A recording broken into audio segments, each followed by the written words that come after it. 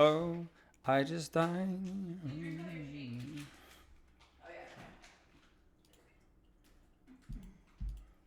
Hey.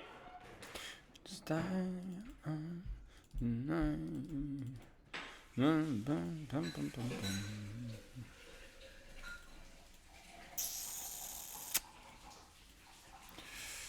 Grand final.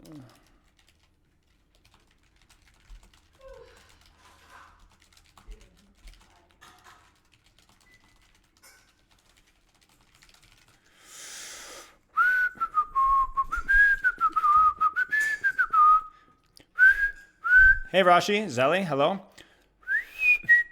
Take me out to the ball. Hello, John Prostate. Long time no see, mate. Yippee. Who is John Prostate? It's a force of nature. Is it someone I know? No, it's not. It's just John Prostate, bro. That's it. That's all it is. It's just John Prostate. That's it, man. What's up, Prime?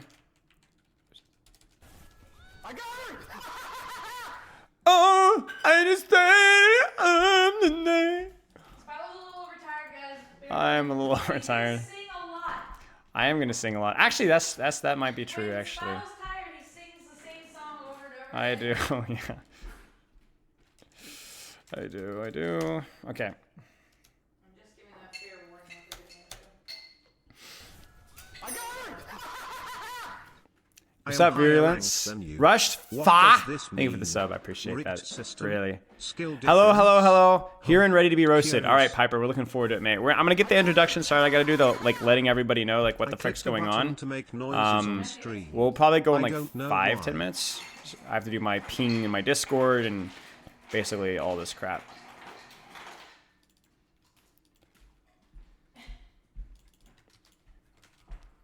No, what?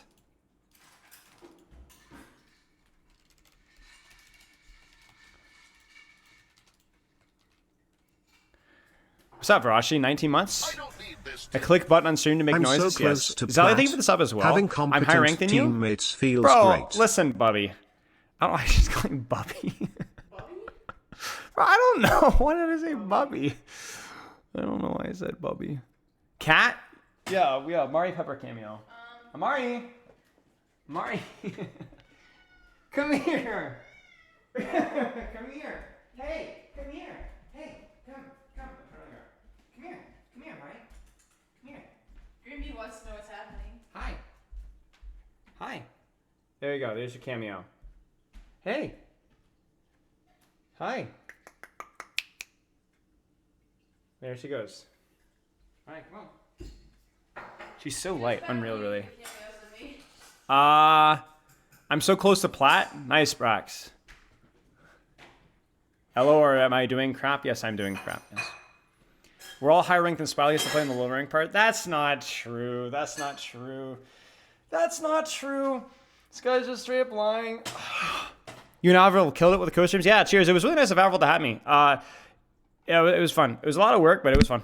It was fun. I had a lot of good time with Avril and other guys. It was really good. Welcome, Goat. Welcome, mate.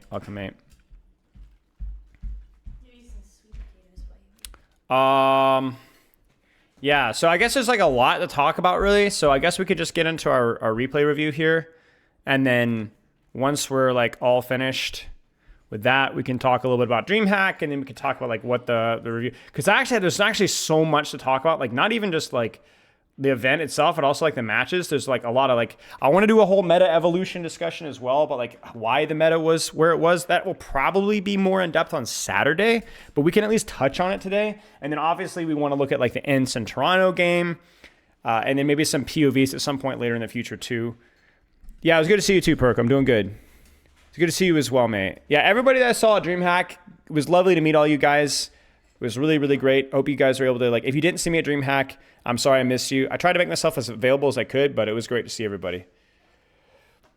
We had fun. Got to stay with a bunch of Patreons. It was a group of 12, 13 people, and we just hung out every night. Bro, I'm not going to lie. My sleep is junk. I literally had 4 hours of sleep 4 nights in a row. It was brutal, man. I'm still feeling like addled. I was so freaking miserable yesterday. I was so tired. It's not even a joke. I was very grumpy, yes. I was very grumpy. Feeling very overwhelmed and stressed and mental fatigue and physical fatigue. It was not a good combo. Feel a little better today, but it's going to probably take me like 2 or 3 days to catch up. I always see you streaming VODs, but I want to join for the discussions. What type of discussions? Depends on the topic. Oh, I just died. Okay, what are we looking at here? So this is Piper on Rein. Oh, banger. This will be a Rein VOD. Bro, it's always Icon Volley. What is this? Two tank like Rein reviews in a row? Looks like we get some Mauga, Rein. Looks like we get a decent amount of Mauga, so maybe worth looking at. And maybe we can skim some of the Winston as well. Piper, do you want me to focus on like the Rein and Mauga? Like Overwatch 2 discussions? Oh. That stuff usually happens later. I will tend to have it in this. It depends. Just check the stream title. Usually it's fairly accurate. Yeah, it was terrible for Ashi. Like legit, the night before was like 4 hours. Then Friday, Saturday, Sunday, all 4 hours. And then Monday night was like 6.5 hours. I was junk. Ryan Winston the most? Okay. Yeah, it was miserable. Like it was actually straight up miserable. Like it's just a sprint, you know, like you're fully engaged for the event, but then afterwards it kicks you right in the balls, man. Like it like you feel it, man. What do you need to have to feel better afterwards? What do I need to have to feel better afterwards? I don't know. Snacks and treats and juice. Yes, that's right. Miss you and your gyat. You're hilarious. Bro, I'm not gonna lie, the first stream I had with Avril, the chat would not shut up about gyat and my cheeks. The entire freaking stream. They were doing this, they were spamming Spylo's spin. I was getting ready to head over there with my rifle. I was like, come on, guys. The entire time. Oh, dude, freaking. By the way, I got to meet 9K. I got a funny story to tell about that. 9K, so I got to meet 9K. Super nice. He got to hang out with me and Avril for a little bit, which was really, really pleasant. 9K comes up to me and he goes, whoa, huge. He grabs my arms. It was the funniest thing I've ever seen in my life. It was the funniest thing. Oh my gosh, that was so funny.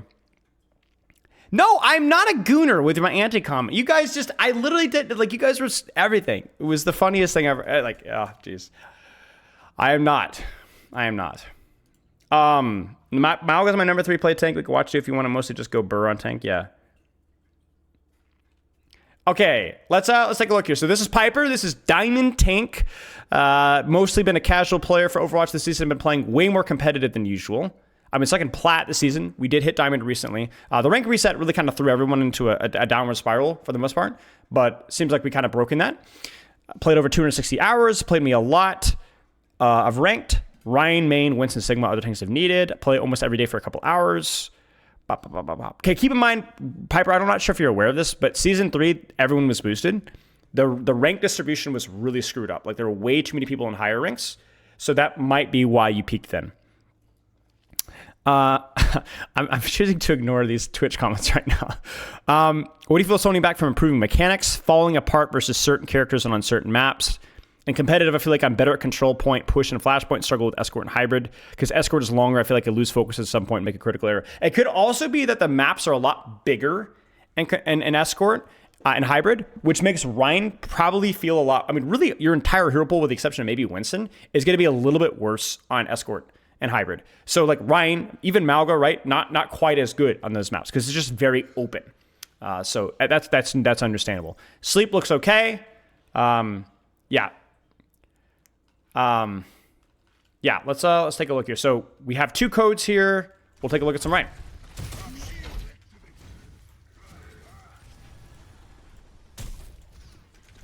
So Ryan, we actually talked about this recently. In fact, Piper, I would highly recommend, if you ever have the time, to, I want to say a month and a half ago, I think I did a review of an Arab Reinhardt player. That was literally his name, Arab Ryan, if I remember correctly, on this same app. And we went very, very in detail. So you can go back and watch that one. And we talk a lot about like clearing space. By the way, the key hit masters recently, the guy I coach. And it's all about like clearing space, through your shield and through your hammer. So like right now, it's like you need to be looking at myself like, who could I push right now? I would love to just fly in the air. Imagine if Reinhardt could hold a shield, just like hover through the air. If you could do that, you would go to high ground here and just get the Ash Mercy off of high ground. Why? Because not only can you threaten kills, like maybe get kills in these guys, but also this is a very powerful position for her to be, and you need to remove this position from the battlefield. The problem is you can't reach that. So what you need to do is you need to take advantage of like, what can I clear in my screen right now? And where do I go?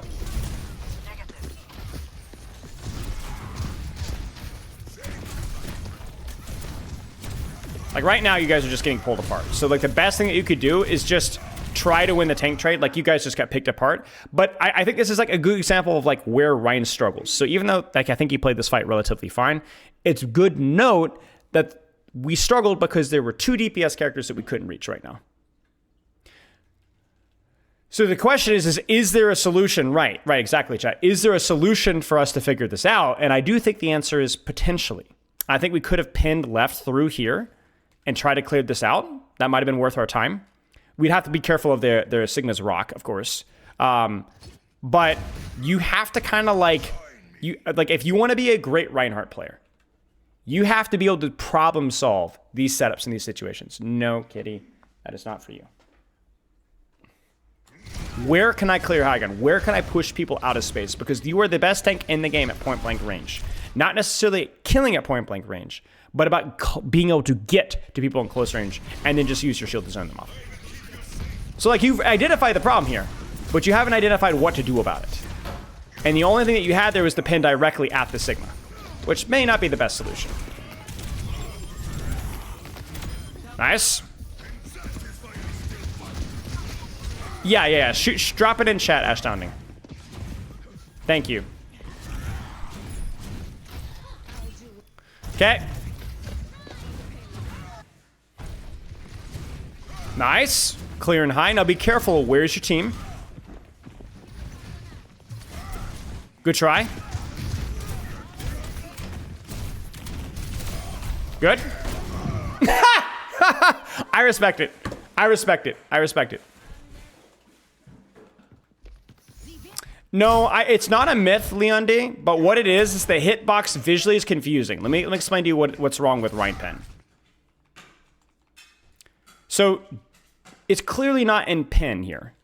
The problem is that the pin hitbox, do you see how he's leaning with his left side? That's not accurate. When he's pinning, he's actually, imagine yourself as like a concrete brick just moving forward flat.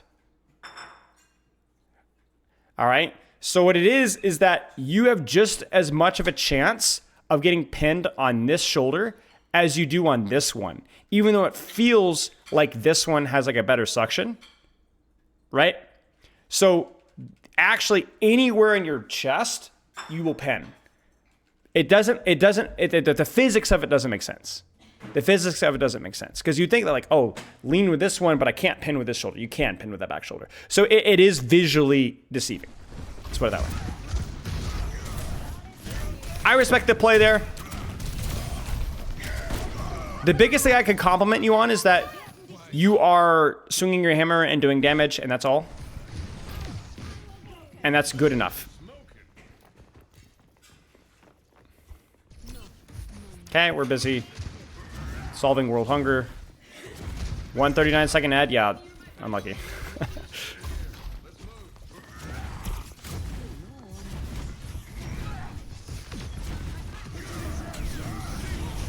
Ah, frick.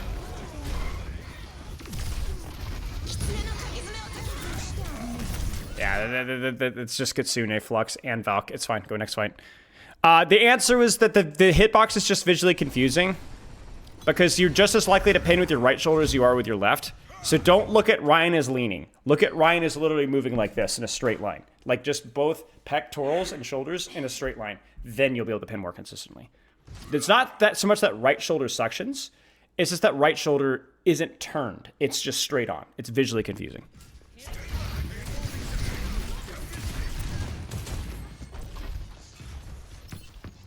So let's talk about this because I know we just like lost a double support ult and tank ult last fight, but it is worth noting that a lot of the time, your job with Rein is just to pull attention, and sometimes pulling attention by yourself. So what I mean by that is when you, I could see that you're like trying to like kind of help your team rotate into thing and push them up top. And I respect that. The problem with that is if you're playing like an Ana, Idiare, whatever, you might not want to be in this small space, right? Like you might have somebody that wants to kind of poke out from here or poke out from here or take a different angle over here. So what you need to do is Rein is go like, well, I want to close the distance. I want to use my shield. I want to use my swings, but maybe my team doesn't. So then my job is just to make people look at me and not die. Remember, the big thing with Rein is that you've pinned, you can go anywhere you want. You're the most mobile character on your entire composition in terms of speed. Venger's more consistently mobile, but you can go farther, quicker, right? And the other thing that makes Reinhardt really strong, especially in the new heal passive, is that you can literally hold people's attention and hold people's attention and hold people's attention and hold people's attention and hold people's attention and hold people's attention for 6 years. I won't be healing yourself at the same time because of the shield. And the thing is Leonida, it's a great question, but you don't need to communicate. Here's what you do. Let's just go back to the fight that we just had here. This might explain some of your problems with Escort and Hybrid. Don't wait for your team here. Don't shield your team here. If you can communicate it and coordinate it, it's okay, but you don't have to. Here's what you do. You go, okay, we're here. Boom, right? Zoom, zoom. You get what I'm saying? And you're going to be careful. You're going to get up here. And you're going to threaten to swing your hammer. You take damage, shield. Back up. Go up here and swing your hammer again. Take damage, shield. And what you're going to do is instead of shielding your team on the rotate, you're going to make the people that are actually shooting them on the rotate turn around. Thank you for the anonymous gifted sub. I appreciate that. Congratulations, Schaffner. Very generous of you. It's the same thing as shielding them, and it's more consistent. It requires less coordination. Is once your team is here, you make them turn around. If they ignore you, you kill them. If they all look at you, you just live. You just hold shield and you back up. You give your team free cart push or free rotation or free off angles or whatever. And that is going to be the key thing with Rein. Is the problem with Reinhardt is the average Reinhardt makes two mistakes. They only focus the enemy tank when there are other targets available. And then when the enemy team gives them attention, instead of like shielding and absorbing that attention without dying, they try to keep swinging. They try to keep going. Just keep their attention busy. Yeah. I got you, Piper. I got you, Piper. But don't rely off of your teammates doing the right thing for value. Like right now, you should be gone. You should be gone. You should be gone right now. Don't wait. You see? She dies. Right now, could you have shielded her? Maybe. It's hard, right? If it makes you feel any better, in Overwatch League, this rotation is notorious for being almost impossible. Back in 2022, this was a nasty rotation. Okay, now this is it. Okay, now what should she do? What should she do? You ready for this? You hold shield and you press the S key. And you press the S key. And you press the S key. And you live, and you live, and you live, and you live, and you live. You have 1,600 shield. And at some point, you're going to start regenerating HP. Meanwhile, this guy dies. Then your Cassie and Venture walk up and they kill them from behind. You're good. You're good. The number one thing a Reinhardt can learn and low and mid ranks is to understand the value of attention. 1,400, thank you. Is to understand the value of just keeping people's attention. Right now, you took too much damage. You should not have even swung here. Just shield, back up. Make them look at this. Look at this. The entire cavalry is looking at you right here. And the way that you kited out also meant that you lost their attention. Now I understand why you did. You were low, but you shouldn't have been low in the first place. Did a bird make a nest in your head?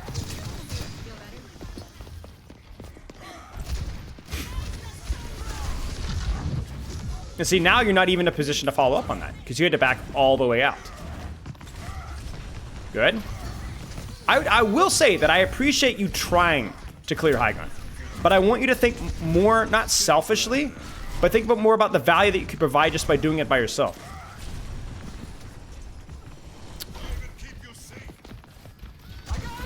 Should the entire team follow the Rein up there just to clip? No. Should the entire team follow Rein No, you up there to shouldn't. just help You clear might it? send your Cassidy or your Venture, maybe your Ana up there, but you probably should not everybody, because not everybody wants to be in the small room. Look at your comp, right? Maybe if you're running like Reaper Lucio, maybe, but like you got an EDR, you got an Ana, you got a Cass, you got all these characters with poke, you know? Why would they want to go in this small castle, take an offing run? Let everyone look at you while you guys got you got your cavalry sneaking up behind, right? Let your teammates do what they want to do. Let them decide how to follow up. You just do what's better for you and trust that your teammates will do what's best for them. They won't always, but there's a higher chance of it.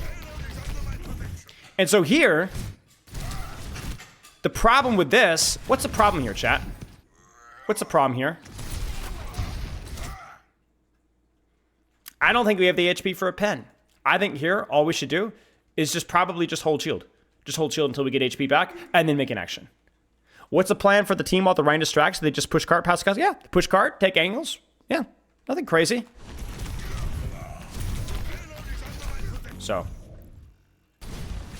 if it did connect, it would have been sick though. Maybe. I don't think that. I think he dies either way though.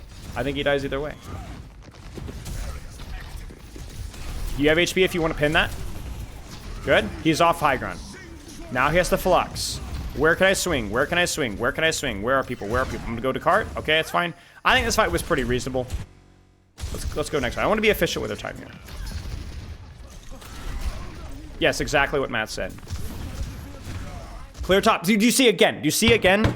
You're too prioritizing being the team Rein. The team Rein is the Rein that plays a little bit selfishly to pull people's attention so that the team can rotate. That's the plan. That's the plan right there. That's the plan. You see this? You're too concerned about your team. You're not even doing a very good job rotating them anyway.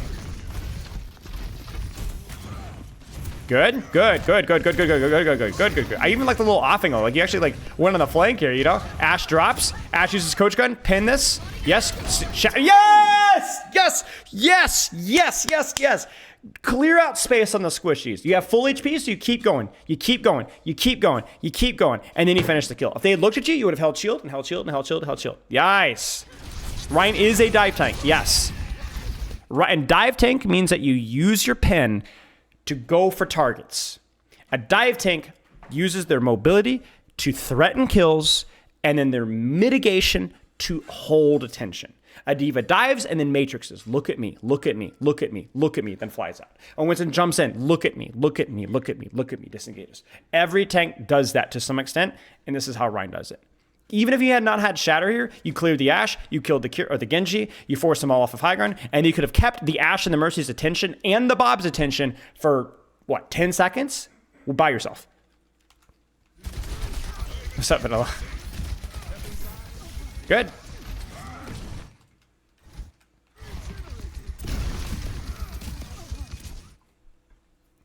Okay. Yeah. I mean, I respect this. I just think it was the wrong target. I think that there were squishies that were closer, and I just don't think you knew that. I mean, but it's very clear to me why you've climbed a diamond. Because, like, your creativity on an escort is, like, pretty decent. Like, I'm pointing out the errors, but I don't think a Plat Reinhardt does this. How do you feel about forcing cart in order to punish the enemy team? Yes. If you can't clear high ground, then remember the advantage of Reinhardt is to be able to hold space for a long time without taking damage. And forcing cart is a great way of doing that. In fact, that's where Reinhardt's strength is. It's not just clearing high, it's just forcing cart by himself. Again, by himself. He doesn't need to protect it. He just holds it. Sits there, holds shield. Yeah. Is this paid coaching? Yes.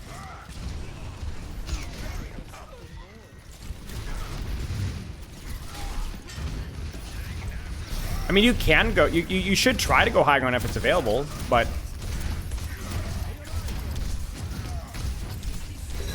good. Get low. Shield out. Ah! Not. Don't do this. Don't do this. It's like such a common error just to be like, oh, I fire strike. No. Just let yourself go to full, reset, clean, and out. Clean out. Okay. Yeah, watch your armor, exactly.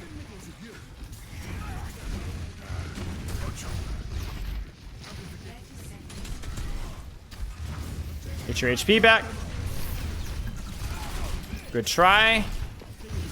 Good try.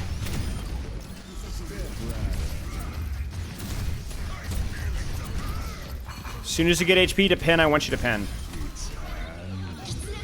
Good, good. And this is it right here. It's so funny. It's like, this is like the Overwatch 2 mechanic. This is what makes Ryan great, is the pin plus shield value, right? Just hold shield. Oh, no. Wait, did it hit him? Yeah, that's not your fault. That's your team being idiots. Like, respectfully, like, your Cassie's a moron. Like, that's just that they can't trust your shield. That's on them. I think you played this fight well.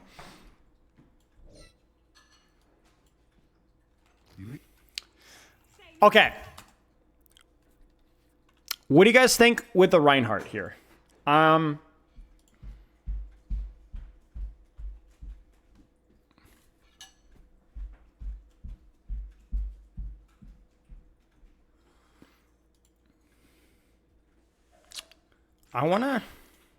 Here's what I want to do, actually. Piper, I'm going to look at your second code here. Let's watch a little bit more. What do you need? I was saying, like, what, do you see any Ryan here? Sigma, Winston. Do we have any more Ryan? Before I take notes on Reinhardt. Yeah, okay, let's take some Reinhardt. Let's take some notes on Reinhardt. Okay, so, Piper, what do you need to practice with Reinhardt? What are some points of practice here? I'm thinking more... Well, I'm just going to let you think for a second. But what do you think? Chad, what do you think as well? But it's better for Ryan to shield up as he runs out of armor. I think it depends. Like, I think you could spend some of your HP early, for sure. Spend some of your HP early, and then before you drop out of armor, spend shield. Regenerate, spend HP, spend shield. You want to try to manage your shield and armor, or HP, such that you avoid losing your armor without a good reason.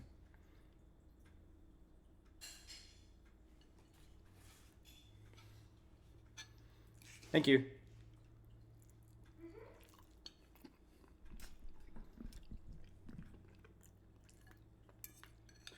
Making actions quicker and more decisive. Yeah. Being more selfish with clearing space, playing distraction value more.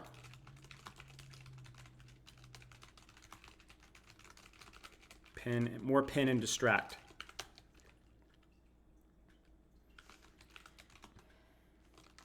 Keep an eye on spending HP at lower HPs, right? So just managing your HP better once you're lower. Hey, Tom. I think that's probably like why you're struggling so much with escort. We talked about like Ryan is inherently bad at a lot of the escort maps until you understand that strategy. Now, I would say that Ryan's not particularly good on escort and hybrid, but that's going to be definitely like the biggest thing. Like until you understand the value of forcing cart and holding shield or pinning backline and holding shield, you're going to have a hard time playing Ryan on escort and hybrid. Because that applies to Dorado, applies to Route 66, applies to Gibraltar, that kind of stuff. Yeah, throwing fire strikes with purpose. Great stuff. Okay, do you want to look at your Winston, Sigma, Mauga? What do you want to look at, Piper? What's a priority for you? What's priority?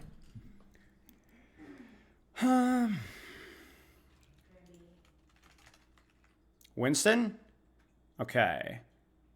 Do you want to look at Eichenwalde first or this one? Hey, Zoe.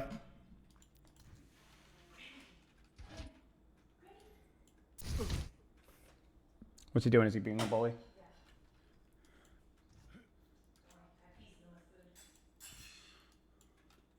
Attackers incoming. This one's probably bad for us? Sure. No! They're on Road Dog Reaper. This is going to be hard. This is going to be hard. I think this point is a little bit tricky for Reaper. That's the only thing you got going for you. Winston is like Ryan. You use your mobility to pull people's attention, play around your HP, play around resources, rinse and repeat. The only difference with Winston is that you are can do both shoot and shield at the same time. The weakness of Winston is whereas Ryan can hold people's attention for a long time, Winston cannot. So Winston has a higher spike of value around that bubble because he can do both damage and shield. And then Ryan is more consistent value, but is less peaky, right? This is diamond. So what you need to find is like, what's the target that I can jump where I'm going to provide the most threat and the most pressure? Because that's the one that you're going to be able to most kill, or at least the most. Like if you jump a Roadhog, you might distract a lot of people, but you're not going to do much pressure. He's just kind of shrug you off, right? Not to mention it's a risk yourself. But if you have to jump a Genji, if you jump a BAP, then we got a different story.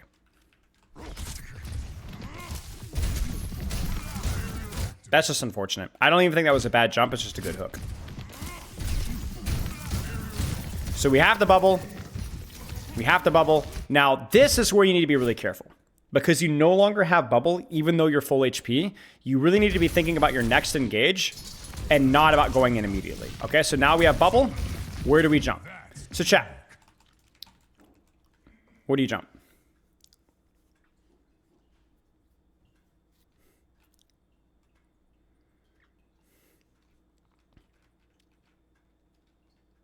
Bat Mercy, right? Genji.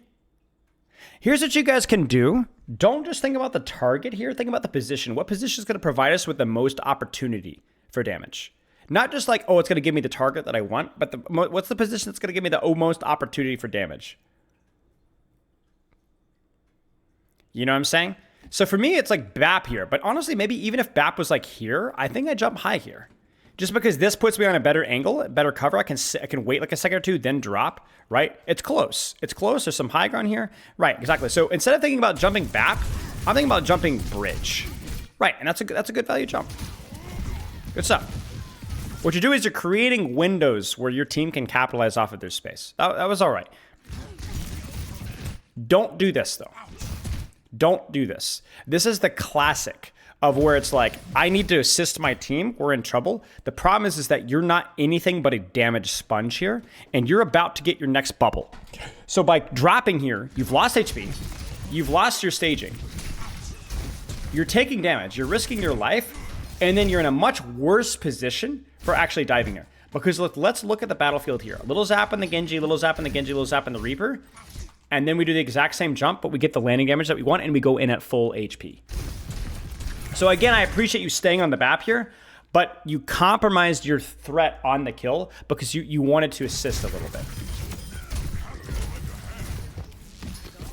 And you really need to be careful about this. It's so easy to get traded in these situations. Don't have bubble, I want you playing way more cautiously. And even here, right, it's attention to the wrong detail. There's literally a Genji right beneath you, and honestly, even a Reaper, better. This is not the play or the target. This is not. I mean, look at how fast your bubble broke. I mean, watch your bubble. Bam. Gone. Leon, thank you for the sub.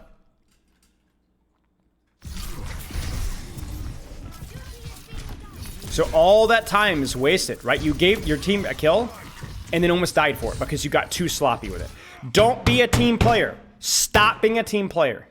Stop it. Do your job and trust that your teammates will do theirs. Because if you start this crap, you become like you're running Mercy Brig. You don't have that much healing resource. You've had a Mercy beam on you almost the entire game, plus an armor pack almost the entire game. Your Sombra and Ashe are not getting supported, and it's your fault. Do not be a team player. Do your job. That's how you be a team player. Even here, like bubbling on main to help my... No! Make the Roadhog turn around so that the Brig's not even on his sight lines. Force the kill in the BAP. Force the kill in the Mercy that way. Think about your positioning first. Good stuff will happen. Yes. Look at that. Look at this jackass. Look at this jackass. Look at where this Reaper was. Look at that positional option he had here. He had like the perfect angle here with which to go for backline or go up through here. And instead, he teleports backwards, gets shot in the back of the head, and almost dies to peel you off. And he's still not doing his job. That BAP's gonna die anyway. That's tanking. Look at the Roadhog. What could you do to stop this? You're trading backlines, but you're doing it better. So you win. Nice.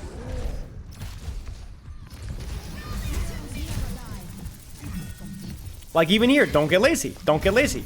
Where's the Mercy? Like, look at this. Look at this. Where was the Genji? Don't get lazy.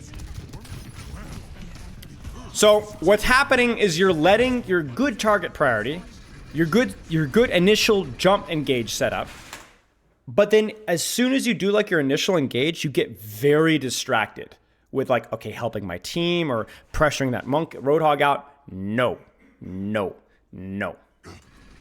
Stand firm in what you need to do. Avoid damage when you don't have your bubble.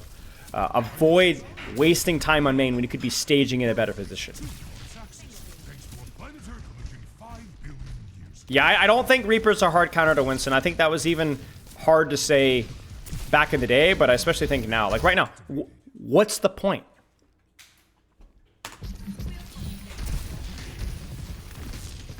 What's the point?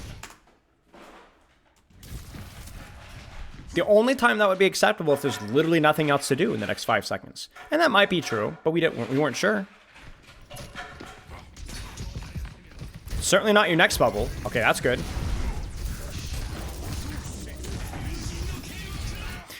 So let's talk about this one. What do you guys think of this engage? How should we approach this? How should we approach this?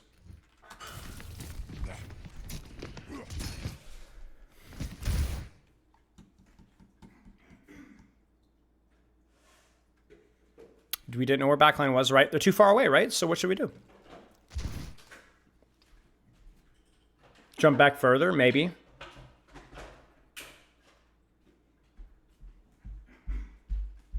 Let me give you guys a little something to think about here, okay? I've always considered Torbjorn to be the most underrated Winston counter in the game. Because I find that he can poke me out with turret, apply DPS passive. He's impossible to jump with overload. He melts me, and he can even poke me out at range.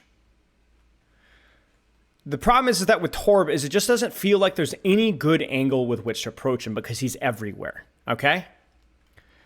The problem with Reaper, and honestly, even to an extent Roadhog, is that they're only able to close off so many options. One of the analogies I've been using recently in my coaching sessions is to treat positioning like Sudoku, where there will always be a number to fill in the box. It's just up for you to eliminate the spots that it isn't. For example, like right now, we know that cart is not going to work. There's a Roadhog there. We also have heard Reaper up top, right? So we know that this is probably not the play here. And then he TPs up top as well. But that means that there is another option available. Where is it? Where is it? From what we could see on our screen, like obviously we're cheating here, but we had all this information on our screen. So where do we stage? Top right, maybe. I got a different take. You ready for this one? Okay, let's say the BAP is far back. Let's say the BAP is over here, right? Let's say the BAP is over there. You ready for this one? There's nobody here. Take it. Hide, stage, jump. Or jump, hide, stage. It's awkward, but there's nobody here. Now, if there was a Reaper here, you literally could not jump up here. You would die instantly. But there's nobody there. They can't be everywhere at once unless they're playing like true counter comp stuff, right? Something to consider. So the problem is we look at the battlefield, we don't know what to do, and then we make the wrong decision. Obviously a bit of a goofy jump there. But they can't be everywhere at once. They can't be everywhere at once. They have to choose. Use what gaps they give you. Use what gaps they give you.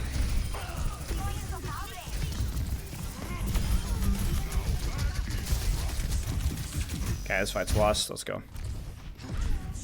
So I want that to be in the back of your brain. They will always give you the gap. Find the gap. Find the gap. That's not always true, but 95% of the time it's true. Where's the gap? Where's the gap? You guys see it? I mean, we kind of took the gap kind of sort of here. You guys see it? They're all on top right? Okay, then I'll go top left. We didn't even have to use bubble. Look at that. Freeze engage the history universe. Good stuff. Right, find the thigh gap. What even is thigh gap? Is that like literally what it means? I remember that being a thing a while ago. I don't even remember what it was. Yeah, this is a cap.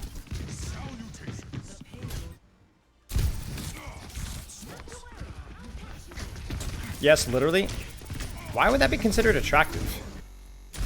Where's the gap? Chat, where's the gap? Where's the thigh gap? Ew. Where's the thigh gap? It ain't here. It ain't here. It's not here, right? So it's not here either. So it's like, well, okay, well then we got to disengage entirely, right? It ain't here. It's not here. Stop playing patty cake with this. Stop playing patty cake with this. Disengage entirely. And the thing with Winston as well is you can create your own gaps. All right, let me explain what I mean by that. Remember how the Reaper was like chasing you around the map? All right, here's what you do. You're here. Reaper pushes you out. Bait him to drop and then go where he left because he's slow. So you could pull them in towards you and then fill the gap that he left. You can either do the same thing here. Pull over this way, bait the Roadhog to try and mark you here, and then use this angle to jump on me. You get what I'm saying? Find the lane. Find the staging ground when they go counters where you can actually set up. Because you know everyone knows the angle. Don't get distracted with the tank. It's to get them the squishies. But then they're going to try and plug every hole. There will be a gap. Go. There's everything that's a gaps there, so it's just easy. Nice. Yeah, I mean, this is obviously a tough part of the map, right? Like, the gaps are much more narrow because it's a much tighter... And this is why you're going to have a hard time playing Winston here, right? This is where I might go to, like, a Sigma or something like that just because everything is a little bit more tight, so the option to move around is less valuable. Yeah, of course, Disable. Disciple. I might have just butchered your name. I'm sorry. You found the gap. You found the gap. You found the gap, right? Look at the setup, right? You found the gap. And look at that, you didn't have to use jump. Look at that. Now they're gonna fill the gap, right? They're gonna fill it. They're gonna fall back on you. So then you need to find the next gap. Where should we go? I would probably say jump the BAP again or take high ground here. So you're staying here. Like, you're staying here. Like, you've actually created a massive wedge in the enemy backline and honestly could pursue even without bubble, especially considering you have primal. And instead, you're like, oh, I'm going to shoot the Reaper a little bit. No, no, no, no. Keep going. Keep going. Keep going. Like, that's a massive missed opportunity there. I think that you lose this fight either way, or at least certainly get very messy traded. But you missed it. You missed it. You actually started that fight with perfect staging. That's all staging is, guys. It's finding those windows with those sightlines where you're able to go in.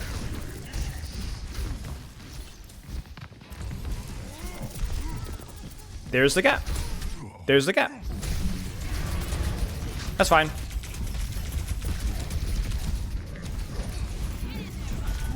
It's all right. A little awkward mechanically there. Could have disengaged with more HP.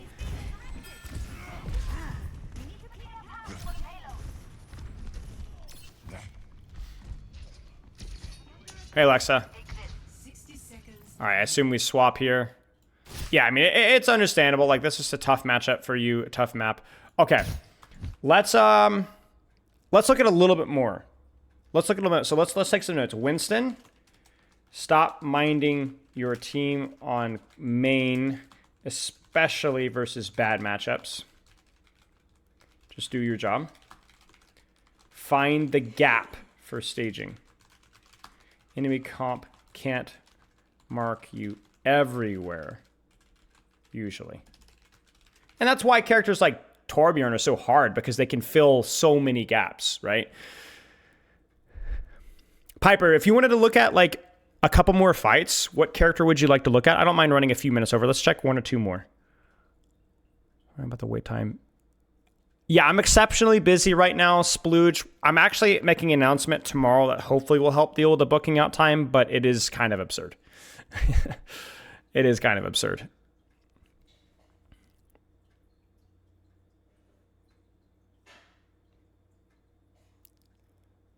Mauga, I can Valdi? Let's do it.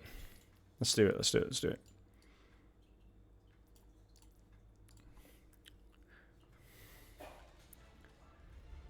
All right, let's Eschenwalde. I don't know how to pronounce Eschenwalde. I got told two different things by two different German people, so I'm getting scammed. Hey, what's up, mate? Yeah, I'm sorry about that. All right, Mauga. Focus tanks, generally. Focus what's close. Play cover. Manage your cardiac. And the way to play cardiac is because it's like such a great... Well, I hate cardiac as an ability, but it does have a choice of like offensive or defensive, which is nice, right? Because it could allow you to do some like crazy things here. All right, Lexa. All right, Lexa. Tell me.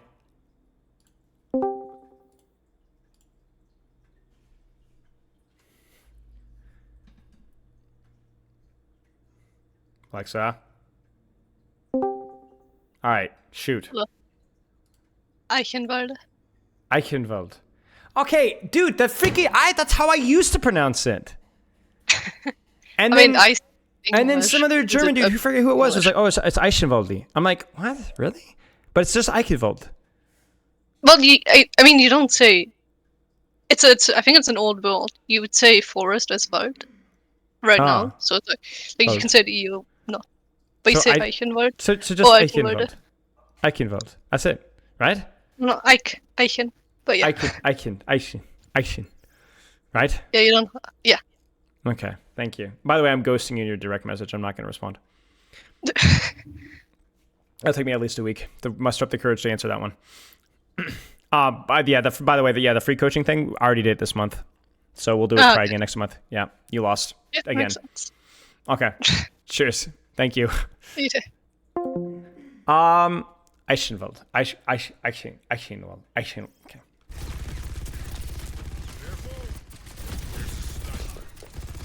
I like cover usage here. I think the Ram matchup is like really good for you as well. So just play cover here, just poke stuff out.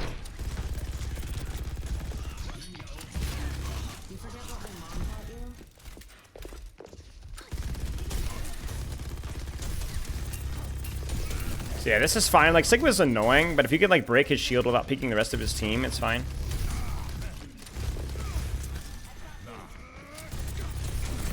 Be careful. This is what you have to be scared of. This is what kills Mauga, is peeking a shield tank in front of their backline. So you don't, because if it's just Ryan or just Sigma, you can just stand behind corner and break his shield. But like you're gonna lose a lot of HP doing this, and there's your cardiac, right? And the reason why this is bad is like, what offensive pressure did you, what offensive pressure did you get out of this cardiac? And the answer is nothing. You got like 100 shield break and a Genji deflect. That is not a good cooldown trait. And then you also force Suzu in your Kiriko as well. Let them walk through the choke. And if they push you really hard, cardiac yourself. Or push them really hard in cardiac. The worst thing you could possibly do with cardiac is use it just to use it. Either use it when you're getting focused or use it to do something aggressive. I actually don't even think Mauga 6 that bad. Hey, what's up, Gabe? I will break that habit. I will get it.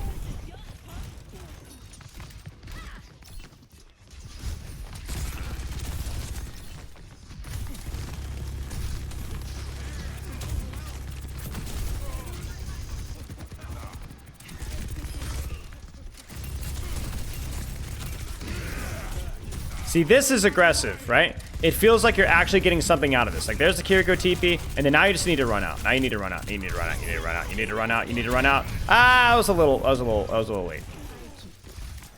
What in the AFK is happening to the enemy team? I mean, yeah, it's classic Mauga moment, right? Cardiac this, because you're gonna be able to do so much damage with the cardiac. Yeah, see, this is a cardiac worth doing, right? Like, you're actually getting value out of it. In fact, it was a little bit slow. A little unfortunate the timing there. And I would say you focus tank because that's what's available. But if you actually do engage, it is worth it focusing the squishy here just because she's close. Like, you're not going to kill the Sigma directly in front of a Kiriko necessarily, but you could definitely kill the Kiriko. And so you're missing, like, even here, right? Like, you could kill this Kiriko, and now you can't. So you're locking too hard on the enemy tank when you have actually engaged onto backline.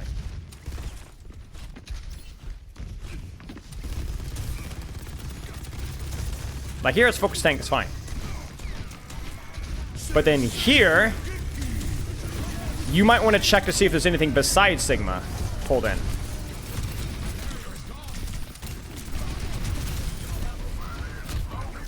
Bam!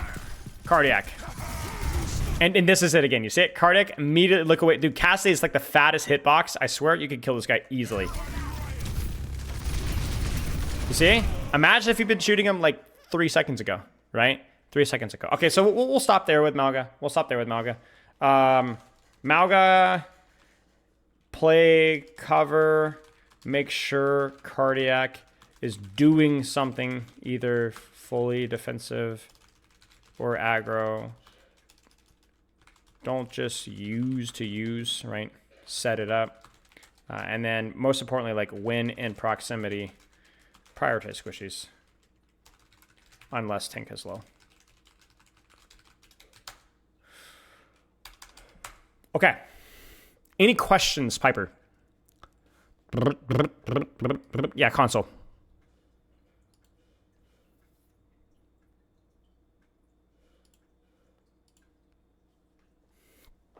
And then I'm going to chow down super fast for our very own sour chicken. What is this? What is this? Yeah, I saw Chicken drop this in Patreon channel this morning. I was like, bro, I cannot be bothered to look at this. Gotta watch until the end. Ready for battle. All right. Oh, this is 6v6.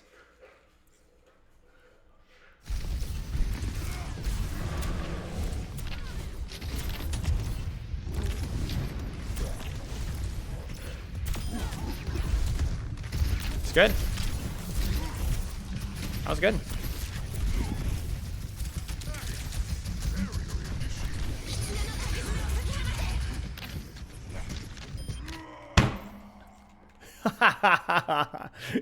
Why did she not just jump out?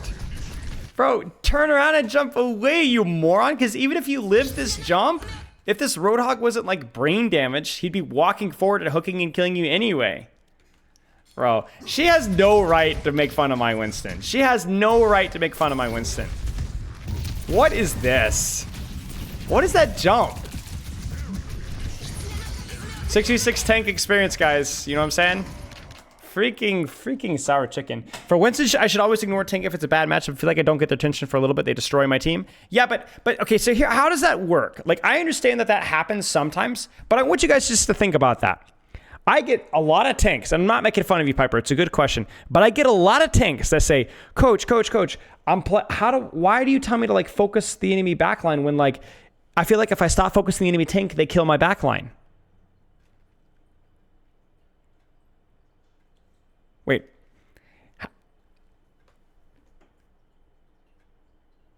What? Seriously, think about that question for a second. Think about that for a second. How does that work?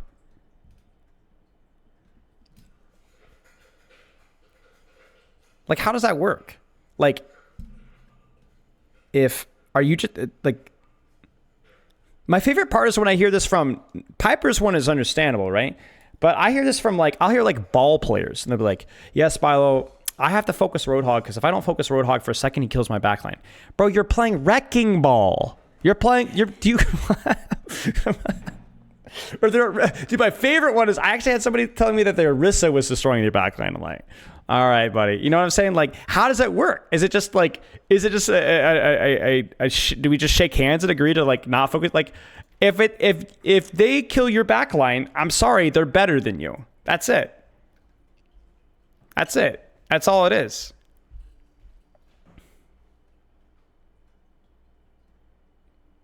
It's like the Mercies to say that, like, oh yeah, I can't damage boost because my team is taking damage all the time. Well, yes, but also, like, maybe if you damage boosted your DPS, your team would be taking less damage because the enemy team would be under more pressure. It's like it's like, how does that logic work? You got to think about it. You got to think about it. So your job as a tank is not to absorb attention necessarily. Your job is to selectively absorb attention on the matchups that are the most favorable for you. What's up, y'all? So, all right. Yeah, I guess we could talk a little bit about DreamHack. We'll do a little bit of talking about DreamHack if you guys want, and then we'll do grand finals, y'all.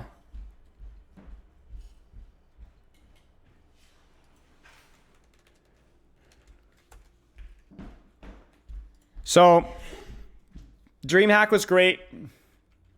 Basically, got there the morning of. I had to leave very early in the morning, which kind of sucked, honestly. Like, we had to get up around like 5 a.m. after like staying up kind of late the night before getting prepped, which kind of sucked. Travel was actually not too bad because we traveled on Friday. A lot of the people that traveled on Thursday had to deal with like a lot of the thunderstorms and delays. And actually, Matt, poor Matt in chat here. Matt, did you ever see the video? I dropped I said a nice comment, but freaking poor Matt was supposed to meet us there. And how long were you in the airport? How long were you in the airport? Like 15 hours, 14, 12 hours, whatever. 7 hours. Okay, never mind. He was in the airport for 7 hours and ended up just not going. So that sucked. That freaking sucked. I'm not gonna lie. That was like actual cheeks. But the first day was okay. The games were really crappy the first day, but I got to meet a lot of people, got to hang out with a lot of people. The event was pretty cool. The DreamHack was massive, like actually massive. Like I'm not a gamer, so it wasn't as much appealing to me. There was like a lot of indie games, a lot of other games going on at the same time. Like it was huge. Like I don't even know how to describe it. Like it was like several acres big. I want to say like 5 or 6 acres big, maybe. I don't know how another way to measure it, but it was huge. And it was fun. I got to do a lot of co-streaming with Avril, got to meet a lot of people, hang out with Albert. I got to chat with 9K, Krusty, Proper. Chris was there for a little bit, Kasaurus. Got to talk with Tasmo from Dallas. You guys might know Tasmo. Kenobi, Lemon Kiwi. THK, bro, listen, buddy. No. The other flight got canceled and I thought mine would too after the 7 hour delay. Yeah. So it was fun. I had a lot of fun hanging out with Avril and the gang. We had a really good time with the co-streaming and stuff. The hardest part was like just the lack of sleep, really, because what would happen is we would stay. The games were like really delayed because there was a 3 hour like technical pause. I heard that they lost like $100,000 approximately from that 3 hour pause. Face it, it was in a very expensive delay.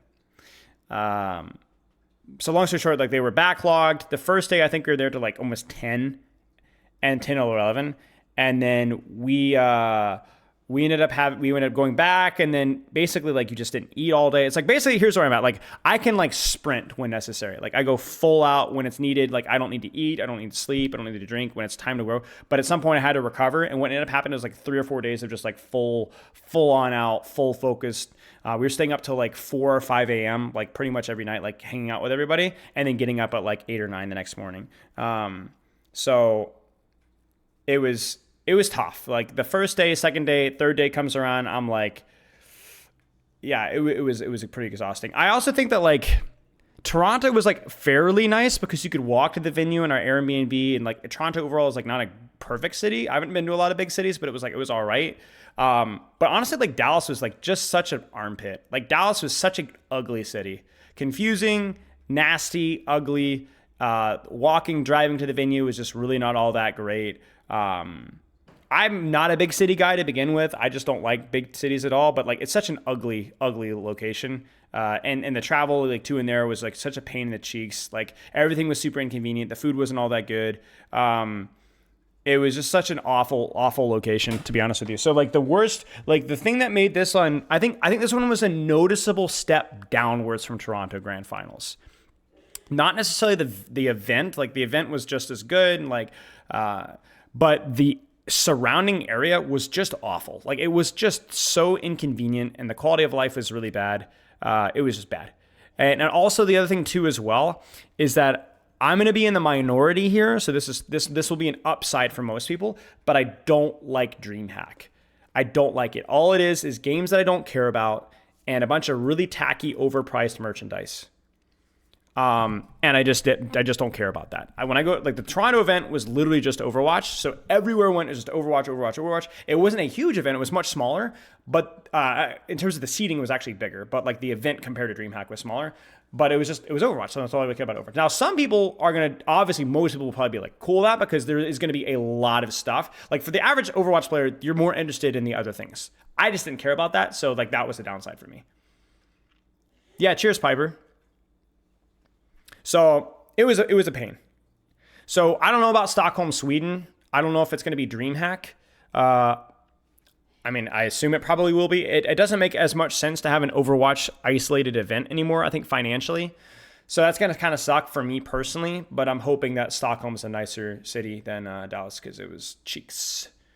I think as well, like the Patreon group that we had going ended up being a little bit too big. We ended up having like 13, 14 people, I think, shuffling around. It was kind of a pain. So we'll have to evaluate. But yeah, it was a weird balance. It was a weird balance. There's a lot of work. A lot of work. A lot of work. But I enjoyed it. It's one of those things that you're glad that you do, but it is extremely exhausting in the moment.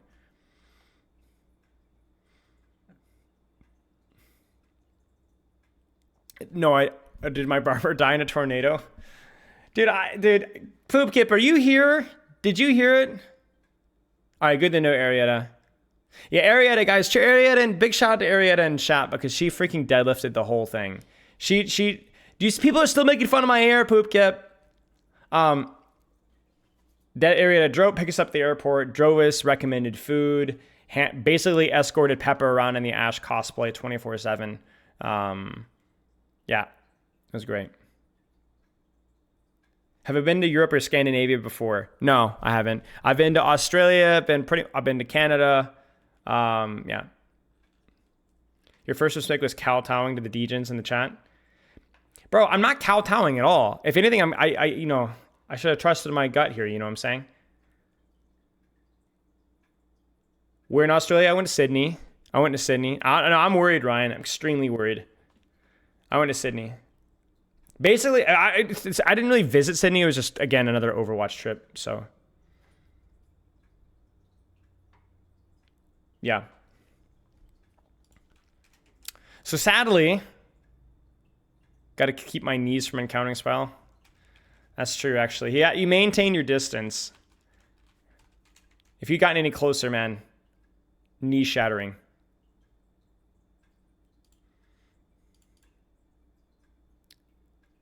Did they just not post the finals yet? They just didn't post the finals. So we have to go off the VOD. That's fine. Yeah, Dallas is just ugly. It was just an awful location. It's just trashy. Even like walking to parking was like, you're walking past just all sorts of crap. Like it was just not great.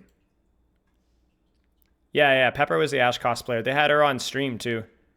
You can actually see me in the background on stream.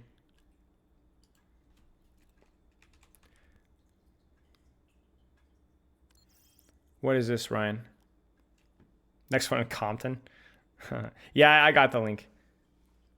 They haven't given out the codes, drops, rewards? Yeah. Okay, so basically, I guess we can start to talk here. Let me actually make a Reddit post that I'm reviewing this. Give me just a quick second here. Give me just a second here, y'all.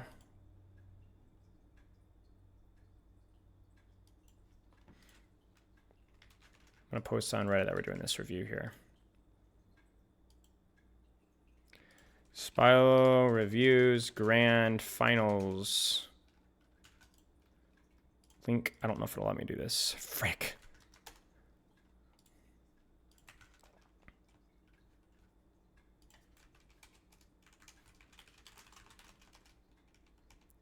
Hang on, y'all. Okay. Okay, we're good. So there's a lot to talk about here. Okay, so I think the first thing first, a little bit of a disclaimer here. A little bit of a disclaimer here is that we're not going to talk as much about the meta evolution. I would prefer to talk about the meta evolution before we look at grand finals, but realistically, I think it's going to take too long.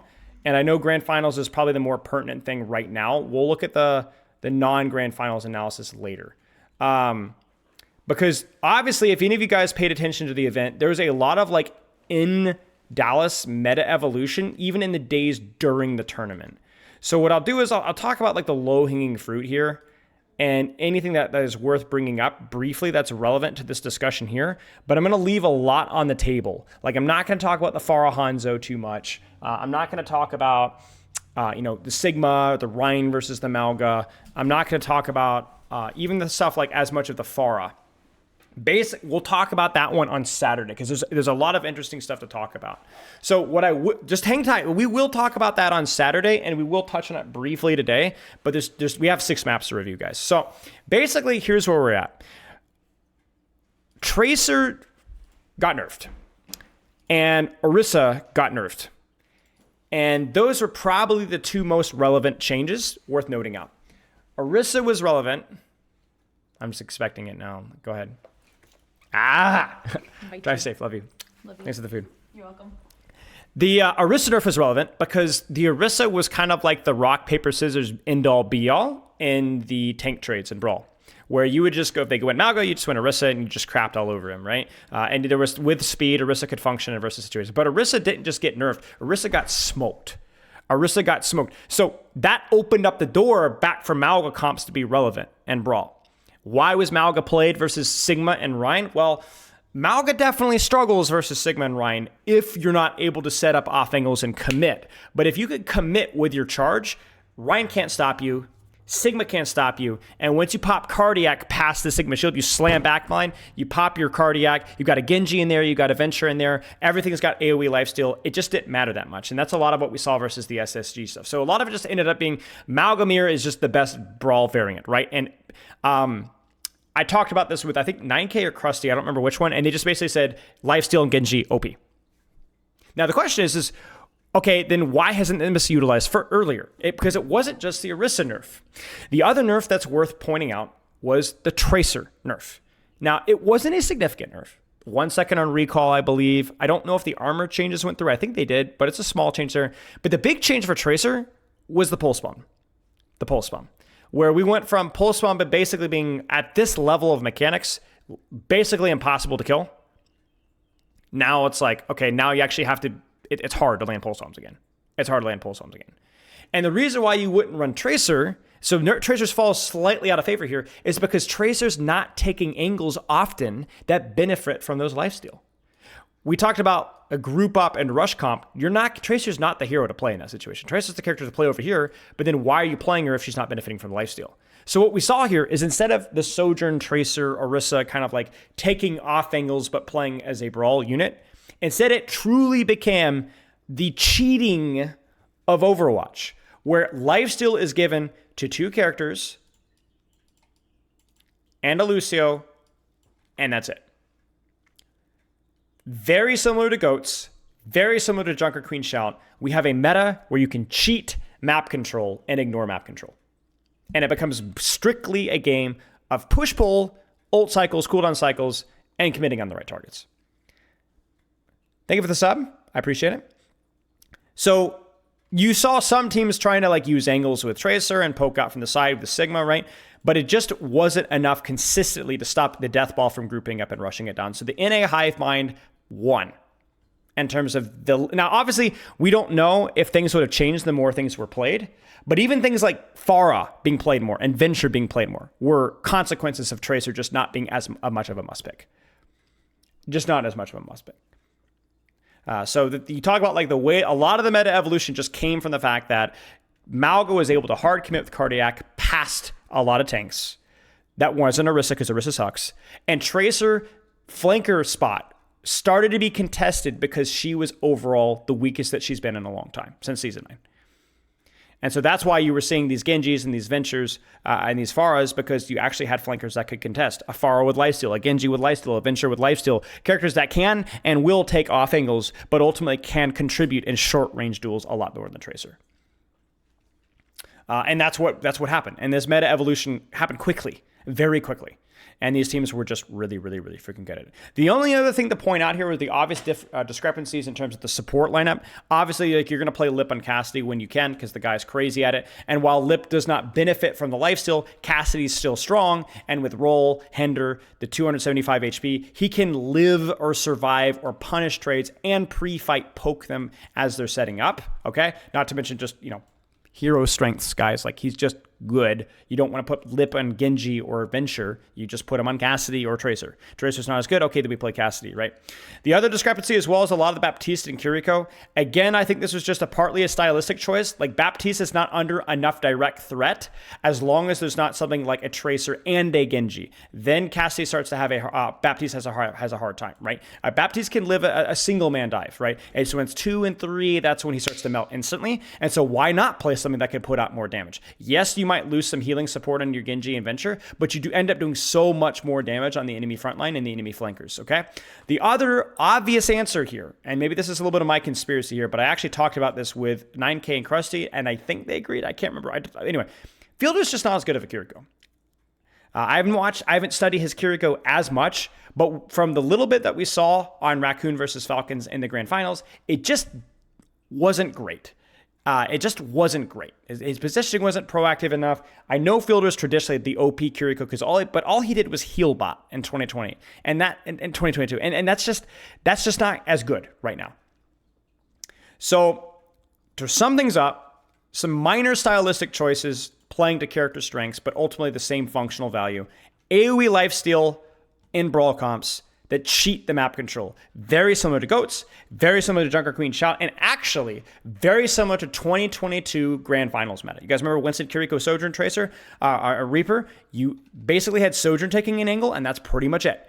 Everyone's pretty much grouped up, heal botting, heal botting, heal botting. Why? Because Kiriko, Kitsune, and Kiriko healing was so strong, you could cheat the map control. No, he's not the Kiriko GOAT. Not even close right now. He was the heal bot GOAT. Yes.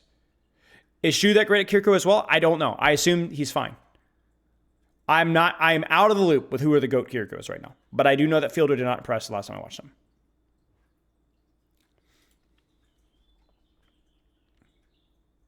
Cheat the map control means that you don't take any off angles. Everybody just groups up in a giant death ball clump, and you could poke at it from multiple off angles. It doesn't matter. You have Mauga lifesteal. Doesn't matter if you have a superior tracer angle or superior Sojourn angle. You just lifesteal, OP. Sometimes this is what happened in Overwatch 1 when Bat Brig and double shield and stuff like that was meta. You didn't need to take off angles. You just grouped. Why did Lip not play Ashe when they played ball? I mean, Ashe is just fat and slow, and you know what I'm saying? Like, she doesn't like to move, right? She's extremely potent if she can set her feet, but even in this comp here, like, even with a ball, like, you got to move, and Ashe is just not effective when she has to move. Why not Ana for anti against lifesteal? She would get run over. It's not a bad idea, but the problem is that if you run Ana here, then Kiriko Suzu's your nade, and you just fold over and die instantly.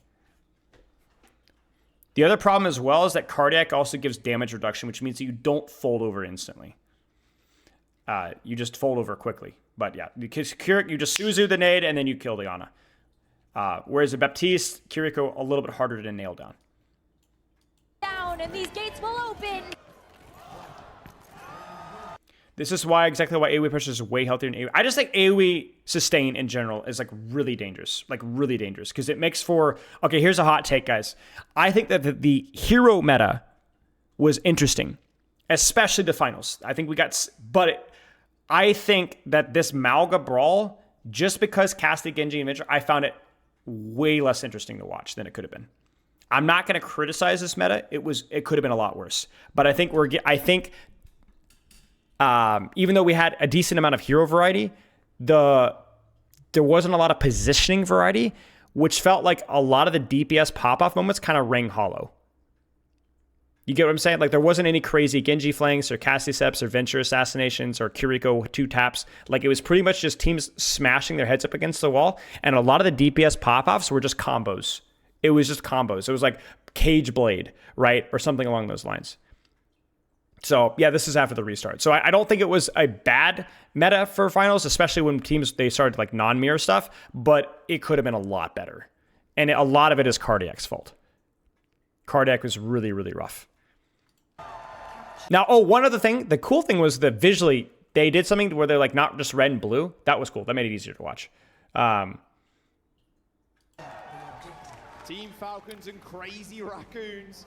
So this is kind of what we talked about, where teams are going to be more comfortable playing non-tracer characters, and what they'll do is they'll pick the character that makes the most sense on the map. This is a very high ground oriented, choke oriented map, which is perfect for Pharah.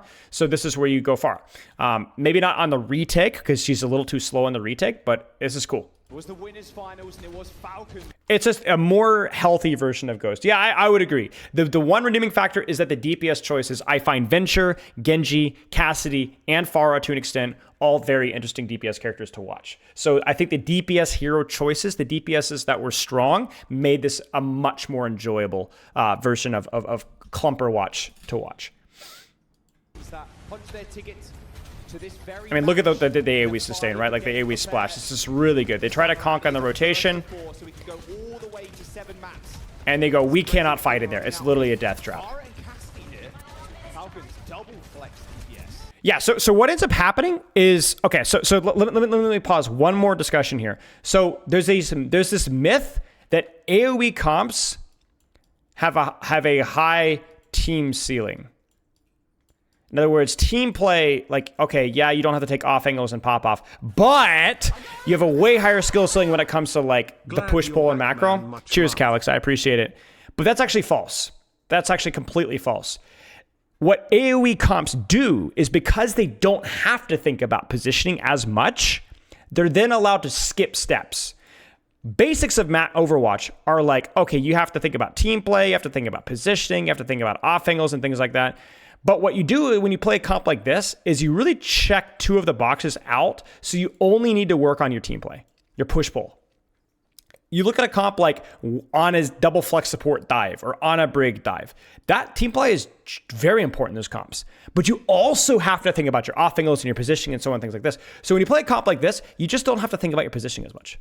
You just don't. So it actually makes the game easier, so you could skip steps to the push-pull team play dynamic. The double flex DPS has been so good here for Falcons with the Genji and the Venture. There's the Farah angle. That forces cardiac. That forces shift. Right now is the primary target for a lot of that damage. Nice Farah angle there. Good trying the conk there as well. All of this Pharaoh Venture almost gets him out of the sky, or gets her out of whatever. only lasts so long to help them get in. Venture almost gets Heesang out of the sky. See how quickly they exited the points as soon as that went down. He sank. What do you Now we're gonna miss a lot because I don't have an OPR account. So we're gonna try and slow it down at times. Proper's forcing the point on an off angle. They're gonna try to read to rotate to take high ground for Lip. Can Heesang live? He's being sped on with Bap Lucio. He is going to live, but only barely so. No, I thought he'd rotated out. He doesn't live. available though, so it's They catch him without Lamp. They catch Chio as well.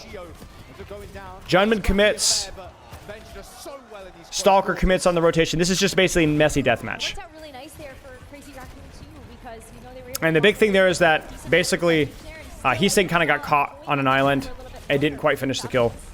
they collapsed. Stalker was insane to this character. To go after that Farah. He's saying now no longer on that hero train. So retaking off the Farah would have been nice if they had stayed on the Farah for longer. If they just losing that fight that quickly is kind of unfortunate.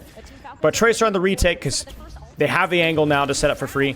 And I will say, Tracer does feel pretty good if you can get her onto the Baptiste. It's going to feel a lot better than versus the Kirker. So that is one of the fragility things here. So they're going to set up the angle. They're going to hard commit with Cardiac on both sides with the Tracer angle. And they're probably doing this because of Bap window. Can they keep Junban alive? There's a Suzu. There's a Venture ult. They're able to kill Stalker. And that's it. That's really, it's really just comes down to mechanics here. Here's what they do. They go Tracer angle, brute force the angle here, pray it works. That's it. There's no nuance here at all. Slam, Bap window, cardiac, commit from Lip, commit for Chorong, commit from Shu. The Venture ult gets killed. I think the only thing I could say there is maybe we could have seen Chorong playing a little bit more aggressively on the high ground there, just considering it is a hard commit. But really, just 3-2-1, and they shot people.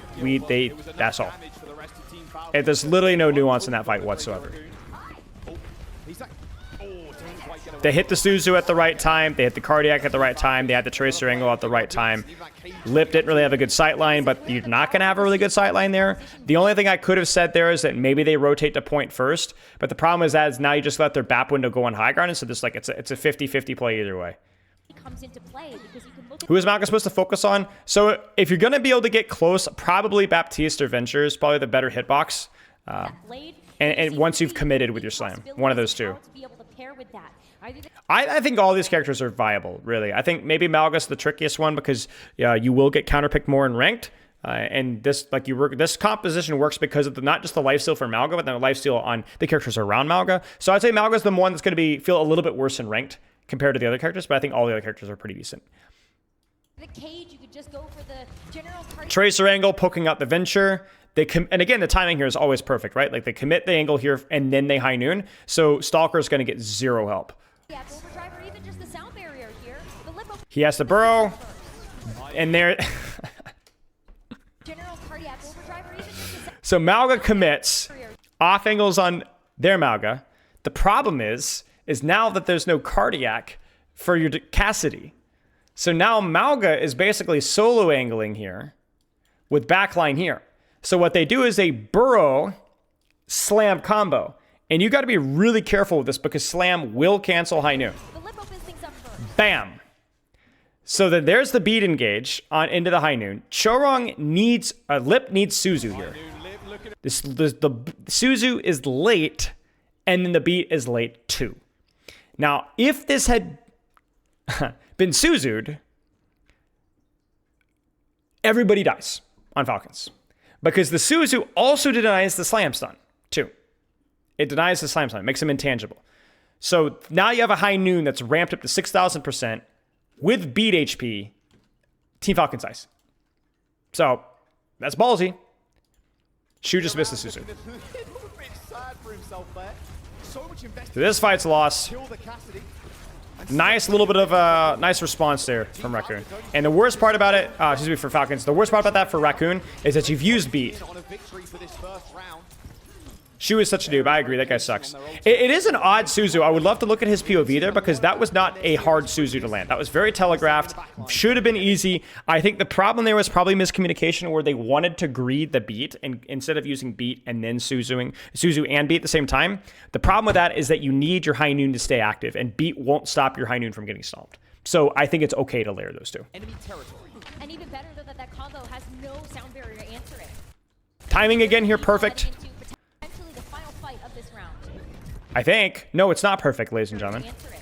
I completely lied. I thought that they had committed, but they actually haven't. So Heesing is a little early here. So maybe he's early on purpose to kind of force some attention, allow his team to walk through the choke, but he's definitely pretty early there. They cage fight, they cardiac, they mirror with cage fight, but Kitsune.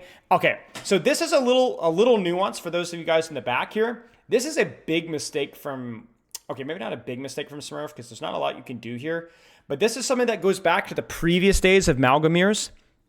The Kitsune Mauga annihilates in the cage fight mirror. Annihilates in the cage fight mirror. Because you got to think about it, like Mauga versus Mauga, cage fight versus cage fight, but one Mauga is firing what?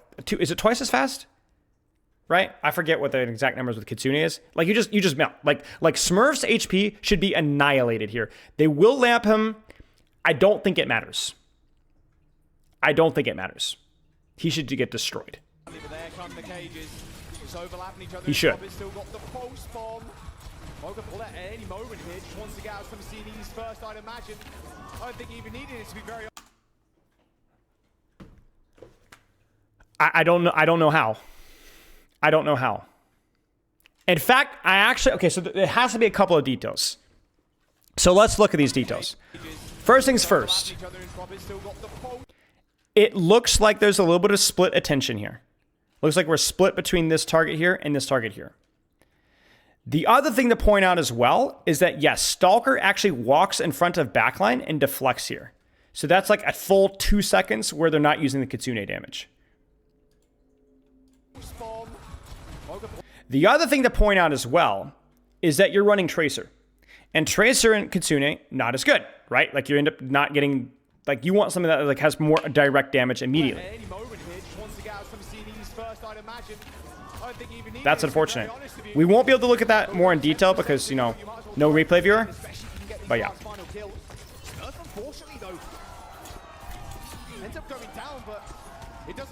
It's well played by Falcons. Should be it. Should be it. Should be it. I don't want to waste too much time if there's... Okay, we could skim through this really fast, see if there's anything cool. Bat point to one high. Yeah, I think this maybe not that be interesting to look at. Smurf dies though. Yeah, that's it. Okay. Can't bat place a lamp just outside their cage to make it impossible to destroy. You can, but the cage itself should be melted. You should be able to melt the cage. I guess that's probably what might have happened there, Turtle Hacks, is you place the lamp outside, and then because you're running Tracer, like you don't have enough shield break in it. No, there's no replay codes, guys. It was done in OPR. What? Okay, so let's talk about the Roadhog here. I'm not going to lie with you guys. It's about 50-60% just rolling the dice. Not if Fab's inside right, yeah. It's just rolling the dice. It's a slightly more open map. If they play Venture, Hog is good versus Venture. Pretty easy. Yeah, I'm not going to check every POV for every moment. It would be way too inefficient of time. So we will do POVs later on, but we're not going to be checking POVs for everything. Yeah, like I say, it's a little bit not a broad enough map. It's too easy to stall on point. I don't think the Hog was a prepared strat either. I heard from Backbone that sometimes Junbin just whips it out just for fun. Like there doesn't seem to be any huge obvious pattern to it. And I will say again, like Hog can do a lot of damage to a lot of characters here. Like you can hurt this, you can hurt this, you can hurt this, right? Like there's things that you could do. Like Hook forces Cardiac, and a Cardiac Mauga is not going to kill a Roadhog. The problem with Roadhog is that he dies to things like Cassidy, he dies to Discord, he dies to things like Echo, it gets poked out a lot. But when you're running this, yeah, BAP can do some decent damage, yeah, Mauga can do some decent damage, but Venture's worthless. Tracer's damage, worthless. Lucio damage, worthless. So is it a cheesy niche strat? Yeah, sure. Is there a decent amount of logic behind it? Yeah, and there's enough space here to make a thinking like a Hook as well. So the reason why we don't see more Roadhog is I think that if teams started to play more Roadhog, you would just have teams immediately swapping to like Cassidy Genji, and Roadhog would just die. I think Cassidy Genji with this same comp would just completely destroy the Roadhog. But these guys are not likely to play Cassidy Genji. So if it works on a map, doesn't screw over your old economy, go for it.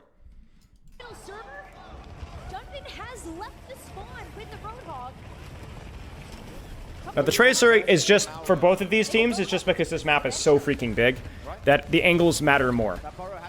Right? We talked about like why you wouldn't play the Tracer, but if the angles are so wide, there's Cardiac, and Hog just walks away. Now there's one counterplay here. I want to see if you guys can catch this. So you get hooked, he forces Cardiac. Great. But Junbin can't necessarily just walk away because he gets slammed. You see that? So the slam will cancel the vape. Problem is, his vape is on such a freaking low cooldown, it doesn't matter. No, we've already talked about why you wouldn't run Ana here. Ana's not going to matter. You just Suzu. Doesn't matter. So he just vapes, and he can walk away. Now the problem here is I think Junbin probably vaped too early. So instead of being able to live this, he dies. In addition, I don't know where the punish is from Chorong or Hisang. But yeah. But it's a trade. Even though Junbin kind of screws up maybe a little bit there, it's a trade. Because it's actually so expensive for them to push him there that they end up getting traded. Yeah, I understand that, Olivero, but we don't have time to look at every POV. They're trying to focus this Cassidy down. You can see from this high ground, it's tough to live. Oh, that shot is crazy. Good Good use of the high ground here from Stalker, really trying to stage. He's got no cooldown, so he's got to be really careful. Basically just a stall fest. It's a 4v4 hog back. Mauga does come back sooner. They commit. He doesn't hit the hook. There's Cardiac commit right there. Can they kite it out? They cannot kite it out. And this is basically what makes Mauga great. Watch this off of your screen. Proper's pulling their attention this way. Then we see Mauga commit right there with Venture. Stalker ints. Probably should die. Nope. Smurf's on the way. Smurf comes flying in. Slams Cardiacs. Stalker's fine now. Stalker's full HP. There's so much investment going into keeping Lip alive. And so really Roadhog has to really kind of prevent that full commit from happening. He kind of has to do what he does first fight, where he kind of screws up the timing of that full commit. Any hero pick questions, I'm going to... Here, let's create a command here really quick. Why did they play X?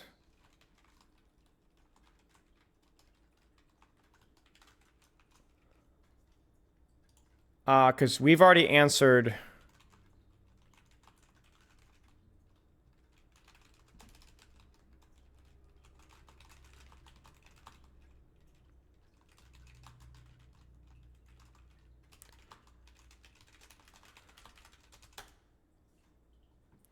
I don't want to answer the same question a bunch of times. Still have control of this point. Yeah, it's really hard to get the hog off of the point, but when you Okay, have it, force point. Here comes the Kitsune. Here comes the cardiac. There's a Kitsune mirror, and Lip just pops off. the hog just kind of sits there. Lip just hits 2 shots. Bam, bam. That's it. Not that deep. Wow. All right, okay, Lip. Taking matters into his Yeah, own he just hit hands, shots. that rush for some additional firepower. Like, Stalker's not really in a position. I will say this is a bit of an issue from Falcons, where I don't think they were set up for this fight. Like, if for the Kitsune push, you really want Stalker to come up here first and then Kitsune, and then you can actually have pressure that's going to pull Lip away from the Kitsune. Why do they play the earpiece? Okay, buddy. So you can see, like, there's a bit of a downtime there at the most crucial moment of the Kitsune, and then it's just GG's. Own hands there, using that rush for some additional firepower. I mean, this is absurd. Clears the back line. Yeah, that was huge. Sound barrier match that of Chorongs. They're also gonna have Oh, I forgot about this. Tectonic shock is also gonna be so easy Oh, wait, to maybe it's not land this fight. I don't remember. Kind of away from that damage. City Center a little bit. Why did they play Oasis? Stop it! Stop it! Play around. Still, so much damage can come out. Yeah, their BAP was dead. Yeah. You have to play really split too. You don't want to just line up for that venture. So I look at this fight here, and I think it's probably going to be some combination of either Ventural, like we're seeing now, or BAP window to try to force the beat defensively, and then Chio is able to beat on top of that. Like, you have the ult advantage here, so you can use your ultimates to force their ultimate. So let's see what happens with this Venture ultimate. It's kind of a weird setup here. I kind of would prefer the BAP window first, because Venture ult I think is a little bit awkward. It's better mid-fight, right? A little bit harder to set up, not as consistent value. Much prefer the BAP window here. And then from there, you can use your Venture to stage top, right, with your Lucio or whatever, right? Tracer takes the angle this way, and then you have your Mauga push as a result. But I don't like this ult cycle from them. I think that Venture ult's a much worse. Jumpman also just hits a hook, so Instant kill for now all Raccoon has to do is live, and then they retake with a man advantage. Didn't find much There's overrun out. Falcons has to run. the rest of his team and jumping on the flank. Why? Stalker out. Cardiac? Oh no, he messed up his run. He messed up his run. He got hooked on the freaking the thing. BAP window is used. Beat is used. Beat is used. Oh no. Oh! I mean, if I was lost, but it's still cool. And it is delectable. Oh, it's just so good. Another resource you can invest. Yeah, in. yeah. But also just that whole hog into a corner. Smurf on the. Oh, there's it's just gonna no go way into the you drink. just do that. We're in the grand finals, Johnny. Oh. What an even better place to That's protect the unreal, really. hog. Good entire And the worst part about all this is that, like, you actually go into that fight with such an old advantage too, and it's gone. Like, it's gone. Like, you have cage fight, which is pretty good, but cage fight versus Cassidy Hog is pretty bad, and then Chu's gonna have Kitsune. So you're actually gonna be operating at a slight ultimate disadvantage. The cage fight. They got a cage fight. And now it's last fight. And they early high noon. Love that, really. It's worth a shot, right? No pun intended. It's worth a shot. Buying time, though. So all this time is wasted. They almost get the kill. Just switch over to the Tracer. Be a little bit more pressure there from the Tracer and the Genji together. A little bit. I will say, it is risky to use that. I don't know if you guys are paying attention to this, but High Noon was pretty consistently used as a cage fight disruptor. Because if you can give him Suzu, right, either inside or outside the cage, it is pretty consistently good at breaking the cage if you can just give him like a second or two. Let's come back into this. So, Final fight potentially here it was a good try, but it's not. High Noon is more valuable than you think. Okay, so they're going to kite off.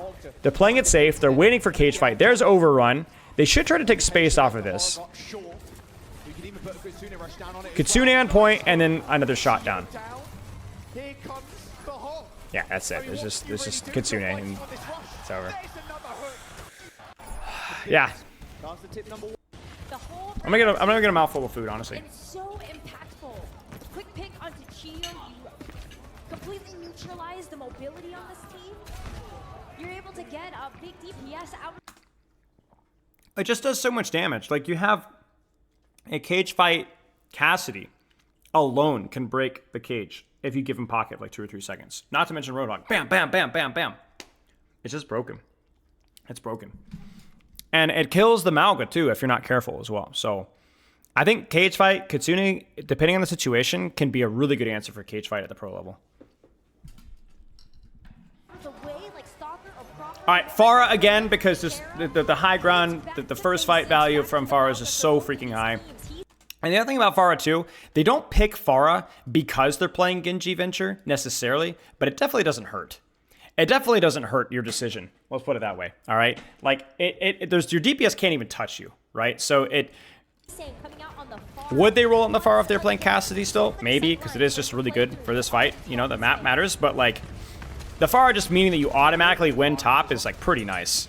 And there's nowhere they can go. Like, Pharah kills you here, Pharah kills you here, Pharah kills you here. Like, there's not a single choke point that she can't take control out of. When you do have control, you're looking at two giant doorways to kind of shoot through. And with Pharah's added mobility now as well. Like, even making the rotations painful with Conk. Now, notice what they do here. Notice when they push. Junman's used his overrun. They say, guys, let's group up Cardiac and rotate right now. Easy to kind of get out of the way if you need to. So Junman is forced to use Cardiac as well. And you notice that Proper is doing this. Now, I saw a video by Jake once. He talked about like frontline deflecting being like a really broken way to use Genji and brawl trades. And like as a Genji, you should be trying to like deflect in front of your tank. I disagree with that. 99.9% of the time, it's a bad move. But a lot of times when we do see Genji in pro play, whether it was the Junker Queen meta in Jotes or whether it is now, the Genji deep angles aren't as valuable because of the AoE sustain of Cardiac and so on and so on. And also he needs to be getting value out of his own Cardiac and so on. In which case, this is a really good use of your deflect. It gives you a massive advantage in the tank trade because you're not going to be taking angles anyway, right? In fact, we already saw earlier where this deflect literally allowed Falcons to win a cage fight trade that they had no business winning. So it's good. It's good.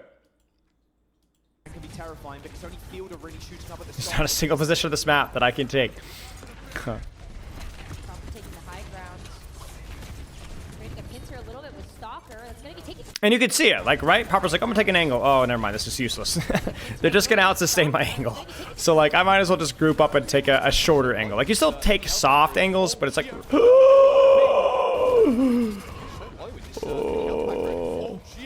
Bro, this is such a punishing meta for main supports. And that's just mechanics. That's just mechanics, frankly. There's a little bit of an off angle from the Pharah, and that's pretty much it. It's a good setup. It's a good setup from the Pharah. It's not always inappropriate to take angles here. It's just tighter angles. He's just like me, for real. So much damage for he saying that barrage is... I want to say something positive, guys. I want to say something positive. I know Pharah is still mostly Pharah. But can we just appreciate that despite the Pharah rework not being maybe the full package, this never would have happened prior to the rework. Never. Never. You never would have seen Pharah without a Mercy Pocket. You never would have seen her. You get what I'm saying? So let's give credit where credit is due. I know the Roadhog rework is a joke. I'm with you on that one. But I mean, come on, guys. Look at this. Look at this. This is Pharah being played at Brawl. Like, what? At the professional level. Pharah is replacing Tracer. And we're getting some sick clips, too, without a Mercy Pocket, right? It's not just the Faramir spamming tankers, spamming each other, guys. Like, it's good. It's fun. It's not perfect, right? Like, there are some aspects that are messy, but, like, hey, I mean, this is... I mean, and also while we're on it, I know Venture has some frustrating moments, right? In terms of, like, the burst combos and stuff like that. But also... Dude, come on. Venture was freaking amazing to watch in this match. So much fun to watch. So many pop-off moments, mechanical stuff. We have a reworked character from Overwatch 1 that's actually now interesting to watch. A lot more interesting to watch. And a brand spanking new DPS character that's also really fun to watch as well. I'm a shill, guys. But honestly, like, now, the funny thing is that our favorite new DLC reworked characters... we're kind of ruined by a DLC character that everybody hates. So, like, there's a lot of bad with the good. But, you know, I'm just saying. It's going to be coming up mighty quick. Right away to just let it rip into one of these windows. And maybe Falcons even take a misstep, go into one of these small rooms, and that barrage is going to be even better. But with Shu also going to be able to have... Genji Venture just benefits so much from that lifesteal. So, like, even though they're rotating into Pharah, they're gonna make it work. Wait, how did they force Cardiac so early? I think they just... Okay, so this is where little off angles can help. So I want you guys to look at the setup really quick. Right here. They swing wide right here. Not really an off angle, but they swing wide early. And he's saying, I don't know where he's saying or Lip's POV is. Okay, so let's talk about this really quick. Okay, so the advantage of Cassidy is that if both teams are standing and looking at each other, this guy does so much more damage than this guy does. The problem is for him to peak this, he has to risk his life. He might get too close, might get slammed, run on, GG easy, right? Dead. Genji Venture don't do as much damage as Cassidy, but they can actually swing wide and poke without risking getting run on and slammed because they have mobility cooldowns. So what ends up happening is that in theory, you're like, why are we losing the tank trade, bro? We're playing Genji Venture. They're playing Genji Venture, guys. The guy just tickles Mauga. But it doesn't matter. Look at where Lip is. And why is Lip there? Because Lip can't be here. That's the difference. You can win tank trades with bad tank buster characters just by the nature of the fact that your character can take angles that other characters can't take. Even just grouping up and peeking an angle at the same time. Burrow in, corner peek. They're going to push off of BAP window, and Crazy Raccoon is going to respond. They know they're down their cardiac. They know they're down the corner, so they're going to respond with Kitsune Barrage. And that's it. Great response. Great response. Even if you die, you just completely kill the push that right there. That's such a good response from Crazy Raccoon. That required split-second timing, and they nailed it. The barrage was perfect. That's exactly what you want out of a barrage. You do not live a barrage. You don't live a barrage. Your job is to get a trade if possible and just destroy the enemy team's focus. A 1-for-1 trade is almost always a good trade with barrage, almost without exception. Okay. And this is what we talked about, right, with Cassidy. He's got to peak early with High Noon on the rotation. They're actually just a teeny bit late. And Chio is just going to go balls to the wall. Beep, beep, beep, beep, beep, beep, beep, beep, beep, beep, beep, beep, beep. And they're in. Oh, they didn't even... Okay. All right, we're going to have to break this one down. Stay with me. Not close enough. You're hoping maybe to light it up. Cardiac High Noon. Smurf goes in with Slam. Stalker whips the ultimate out. Chat, what needed to happen right now? What needed to happen right now? What's the proper response from Crazy Raccoon? We've already had this question before. You guys should know the answer here. I'm going to be super disappointed, maybe even angry. No, not beat. Not yet. Suzu. Yes. It has to be Suzu. You cannot cancel High Noon here. You cannot cancel High Noon. You cannot roll in here with beat. They will respond with beat, and then now your cast is out of position. You need the High Noon now. You need deflect. You need lamp. You need cardiac. You need the High Noon to go off. You need to Suzu to cleanse the stomp, and then you can beat afterwards. You're right. Beat will be used at some point, but not now. The problem here is Lip does not trust the Suzu. So he rolls. He actually rolls out of the Suzu. I think that's the Suzu right there. Maybe I'm seeing things wrong. He rolls out of the Suzu and freaking dies before the beat hits. You have to trust the Suzu. That is a major error from Lip right there. Fight losing error. It's the second time that's happened there. You have to be able to catch and trust your supports. It's a great response from Falcons. And it's a clean response from Falcons too. Only 2 ults needed there. Exactly, and there's no shield to be able to block that damage sight. But as you called out the blade not being online before, proper. So I don't even know what you do now, because they're gonna cage fight, but one team's gonna have Cage Blade, and Cage Blade is insane. Cage Blade is insane because you can literally just go on any target that you want, lock them down, and then now you have a life steal on your Dragon Blade. Literally a full heal every time you chop your blade almost. Yes, that's a little bit of an exaggeration, but you get what I'm saying. Do you think it's really worth? Yeah, it's fine if you don't. He goes in hard. Man, they don't even cage fight. They don't even blade because they don't even respond with cage fight. Cheat fight win. Yeah, Moira is just getting out of spawn faster. If you don't have ult charge to lose, it's objectively the right move. There's a way to do it. Remind me later and I'll show you guys how to do it. Do I ever twerk on stream?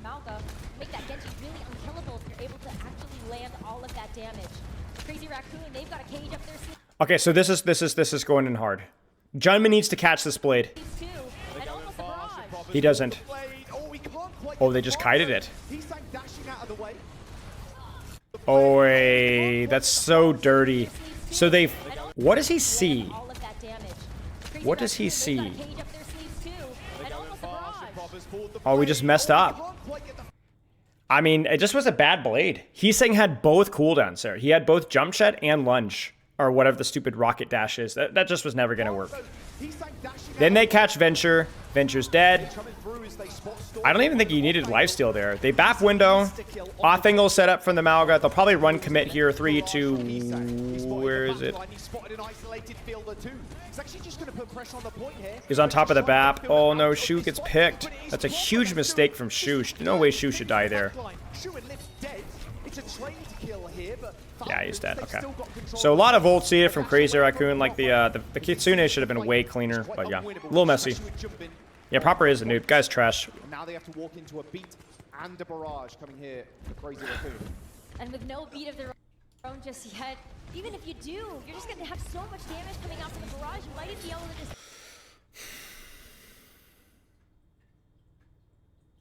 Honestly, you could just beat Barrage this if you'd like to. Like, you could just cheat the game and just... This is where the Baptiste feels really messy. Now, they might track that they have beat, which would give you some pause, so maybe they'll open with Noon first, but... If Chio doesn't build beat in time, or Chio ends up having to use his beat early, beat Barrage should just win the fight. Because Baptiste is somebody that you can always run down on. OG, thank you for the sub, mate. W proper. Good setup here. Nice little split. Can they get Cardiac? Can they get Cardiac? Can they get Cardiac? No. Really well played by Raccoon. Check this out. So they're using this Venture ult now to try and force an advantage that they can hard commit off of, right? And they don't get it. They don't get it.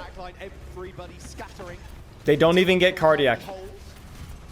They do get some decent damage. They get a little bit of space off it. There's Cardiac. And they're going to try and commit off of that. Okay, so there it is. They force Cardiac eventually. They force High Noon. They say 3, 2, 1, guys, commit with beat, commit with beat, commit with beat. Dude, Lip cancels the Noon again.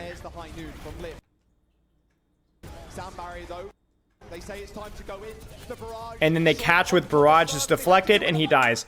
Bro, trust the Suzu! Trust the Suzu! Holy crap! The third time! The third time, man! And so they're forced to beat now. Chorong's 1 HP. We're lucky he didn't Ajax here. Trust the Suzu, man. Trust the Suzu. Or there has to, maybe he's already used, but like, come on. You're canceling Noon every time, and then Cassidy doesn't do anything in the beat. They're on top of you. You're dead, dude. So now Heesing's forced to try and bail things out with Barrage. So bad. Oh, yeah, I can move my face cam. No, bro, yeah, CBA, dude, CBA. High Noon was never the win. But don't stop thinking about win cons. The whole point of the High Noon was to create space or to force their beat and to live. Then you use Suzu. Then you use beat. It's not about like win con. Every ult's a win con. Every ult serves a purpose. Default force this so that you can force this so you can force this. If High Noon fails, your beat will not do its job. If High Noon fails, your Barrage will not do its job. You needed the Noon to last longer so that it could force the amount of cooldowns so that your Barrage could work. They didn't even deflect the High Noon. They deflected the Barrage. Why? Because the High Noon never happened. Straight to the spawn. No. Raccoon is playing this really well, but that one combo has been bad 3 times in a row. They're touching with Tracer, that's the swap. They have to full commit here. They have nothing. Bap winner, they should just lose this. They should just lose this. Heesang should be dead. Lifesteal's broken. Kind of bad here, actually. He should die.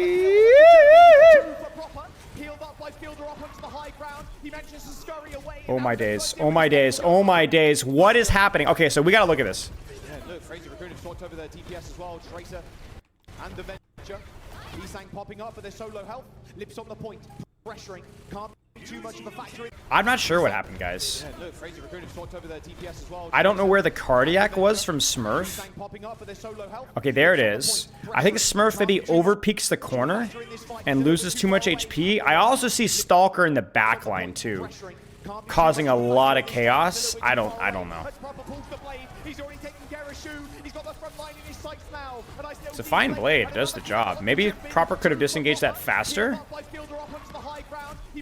Maybe it's also the nature of just the running the Baptiste is just in the chaos you can get picked off. Also, maybe Heesung is just a crack addict. Or Stalker's a crack addict. I'm honestly not too sure at this point. I don't think Stalker's gonna get help though. He might need to disengage. He needs to disengage. Oh, he gets cardiac. He cage fights himself. Junman's in there. Junman's cage fight response. Suzu's used. Stalker's just mashing the ultimate. But he's not going to be able to get anything done. This is just deathmatch, guys. This is unreal. Oh, he doesn't get fielder in time. Heesung. Dang. What a mess. That was a sick fight.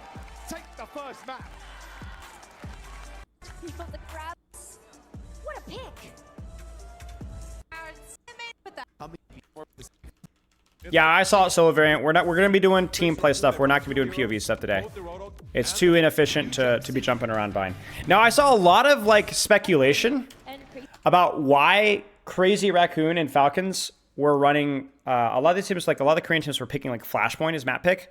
Now let me talk about like why this is a bad idea, and let's talk about why this might be a good idea. So the bad thing is that the Flashpoint map pool is really just 2 maps. And while those maps definitely have their differences, they're not as significant as many of the Escort and Hybrid maps. You got like your Eichenwalds. I don't remember what the map pool was. Gibraltar. There's a lot of like weird maps. Havana, right? So there's a risk of you not picking your Escort or your Hybrid and then getting thrown into like Gibraltar Dive Mirror because you didn't pick your version of Escort.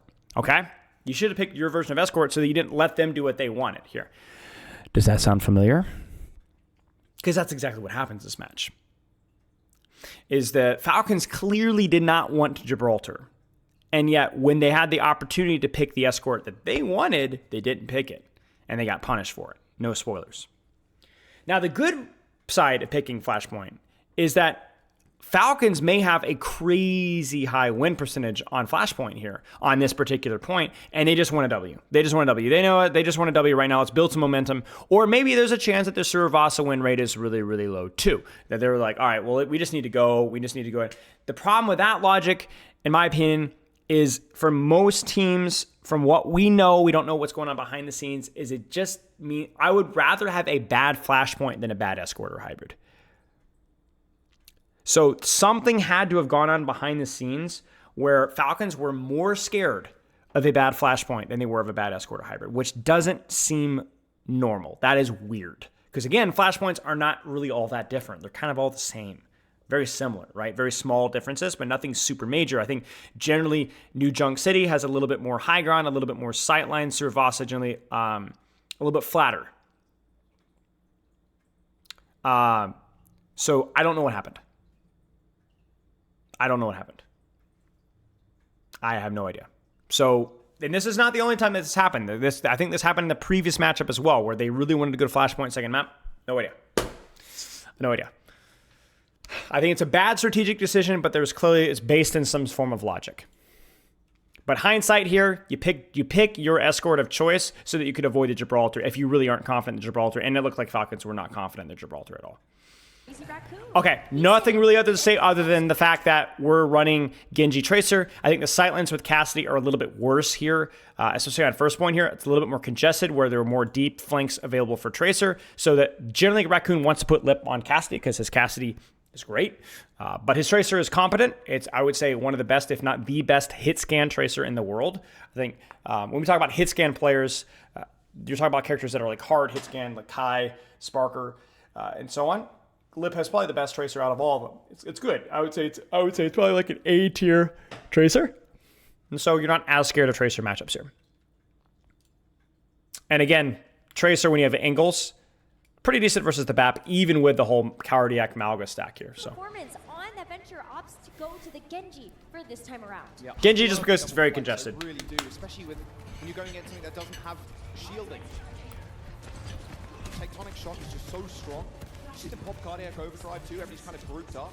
You can even disengage and re-engage with the ult. You see, they're scared. Very easy to get in the back line too. Their BAP. They want to rotate their BAP into like, look at where they rotate their BAP. Very easy to get in the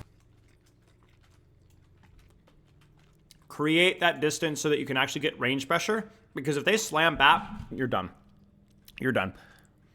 Doesn't matter what comp you're running. Even with lifesteal, you're done. ends up hitting the burrow. Still got a Zero Dash, I would imagine. But Germany just It's a good catch. It's a really good catch by Falcons. ends up hitting the You see this? Little mini off angles, right? And this is where BAP is exceptional. If BAP is uncontested, he's way better than Kiriko in terms of damage and healing support. rest of his team. The problem is that BAP is easier to contest than Kiriko. He's a lot more fragile. People away, out of position completely, away from your team. And Stalker is just giving us a masterclass on this pick as well. It's a messy fight, but clear advantage to Falcons there. And Stalker is just making this pick. Happy Tracer is good. I think Happy Tracer is one of the best hit scan tracers in the world as well. I think Happy Tracer maybe second best hit scan tracer off the top of my mind. I don't really count Proper as a hit scan.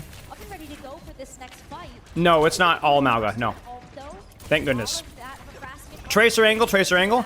And again, this is kind of like where it's just hard to play Tracer into this. Like it's a good map for it, so he's going to force it.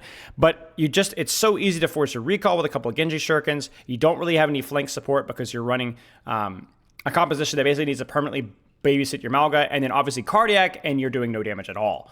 And you're not even using your own lifesteal. So there's the hard commit. They're able to clear off the high. Firmly set on Chorong there. Oh, there's the And I don't even know what happens to Heesang here. Chorong there. Oh, there's the I think it's just a goof. onto Heesang, of all people. And the Genji too. Like you can reflect, sure, but How come we don't see him as a hit scan? I mean, because he's a Genji. He's a projectile player. He just has a projectile. He's a crazy expansive hero pool, but he's not a hard hit scan player. Pushes back Crazy Raccoon, so they have to try to figure out a different way to attack this. Oh, Shy is Tracer. Yeah, Shy is Tracer. True. I think Shy is more of the traditional hit scan, but he's also quite good. Again, they're setting up the off angle. It gets kited out by Crazy Raccoon. Can they get the kill on Lucio? No, they cannot. That forces an early Cardiac. Both teams have traded cooldowns, and now we'll probably see Raccoon come back in with the Kitsune. to be able to get in here ASAP. There's Cardiac, there's Kitsune, there's a beat engage and a BAP window used to layer. Junbin actually misses the follow-up. Beat engage committed on top of that. This messy ult fight going really messy, but he doesn't. And like, this is the thing. Damage on Junbin. There's not If you don't get through BAP window and on top of the BAP will ruin you. And right now, Raccoon seems like there was a little bit of a miscommunication with the initial burst. And this is not going to work. play a beat from Chorong. Crazy Raccoon are touching in this current moment. They do get the angle on BAP, The blade from Heesang. and they do pop the blade. There's one kill onto Chio. Dashes straight through Smurf. Assisting on the kill. So on Stalker. what ends up basically happening there is just ultimate differential, Robert is still alive and still where taking they just use one more ultimate. That's all. But the initial setup there for Falcons was, I think, They're better. able to finish out that fight so that they are able to just keep this progress going for Crazy Raccoon. They had to invest so much. No, the ball comp was definitely planned, yeah. Junbin gonna have the cage very soon. Not a whole lot to be able to pair with. All right, well, let's see what happens here from Crazy Raccoon. They're gonna have to do something kind of saucy here. I like this little rotation here. Catch. He catches it. They need to focus. They combo cage fight plus cage fight. on these stairs. That's a lot of AoE damage from this blade. I mean, he doesn't need a nano. I like this commit from Crazy Raccoon. It's a good rotation for Falcons to set things up. On three right now. But honestly, Crazy Raccoon just catches them immediately. Meets them right in the corner. From Lucio. Proper pretty low too. It's just 2 ults for 1. For it. Crazy Raccoon almost in. This is the one uninteresting part about this composition is because there's not as many angle setups. It's more of a kind of a group up and run it down. There's not a lot of fights where like the team that wins is like unexpected. You could pretty much read the ult bank and have a pretty good guess as to who's gonna win because there's no ways that you could cheat the system with map control, right? You can't like, oh, we're down 2 ults, so I'm gonna have my Cassidy hard flank or my Genji. It's just You're not going to kill anybody. So, like, it's basically just whoever has the ult advantage generally wins, with the exception of, like, being able to kite out ultimates. But I actually think kiting out ultimates is also kind of hard here, too. That, to me, is, like, the real flaw. It's not just the lack of angles. It's the lack of angles that makes it so predictable about who's going to win. It's not always true, of course. There's still a lot of mechanical expression here. But, like, unless Chio builds beat, Crazy Raccoon should 90% win this fight. Even with the Tracer. Kitsune, Cardiac for Cardiac. Run is forced. Deflect is used in front of the Cardiac lifesteal. They pop it with Venture ult, and then Pulse Bomb should really seal this. Beat is used in time. Beat is used the layer on top of that. And then Pulse Bomb should finish this Cardiac. Yeah, that's it, right? It's just layering. It's just layering. That's all it is. Like, it still takes decent communication and setup and timing, of course, but there's no surprises here. It's this for this, gave them an advantage in cooldowns, which then forced this, but then they used this, and so then they win. It's like 1 + 1 = 2. About 85% of the time. I agree, Anthony. It just makes more clutch fights because people will do more like weird things to try and win fights. Introduces just an ingredient of chaos, and I know some coaches don't like that, but I always feel like the ingredient of chaos takes brains. I think that being able to recognize ult disadvantages and come up with creative plays is an intelligent strategic aspect of the game in of itself, right? There's a very famous Age of Empires 2 player called MBL, and he's very famous at tournaments for his alternative and weird strategic side of things. He doesn't always like play the meta the way it's supposed to be played, but the way that he does it is like takes a lot of like creativity and cleverness and a lot of like high level of execution, right? You can't. He's not necessarily a cheese character. You don't cheese things at this high of a level, right? It takes a remarkable ability of skill to be able to pull this off. It's like calling Junkrat a cheese character in bronze versus calling Junkrat a cheese character in top 500, right? It's like apples and oranges, right? And I think that that's kind of like what the angles and map control allow you to do. Stuff like this, right? Stuff like this, right? High in the sky, spots him now. Hits the regeneration first almost instantly there. Doesn't want to get one clip. Cardiac is forced. Did they have Cardiac? I actually don't even know. I don't know if Junbin has Cardiac or not. He should. They should be able to run through this. There's the Suzu being used. They run through it. Blade. But yeah, it's like, it's not even like, let's not even call it Dragon Blade. It's Cardiac Blade. It's Mauga Blade is what it is. And I think it's like, it's fun. It can be fun to watch, but it is like, it is a lot less satisfying. It's a Mauga Blade, you know? Yeah. I don't think it was a bad meta. It just wasn't the most interesting meta.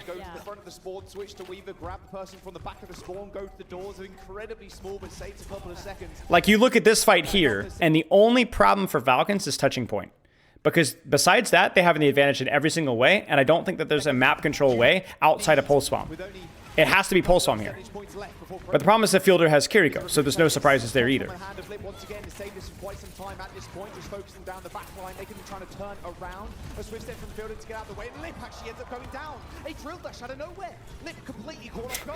It's a good play. I will say that. But like this, you just Mauga cage on point and that's it. GG's. Like Crazy Raccoon played that one well. They really tried to buy time for their ultimates, but they just couldn't. Oh, wait, what is going on here? So they actually kite the fight out. Falcons goes, hey, let's chase staggers. They're down one. Let's go. Lips and spawn. Stalker goes a little early. Mauga is used. Cardiac is used. Cardiac is used. They say, yo, we can freaking run over this Venture because they don't have Burrow anymore. Let's get the Venture. Stalker presses Q. Desperately needs Suzu here.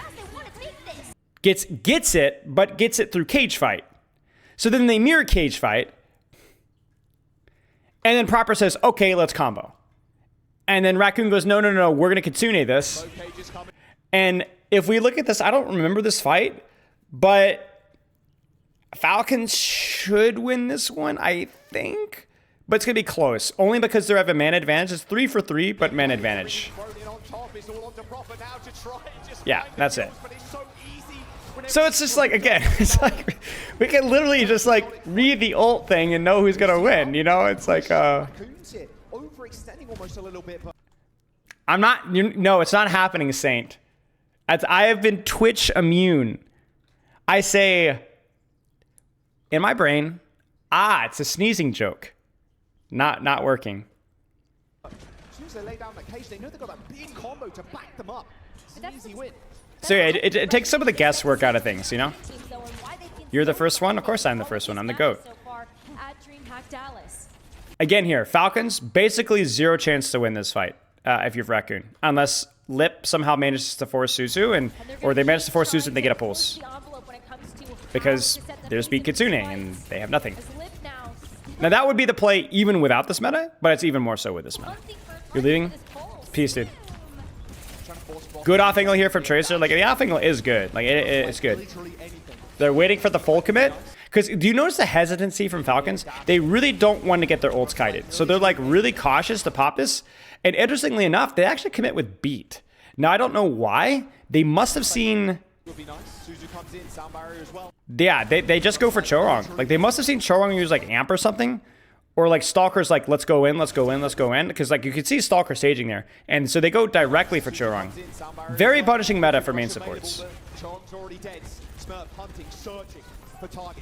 Good disengage from Crazy Raccoon. They need to keep running. They need to keep running. This is way too, like...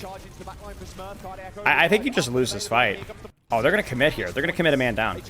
And they're going to commit with Blade. Blade, Kitsune. I don't think the Blade should work. It doesn't work. Yeah. I think Flashpoint's okay. I can understand people's problems with it, but most of the problems with Flashpoint, in my opinion, are quality of life. Basically running back from spawn.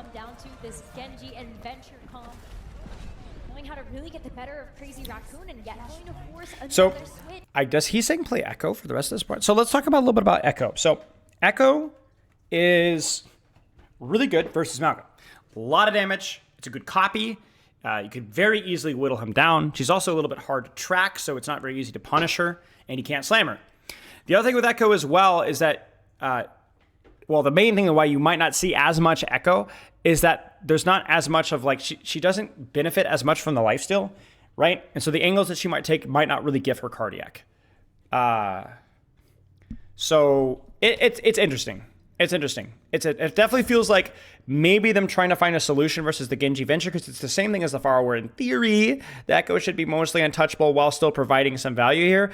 I'm curious to see if how much Echo was experimented in, because on paper, this character could function in this brawl comp. Like, there's not many characters that could work with this. Echo is one of them. This might be a bit of a hot take. Maybe the Translocator is too bad of a defensive cooldown, but I wonder how Sombra would have functioned with lifesteal on a short off angle. Like Sombra 76. Obviously, not a lot of these guys are going to be like Sombra goats, or certainly like Lip hates the new Sombra, I know. So, yeah, I'm not sure. Why not Pharah? I think Pharah's not going to do as well as like a Genji Venture Tracer Echo on a map where you have to move around a lot, because she can move, but she's still not quite their level of mobility. But I think really Genji, Venture, Echo, kind of Tracer, depending if the map's broad enough to get value out of off angles, and maybe Sombra, maybe? I don't think there's really anything else that could have worked here. He's saying, thinking about the Echo to attack this next one. No, I haven't. I've kind of talked on it. Yes, I talked about the start of this map, Lexa. To me, the biggest reason why Sombra wasn't played was because these guys haven't played Sombra in forever. That's it.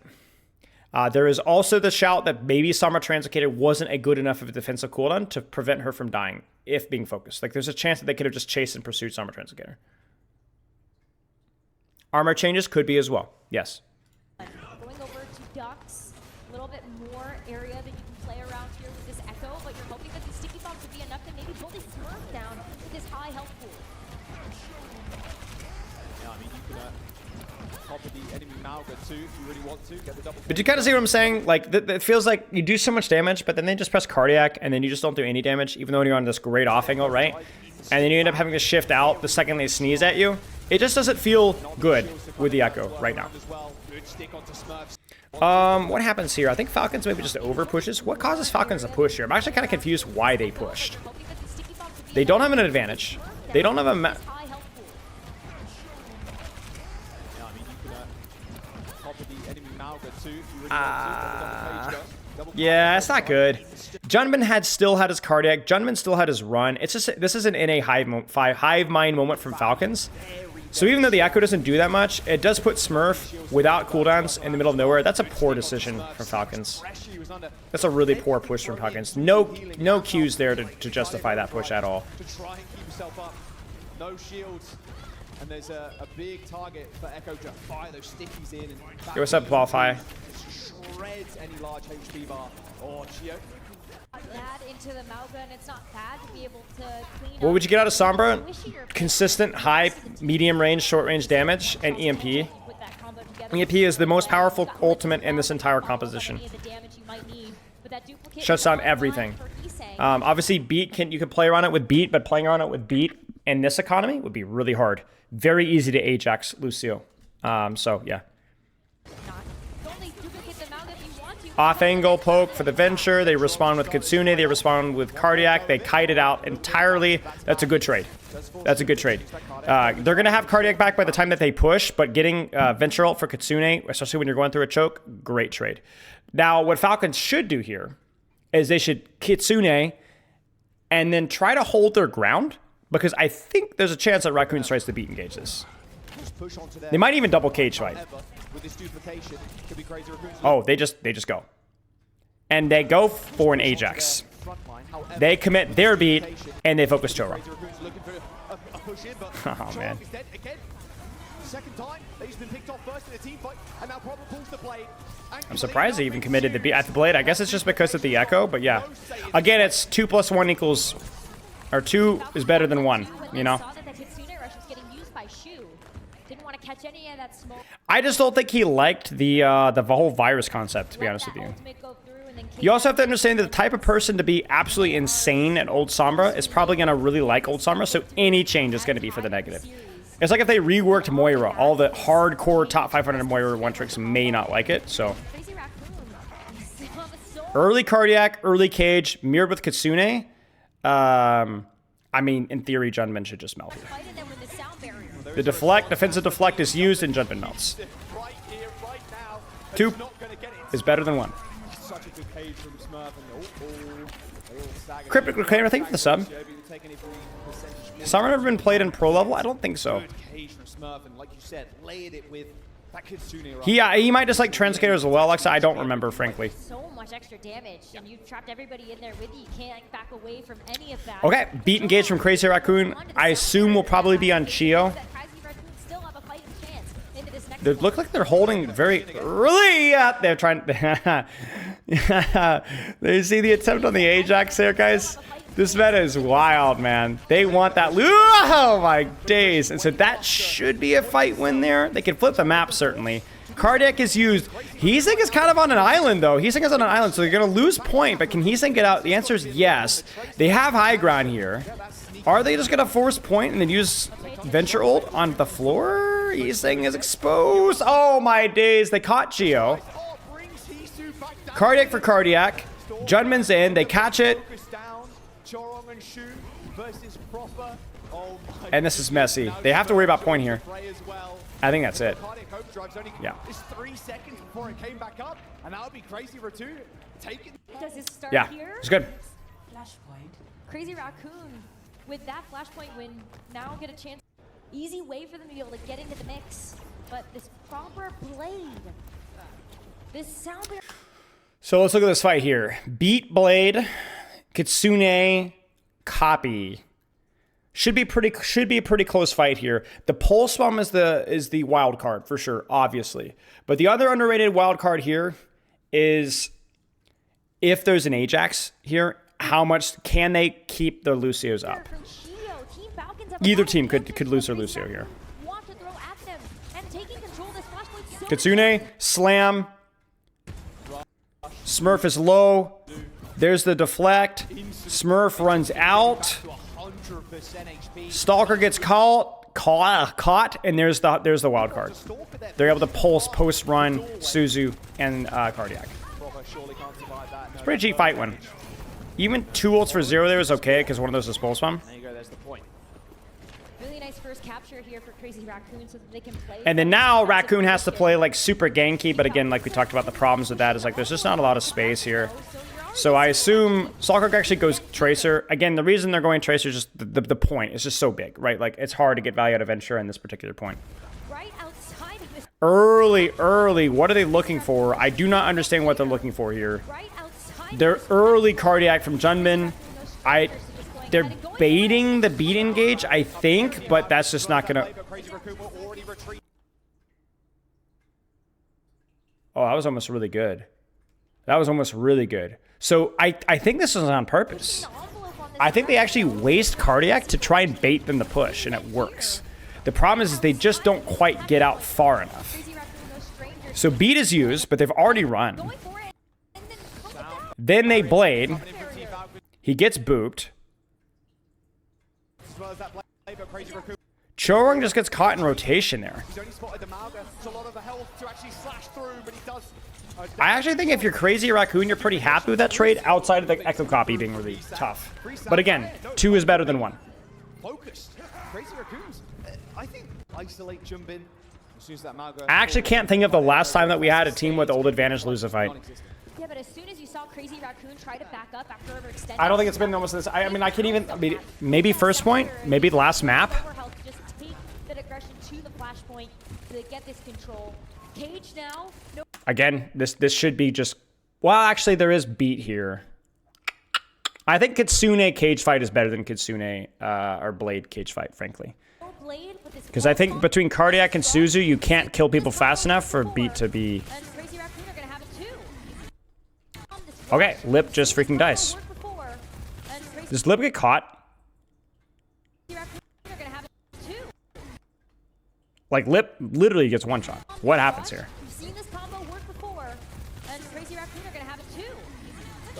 Oh no, Stalker. Am I blind? I'm stupid, chat. No, he catches Stalker, who gets a one shot. Then there's Beat. Then there's Kitsune. There's the deflect again. Cardiac. Pulse Bomb does land. So that is the wild card there, but it gets Suzu. And they just don't quite get it. Yeah.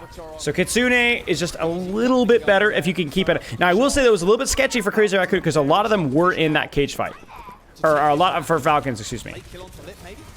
But yeah. Yeah, the beat didn't hit everybody. I think it was the cage fight blocked it off. All right, Raccoon's got a touch. They're going to tie up the series. Stalker, hunting, jumping, coming back on the wrecking ball to get back to the flashpoint fast enough. Gets the touch, but yeah, look at the rest of his team. And they're going to hard commit on backline here. And they catch Lucio. So they're willing to give up point just to flip, and that's going to be it. Okay, I mean, pretty good performance here from Crazy Falcons. I mean, their comp definitely seemed to work. I think they were forcing Lip. Like, they basically, like, here's what Crazy or Falcons tries to do, I think.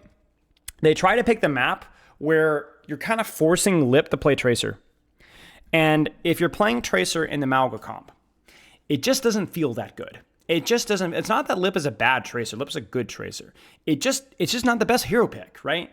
And the problem is that the map there isn't friendly enough to Cassidy. There's not enough space for the Cassidy to work. He just gets committed on over and over and over again. At least that's the theory. And Crazy Raccoon or Falcons seems to be the only team that has the hero pool to consistently pull out like the Genji Venture. And so that's basically what ends up happening. Is I think that the Genji Venture might be the best, at least from what we understand, it might be the best combo for that for if the map's congested, and Crazy Raccoon doesn't have the hero pools to pull that off.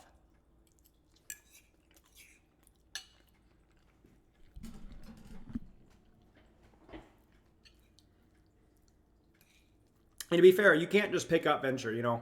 Like, he's saying is playing Venture at a really high level right now.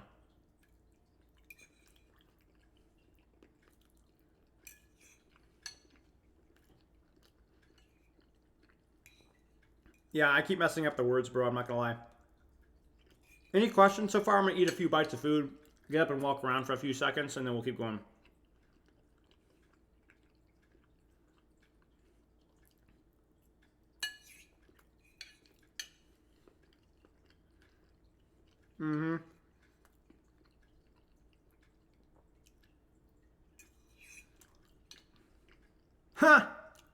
Nice, Stefano.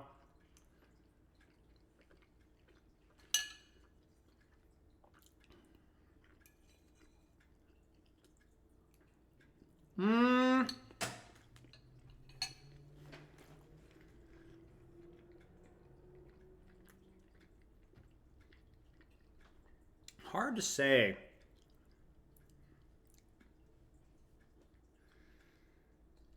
I have a bad habit where I will forget player summations. Like, I'll just look at the gameplay. I'll basically narrate it, but then I just like forget of like who did bad and who did good. Nothing major has stood out in the Mauga mirror too much. Like, you could hold me at gunpoint and tell me why Falcons won the last map. And besides the fact that I would say Crazy Raccoon Hero Pool, very awkward. The Tracer wasn't working as much. The Echo wasn't working as much. They lost a couple of messy ult fights. Nothing immediately comes to mind. You know what I'm saying? I definitely feel like the lip goofiness with the Cassidy was taking me off on the Oasis thing. But I felt like Crazy Raccoon... So, here's what I will say. For the most part, the teams that should be winning fights are winning them. And it feels like for the first two maps, it feels like, honestly, a compositional advantage is why teams are winning this. Like, Raccoon being able to pull out the Pharah was a big deal. Right? Having enough space to run Cassidy was a big deal. I don't think that Genji Venture is bad, and just you could have run space to run Cassidy. Like, Lip won them City Center. Even the Hog Cheese worked well, right? Whereas now in the previous round, having Genji Venture, just like Tracer just did nothing. Like, Tracer just did very little that round, even in terms of distraction value, and the same thing goes with Echo. You know, so if you want the easy answer, hero pools and Falcons being unable to adapt on New Junk City, unable to make it work.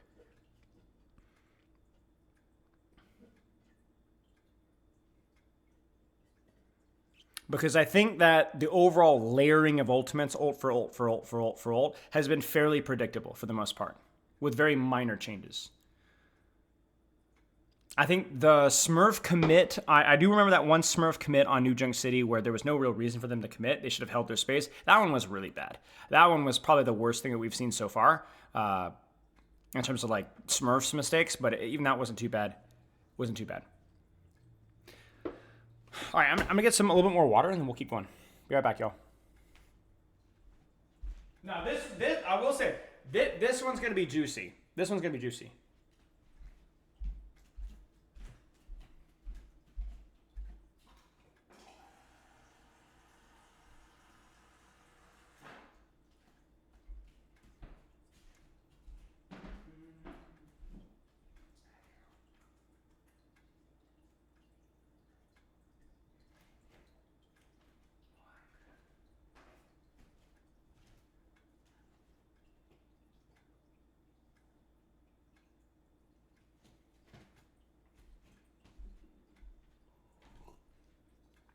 Yeah, so I think like you can also question, you know, Falcons' map choice there, because they left them wide open for a dive mirror that they were clearly not comfortable with. I can think of, so I'm spoiler alert here, we're gonna get into a Mauga attack from Falcons, okay? And I can see no reason why that would be played outside of the fact that they had bad scrim bucks on first point. Because the concept of like forcing point with Mauga is bad strategy. Like, it's not even like it's terrible strategy because Mauga can't do that. If you had Ryan, even Sigma, you could do that because you have some form of damage mitigation at a range, right? You have the shield, right? You could just force point. The problem is Mauga doesn't have that. And especially when you're playing versus an Ana Cassidy, it's literally impossible to force point. It's not a reasonable strategy. London was really good at this map because they played with Mei, Ryan, and they're really good at pushing point because there's a lot of mitigation there. Mauga does not have mitigation. Mauga has active mitigation. He has to be engaged, shooting, using cover. Standing in the open, you're never going to be able to force cart with Mauga lose. It's not even like, oh, well, they played it wrong. No, it is impossible to force cart with Mauga comp unless Mauga just is like way overbuffed. It was a terrible idea. I know a lot of people were giving them grief with the Life Weaver Pharah, but I actually think the Life Weaver Pharah, there was some logic and there was some theory there. They just overran it. And I actually talked with Krusty about that. I think, I don't know if we'll get to that today. Yeah, so I talked with Krusty about the Life Weaver Pharah, and he's like, yeah, we stayed on it too long. They messed up, right? But it was logic here. This is stupid. This is just stupid. There's just no way to sugarcoat it. It's a stupid strategy. The only reason I could see this one being pulled out is because they literally had no chance to win the dive. If that's the case, though, then they should have picked Escort as their second map pick and not Flashpoint. So really, it doesn't matter what way you paint it. The coaches from Falcon screwed up. Because if you're this scared of the dive mirror in Gibraltar, you need to be picking Escort as your map choice. And let Flashpoint be as it may. It's just not a good strat. No, it's the OPR design. Ryan and Sig. I don't think Arissa's better than Mauga because she could Javelin spin and Fortify. And she could, Ram is okay. Yeah. So, anyway, let's take a look here. Dive mirror. A lot of high ground. No, not Doom. A lot of high ground. A lot of space. This is a classic Gibraltar comp on a Brig. Brig to deny the dive stuff to enable her DPS. Winston, because Winston's good. Winston's good at diving. Winston's bubble allows you to play around on a Brig better than other dive tanks.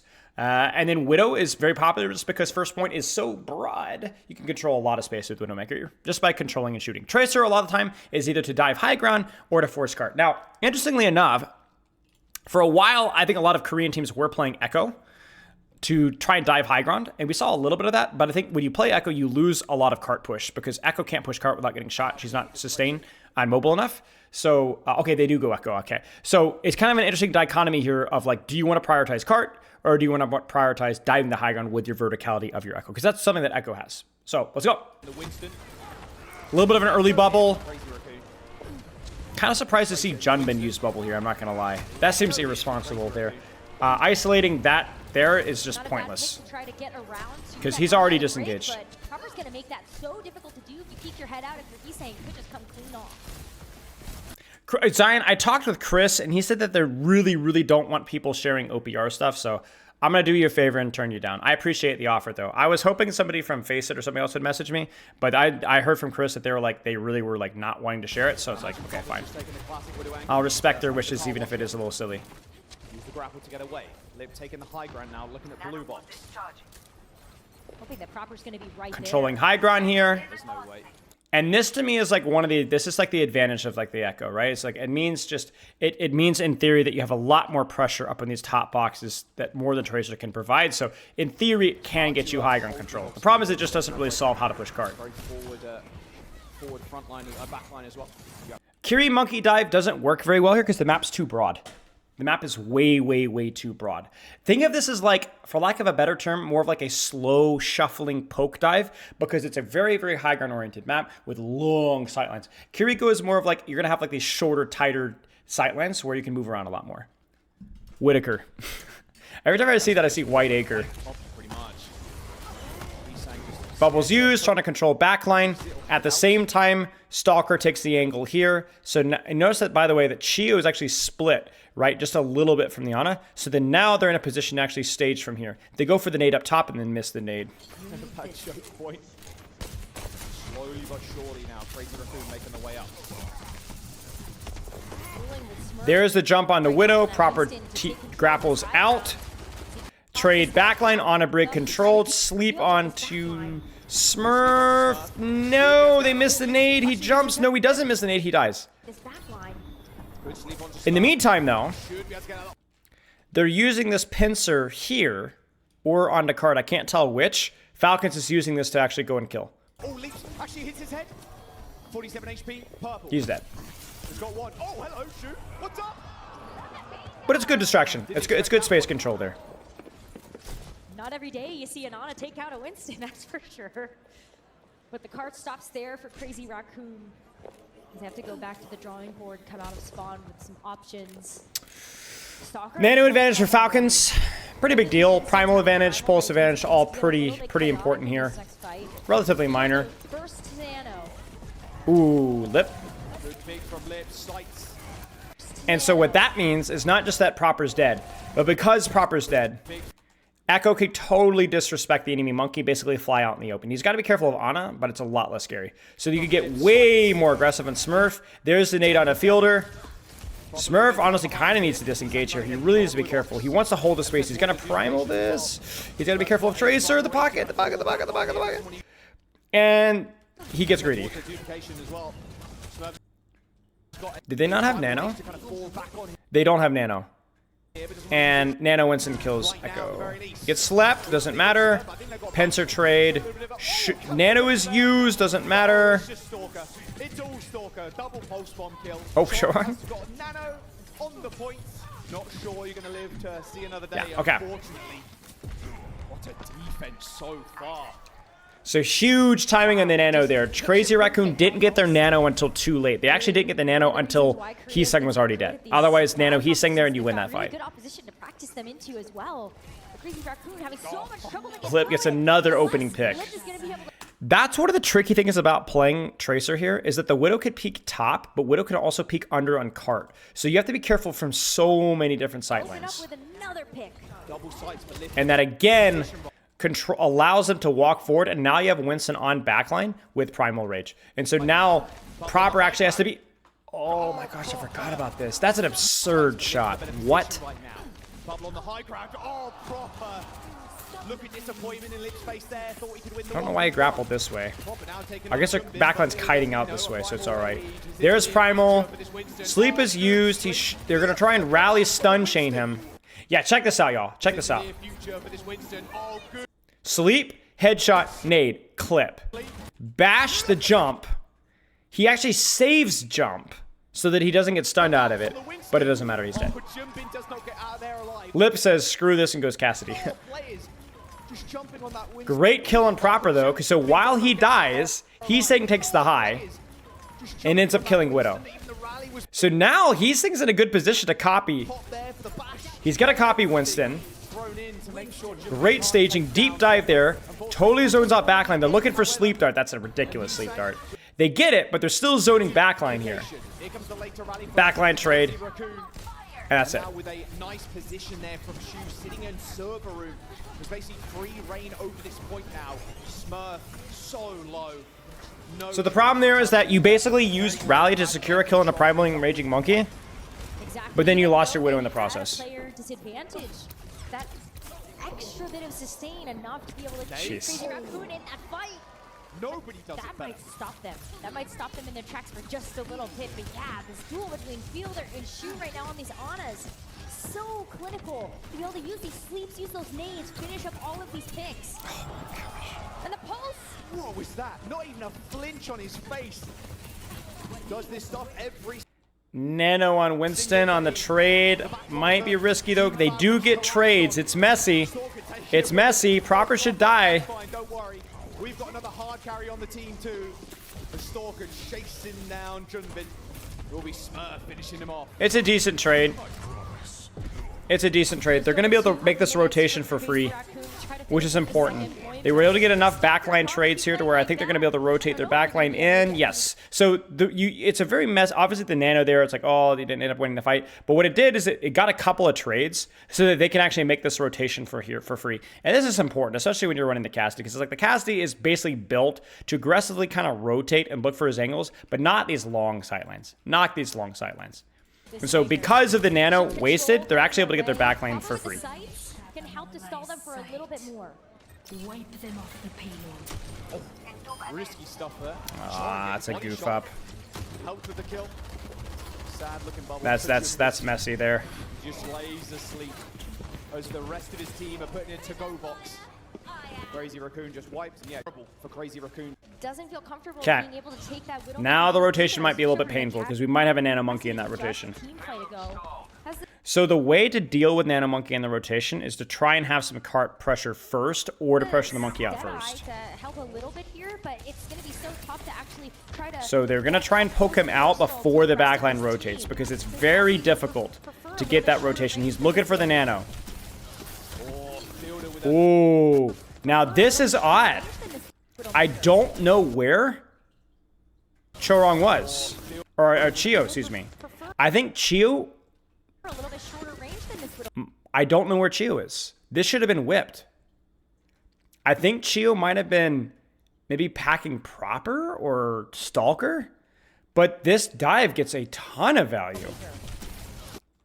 Lands directly on Fielder, gets the sleep dart, gets the nade, gets the shield bash, and now the nano on the rotation is gone. Narrowly missed sleep. Look at that, and he's just gonna keep going.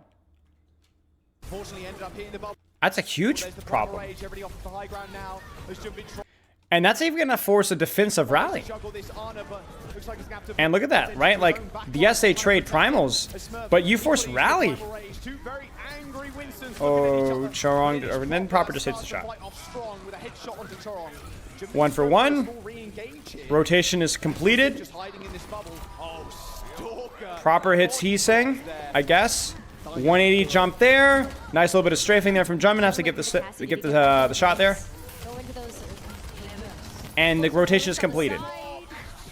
Bro, I'm telling you guys, this map, Dive Mirrors, bro, back in the day in 2022, this was the good kush. You get what I'm saying? This map, dude, it was so detail-oriented and complicated, especially at the highest level, to like get all these rotations and then the ult chains and everything. It was a complicated map, man. It was a complicated map. This and Eichenwald. I shouldn't. Smurf is back with a vengeance. Yeah, I saw the proper shot and Heesang. And proper is just getting kills.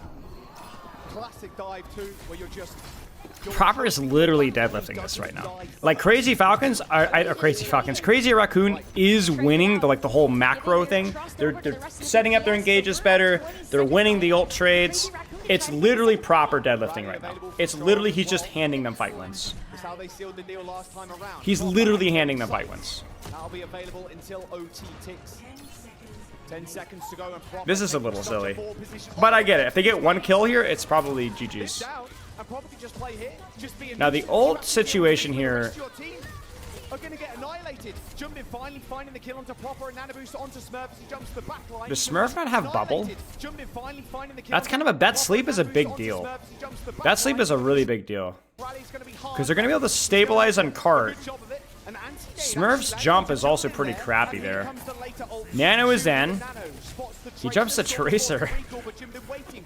Maybe not the best. I guess he didn't have bubbles, so he's scared to go backline there. Smurf gets isolated with 95% on Primal. Yeah, Smurf beefs this one. Smurf beefs this one. Smurf beefs this one. Starting with the Nano. That was a beef. They're gonna claim second. That later nano boost perfect and everything at the I think Raccoon just better. Crazy Raccoon Better on in terms of like the timing, the rotations, all that kind of stuff. able to win out in all of these damage trades. But it comes down to this high ground setup here from Team Falcons. Wants to take that away in the Tank opportunity gap? from Junbin, be able to Maybe. steal that high ground. Hard to say. See Smurf set up there on that left-hand side. I don't know if it's Smurf's fault, a lot of stuff, but yeah, there's definitely let's put it this way, the dive macro, like controlling space, timing the rotations and stuff has definitely been, feels like it's been better for Raccoon. It really just feels like proper hands up a couple of fight wins, and The grapple online. Heesang's got a little PTSD. Duckby doesn't have the grapple online. Wait, who woke him up? But he is kind of a sitting duck if he doesn't have this grapple online. I don't know what happened there. I think Chorong woke him up. Chorong? You better peel this off. Dang it, dude. I think Chorong just fed there. I think Chorong just fed here. This is a disgusting primal, I'm not gonna lie. That is a disgusting primal. He's gross. You wouldn't expect I think Chorong woke him up. I think Chorong woke him up.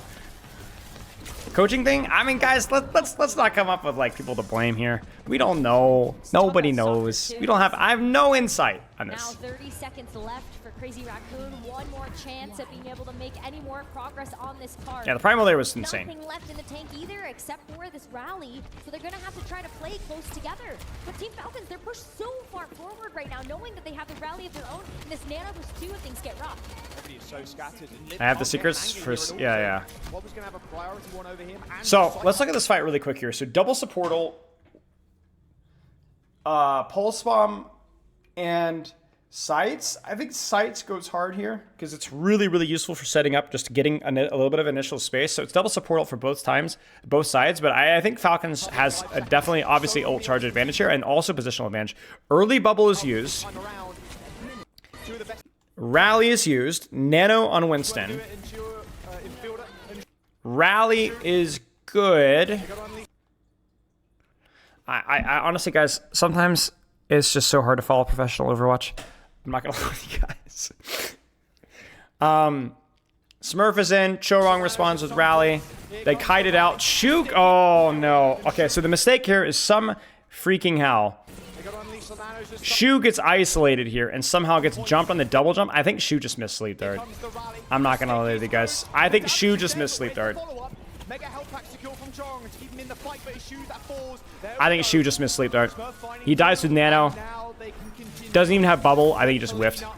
Is here. Mega health pack stolen by Stalker as well. Jumped in with a primal rage, but I think it might be too little too late for the angry Winston. He's stalling out time here. There's not really much. There's the nano from spawn. Oh, that's such a nice little combo there. And there's C9. Yeah. Not Gentleman's fault. Better when you're Okay. the Winston. So here's what we're gonna do, guys. I'm gonna eat my lunch. And I'm gonna tell you guys that this composition has no high ground map control. It has no way to force point. It has bad old economy. And it's not even necessarily on character strengths. Not their hero strengths. So you're strike 1, strike 2, strike 3. You're bad versus the comp. You're bad on the map. You don't have any way to force point or win through ults. And you're not even playing the characters that you're necessarily best at. That's all. Let's enjoy. That you're thinking about at this very moment, seeing the dive on the other side, going to lean into the venture, even though it's going to be more difficult with this verticality. Drew dash to get up onto the high ground, but you don't want to do that at all. You want to use that to get away, maybe isolate.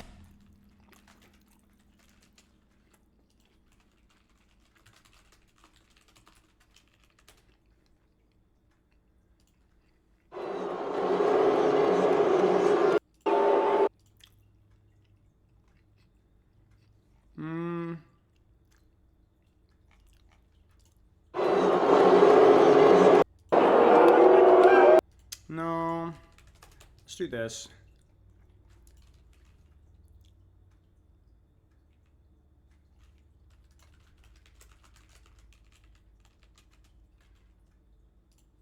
A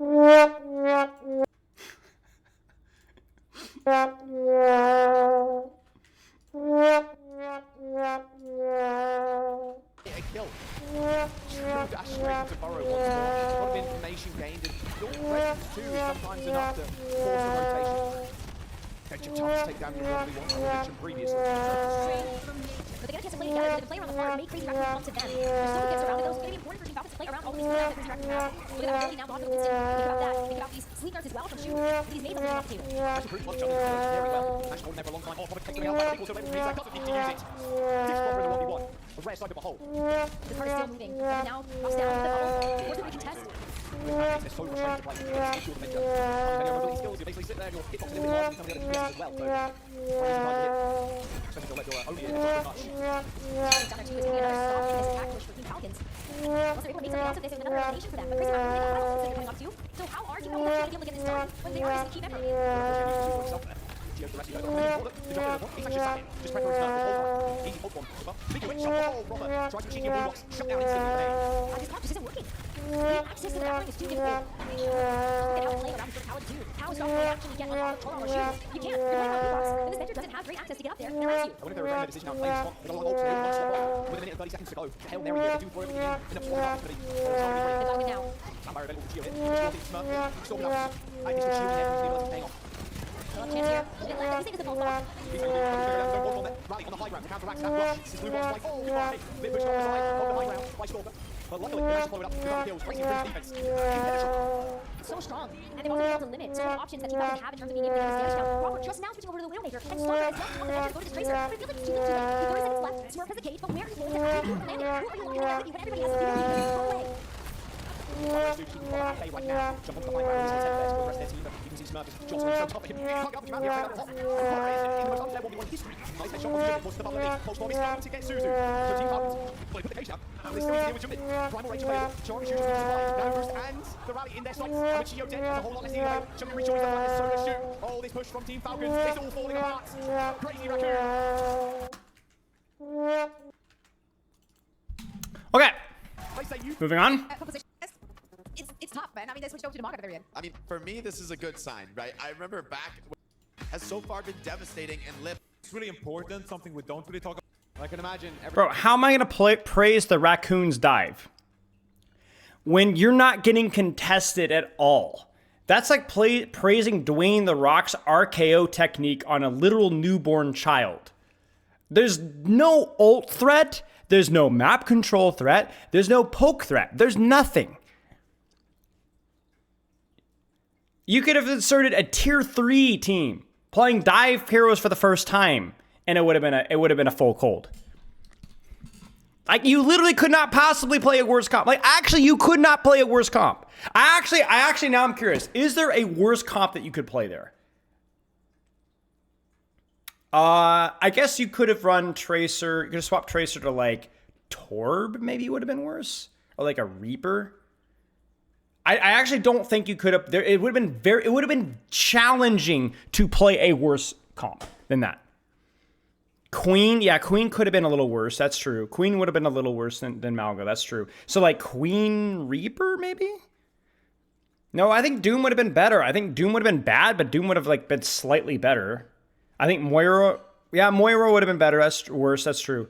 I think like Queen, Moira, Lucio, Reaper, Venture. It's actually challenging. Like, you could have had a random composition generator and had a 95% chance to come up with a better composition. But as we head into the gates, crazy. Okay, yeah, nothing really to add there. Just Falcons hit the cush, you know? Just terrible.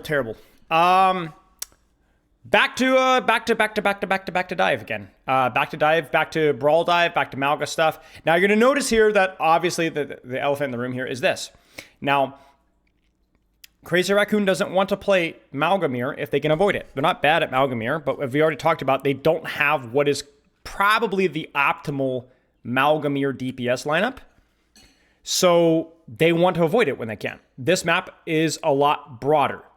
So you can play ball. Now, people go, why is ball? Does ball counter Mauga? Not really. You do get a lot of AoE value out of your slams and stuff, but they can live you pretty easily. The reason why people play ball is because it's Junbin, and because ball is really freaking good right now. There's this post-mines buff. This is post-lockout buff. This is the grapple damage buff. This is the toggle. This is the sharing shields. It's everything. Ball is strong. Ball is strong. And so it was only a matter of time before the situation was right and people were going to whip out ball. And this is a phenomenal ball map because there is so much space.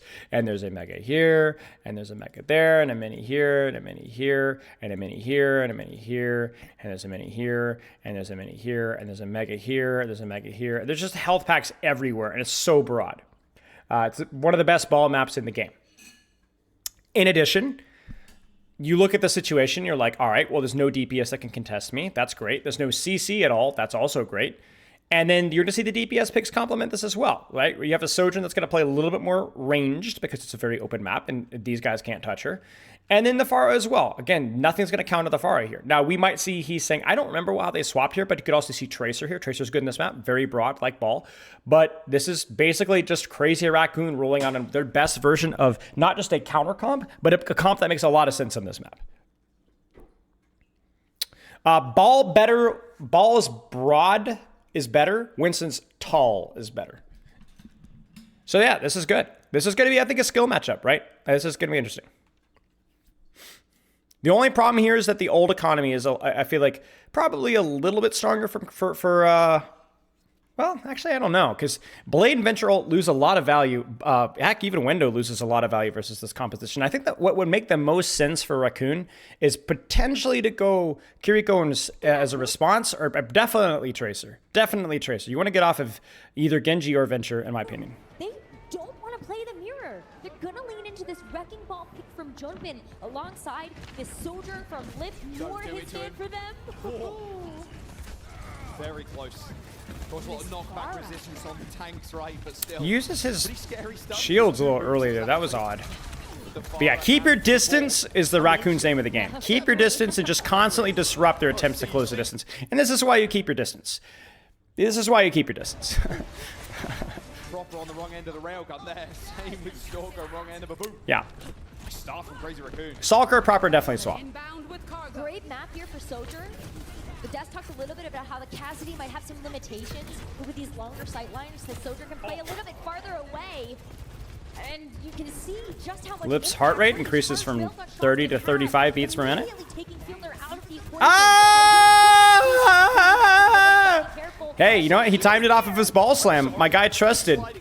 Suzu was there. That bot moving for 3-2. They're looking at the spawn doors right now. And the Salker counter swaps, yeah. So now, the Echo looks good.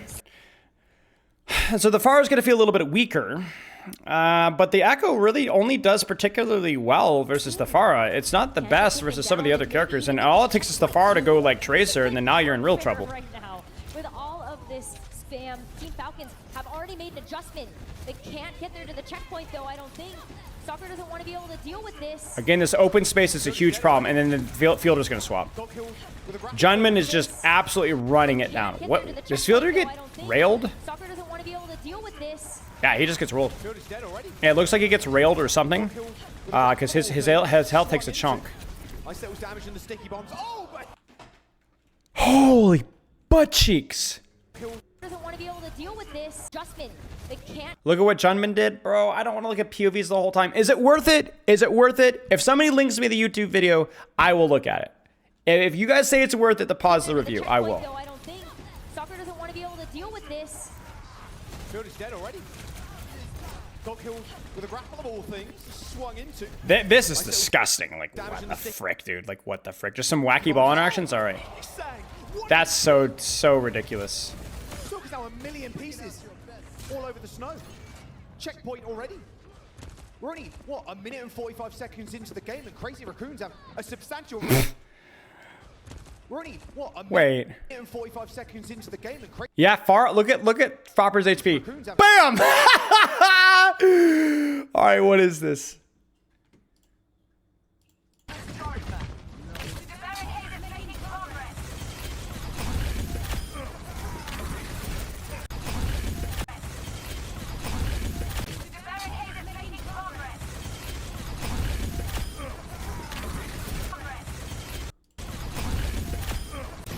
What?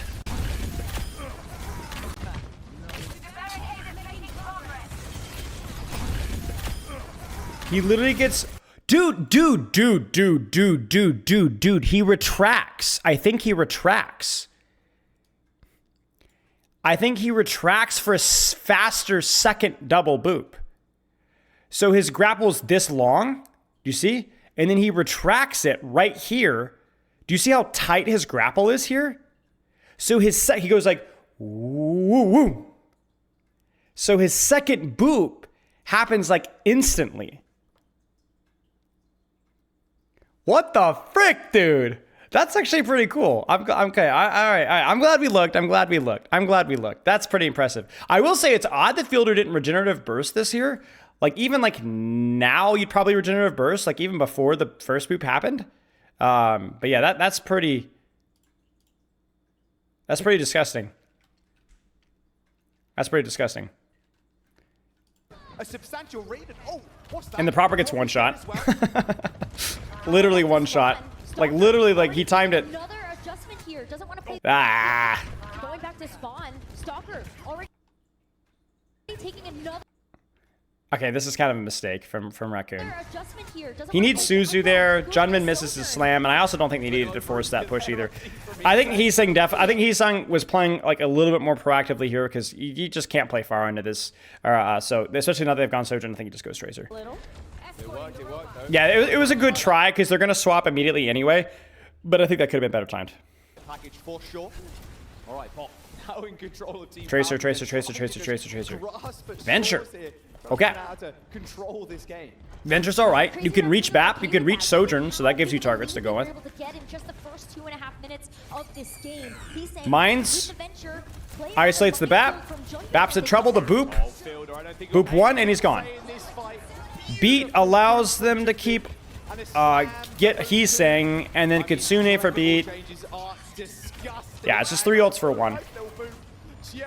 attempting to survive. Actually, it's like an endangered species. This whole pack line from Team Falcons, they're just getting focused out. Like, Yeah, this is where Mauga really struggles. I mean, what do you do against this? Because you want to cheat map control, right? And you can cheat map control on a lot of maps, but Crazy Raccoon is pointing out that maybe you can't cheat map control on every map, in every situation. I mean, you saw that with Gibraltar, right? Nice. Because Gibraltar's too big for Mauga to work, right? Suzu can't get out of there. This gets flattened into a pancake. Kills one, sets up for the next. Kills one, sets up for the next. Playing pinball back there. Hey, look at me, look at me, look at me. Grabs the mini, builds up a little bit of mines. Here it comes. They're actually looking to disengage this. They're trying to be careful of cage fight, and then this is why Sojourn is played here. This map is so open. Sojourn will create so much space. There's the overrun. There's the slide. He misses the cage fight. Ah! That's actually so bad.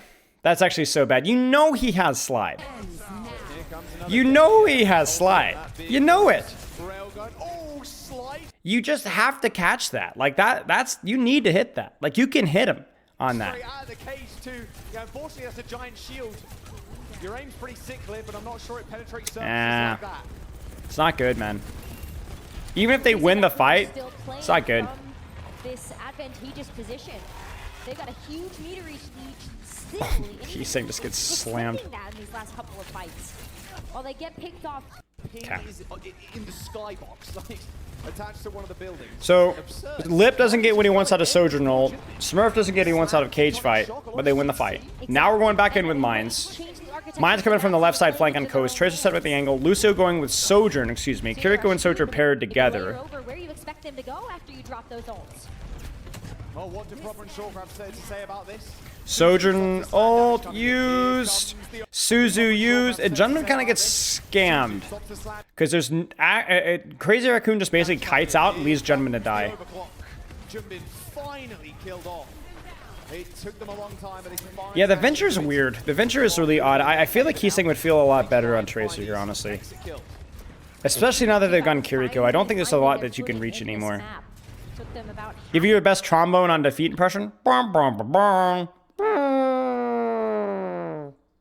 The time being to do it though, but they are starting to. I give it a 3 out of 10. Checkpoint for themselves. Tickles my lips. Ah. Sound barrier from Chio. It'd be really nice to have. So, Venture ult from space. Could probably gonna try and. I think this is the plan here is to try and force a support ult. And it does. Really nice to have. Even just as overhelp deal with this tectonic shock. And Fielder just dies with Suzu. Fielder dies with Suzu because Chio's like, yo, I would have beat it. But Fielder, maybe you should wait behind the corner until the beat actually goes off, my friend. That is really silly. Can't rely on the Kitsune rush any longer without your Kiriko. And Raccoon is just trying to greed this. Raccoon might not even need to use another ultimate here. That's so silly, man. Am we underrating myself? All right, I appreciate it all. To Crazy Raccoon's cop. 50 meters to 83. Obviously the checkpoint as well for Crazy Raccoon right now. Stalker goes Venture, because now this is approaching more of a close mirror with characters that you could actually interact with. Retract.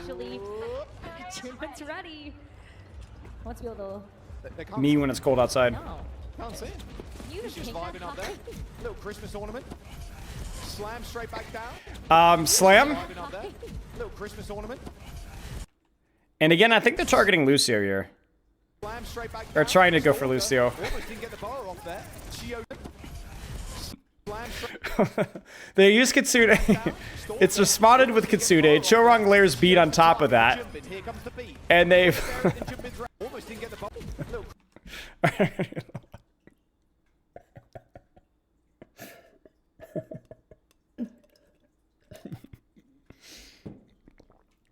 Christmas ornament. So Slam to kill the push. Venture burrows forced. Kitsune Kifusukune beat hits everybody somehow. They all go inside. Lip puts I mean, if you're Falcons here, you're not too unhappy about that. You're able to force a fight indoors.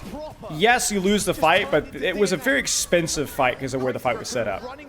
Will I be reviewing any EU games? Yes, I will be reviewing Ents versus Toronto. I think that was probably the most interesting fight match to look at. It's almost becoming too late, Stalker. Oh, he's picked 4 different DPS heroes now to try to figure out how to counter this. Back on the venture. But this is almost a full Some early pressure there. Raccoons will have to disengage this one. And they're gonna be really scared of cage fight here. Venture is caught. Venture's caught. Venture's really caught. Suzu is forced and slam peel, and now he can commit on Sojourn here. There's no Suzu here. And really, Heeseng's mistake on the disengage cost them. Yeah, I don't know what happened there. He got caught in a mini room up top. It might have been a boot from Falcons. Wizard Young brain rot?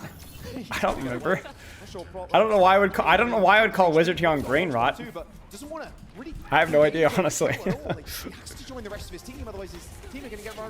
Maybe it was like the Tracer target priority nonsense? I don't remember. I assume I was joking though. Early Venture ult, Suzu disengage. Can they? Lip? Yeah, Lip greets it and gets punished. Oh, and they trade backlines. Fielder dies. I don't know what happened there. Mines used to create disruption. Stalker's in trouble.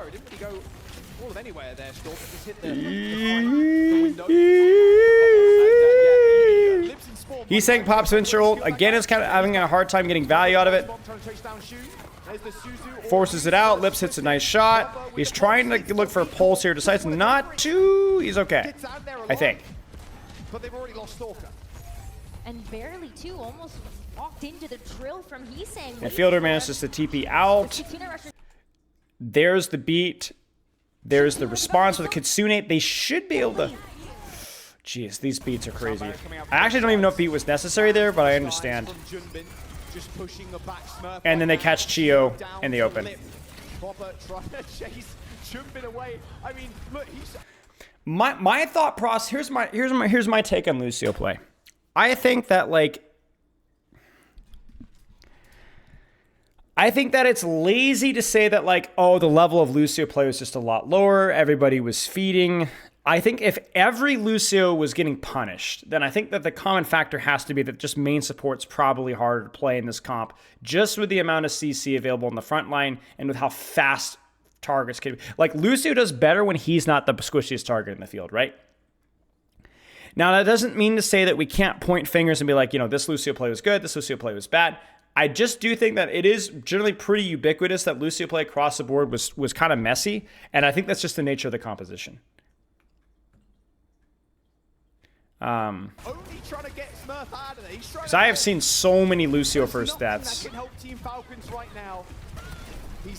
And I think that's because of Tracer, because of Ball, because of Mauga, because of Venture, because of Sojourn Rail, because of Cassidy, even. Not a good matchup for Lucio. And Crazy Raccoon are so happy to have all of these fights be 1v1s. Zardian, I'm going to make a video on Saturday discussing the meta evolution. We'll talk a little bit about this. Okay, and this should be pretty scary for Falcons. I think this might even force both ultimates from them because Sojourn ult with this much space is terrifying. And this map.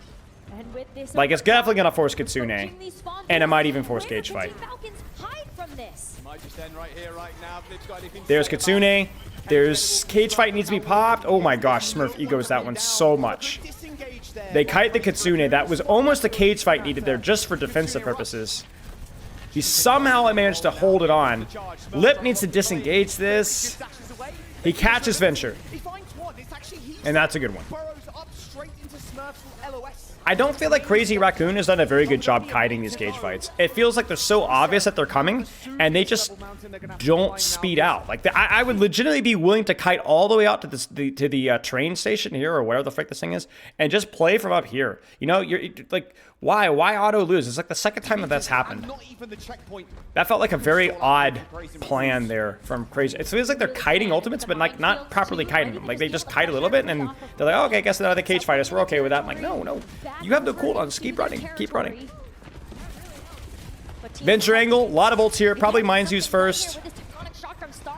Crazy Raccoon They just keep pushing. Stalling point, stalling point, stalling point. Stalling the bot right now. There's the mines. There's the excavation initiated on the angle. Stalker's there. Comes the mines. Quick Tracer on the high ground. by Stalker, you can Early see. in initiation forces the split. They're going to wait that ultimate out. That's all. There's, like, no damage on the enemy team.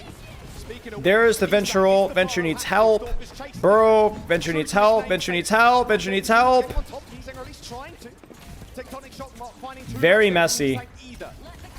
I mean, if it makes you guys feel any better, if you guys ever play Venture, the pros are having a hard time with this ultimate. The pros are having a hard time getting value of this ultimate consistently. Kitsune is used. And Smurf, I'm not going to lie with you guys. You're probably wondering, like, what the frick was Smurf doing? I think the play here...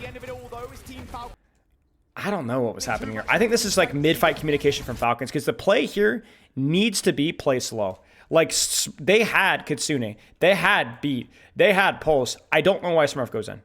This is a miscommunication. Smurf is acting like he has to go in, otherwise his fight's lost, which probably means support communication in some way, shape, or form. Because without these ults here, Smurf is right. You have to just try and land on somebody and pray that you get like a kill. But Smurf is going in, and that's not what the rest of Falcons is doing. That's a huge mistake. Because all he has to do is live until beat, and they're fine. And this should be it. Yeah, this is it. This is it. Yeah. Yeah, I mean, the ball was great. A lot of early progress, just kind of won. And then essentially really nothing stand out from either side. But Crazy Raccoon had started with such a massive advantage that it just basically meant Falcons had to work uphill.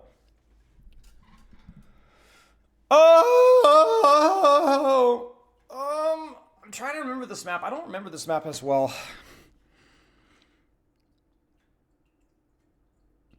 Any comment how New Queen Street has that feature?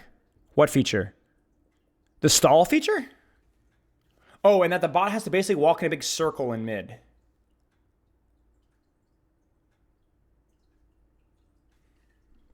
I mean, Esperanza is a little like that, right? Because there is that other thing where it folds in and goes sideways, so you can contest second, late second a little easier.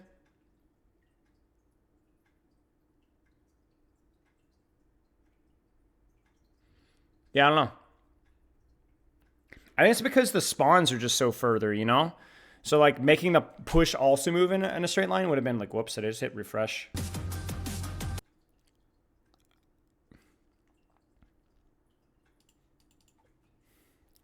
Okay, I'm gonna grab some water, y'all. Do you guys have any questions? A lot of pressure on the coaches during King's Row. You've got to Let me find know. an answer for some of these off-meta ball picks. Han been coming in for Smurf as well, bringing a more reserved style, but coming in cold off the bench. Crazy Raccoons, serious point. I mean, Cold off the bench, though. there's no That's tougher test. a good thing to talk about here. Johnny, we discussed this already with our guests. Yay or nay? How are you feeling about cold off the bench, Hanbin? Well, I was never on the bench because we didn't have subs back in my day, so I can't comment on that directly. But it is an interesting change-up. I mean, we saw, for example, in the previous series, SSG, they came down to King's Row as well, and they opted to play some more Sigma. There is some high ground, especially on that first point. It's a bit of a, I don't want to say it's desperation just yet, because these guys are so calculated. They obviously have a plan going into this one, but it is telling that they're not leaving Smurf in. Maybe they have something that isn't Mauga in the cards here. Maybe there is some, they're not so calc point. This is already with our guests. You don't like Jake? Yay or nay? How are you feeling about? All right, let's see here. Yeah. I mean, I could see that. He definitely is very confident in himself, and sometimes that can definitely rub people the wrong way. Oh, I can vault Hollywood and mid they Team Falcons. So, They get ready to go on this attack and see.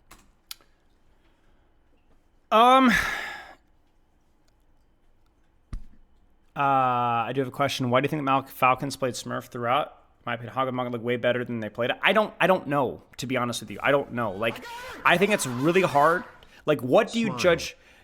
Green Descent, thank you for the sub. How do you judge Mauga's skill?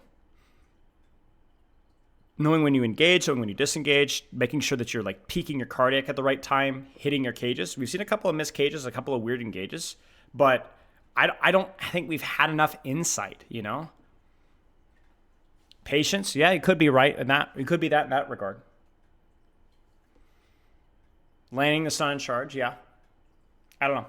It's hard for me. Okay, here's the thing.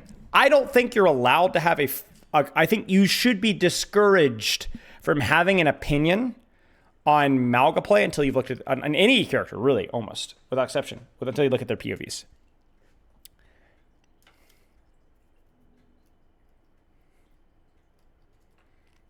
I think the difference between them is their comms. See, I mean, that's exactly my point, right? Like, it's just hard to know. So I have no idea. We don't know. We don't know. I think Smurf has made some mistakes in Mauga, but I don't know if Hanban would have been better. I have no insight as to that at all. I have no insight as to that at all.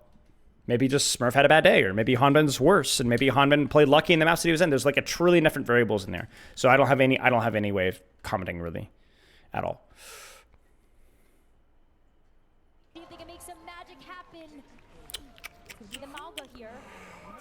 This is basically first point spam, anti-Mauga dive crap. Farah's really good at first point here. Spamming chokes, lip, you got the Sojourn on high. Brigitte's a little odd, but I think it's just a comfort pick at that point in time. You could run like a Kiriko defense, but it might not be all that good. Brigitte can play aggressively, can mark their Tracer, can mark their Curie and Lucio while helping her Farah and Sojourn at the same time. So, yeah. Let's take a look here.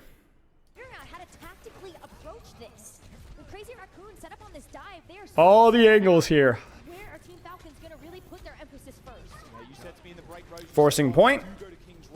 Where's the Farah angle? Where's the Sojourn angle? The Farah is still spamming this out. Great sleep on the Mauga. Suzu's used. I remember being very confused by that Suzu. I think this is such a bad Suzu from Fielder. Hanman's fine. What are you guys scared of if you're sleeping as a tank? Nade, right? Your guy's basically full HP. He's fine. So why are you Suzuing when the guy's not naded? Cheers, Santa. I appreciate it. This is such a bad Suzu. This was such a bad Suzu. This is just embarrassing. And the thing is, he doesn't even Suzu him until he's basically already over with the sleep dart as it was. So he'd already woken up. And so then Donovan's just freaking totally out of the fight. So odd. So odd. It's so tough to get stuff done. Like, you need the Suzu to survive a lot of this damage to be thrown out by Crazy Raccoon. He's already half. Hanban has yet to have a... But yeah, these angles from Crazy Raccoon are just like really stifling Falcons out. They're trying to rotate to top here. I like this a lot. It could just be very difficult even though, like, look at the rotation here. Like, Brig, Sojourn, Ana, Farah, Winston kind of anchoring point. Like, there's everywhere that, like, they're trying to clear out the top. And then Junman pincers them, right? And if there's a nade on this, and there's the nade, right? Forces the Suzu instantly, Cardiac instantly, and then Winston just disengages. Now, Stalker kills Ana. Is Stalker on the flank? Is Stalker literally in their spawn? Yeah, I think Stalker's up here, guys. I think Stalker literally flanked all the way around behind. That's crazy. I actually don't think Crazy Raccoon even knew he was there. I don't think they even knew that he was there. That's actually so clutch.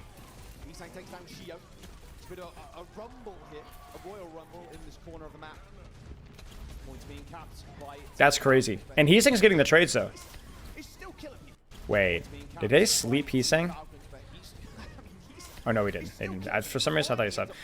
I don't think they touch. Maybe.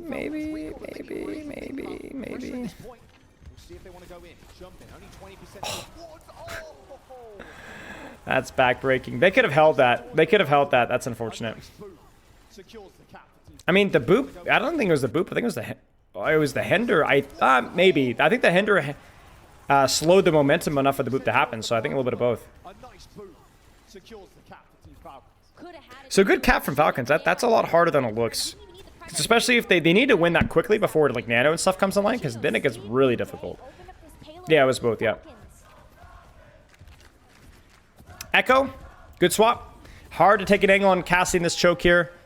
You just gotta get stuffed out, whereas the Echo verticality kind of can help with that a little bit. Farah on the flank. He's probably just kind of playing an all-in play here because he doesn't want to stay on Farah anyway. I don't know why they disengaged that. Maybe because they don't like where the fight location was happening. Oh, that is really unfortunate.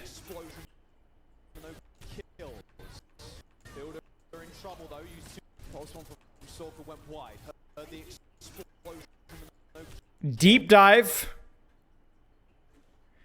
Chorong pops rally, wraps, shield bashes the beat. Fielder in trouble though. Used Suzu on himself, and look at that push from Heesang. Him and Chorong just teaming up there, using that rally to finish. That's unreal, man. Making sure he returns his library books on time. Explosion and no Farah. Pulse one from Sorka went wide. Heard the explosion and no kills. There's a huge miscommunication here too. I'm looking at where Chio was. Check this out. Chio's hovering here, and then for whatever reason, he's on the floor. He's not even like up here. He actually walks forward. He pushes forward. There is a huge miscommunication here. Or just a huge individual error from Chio, maybe both. I don't know what happened here.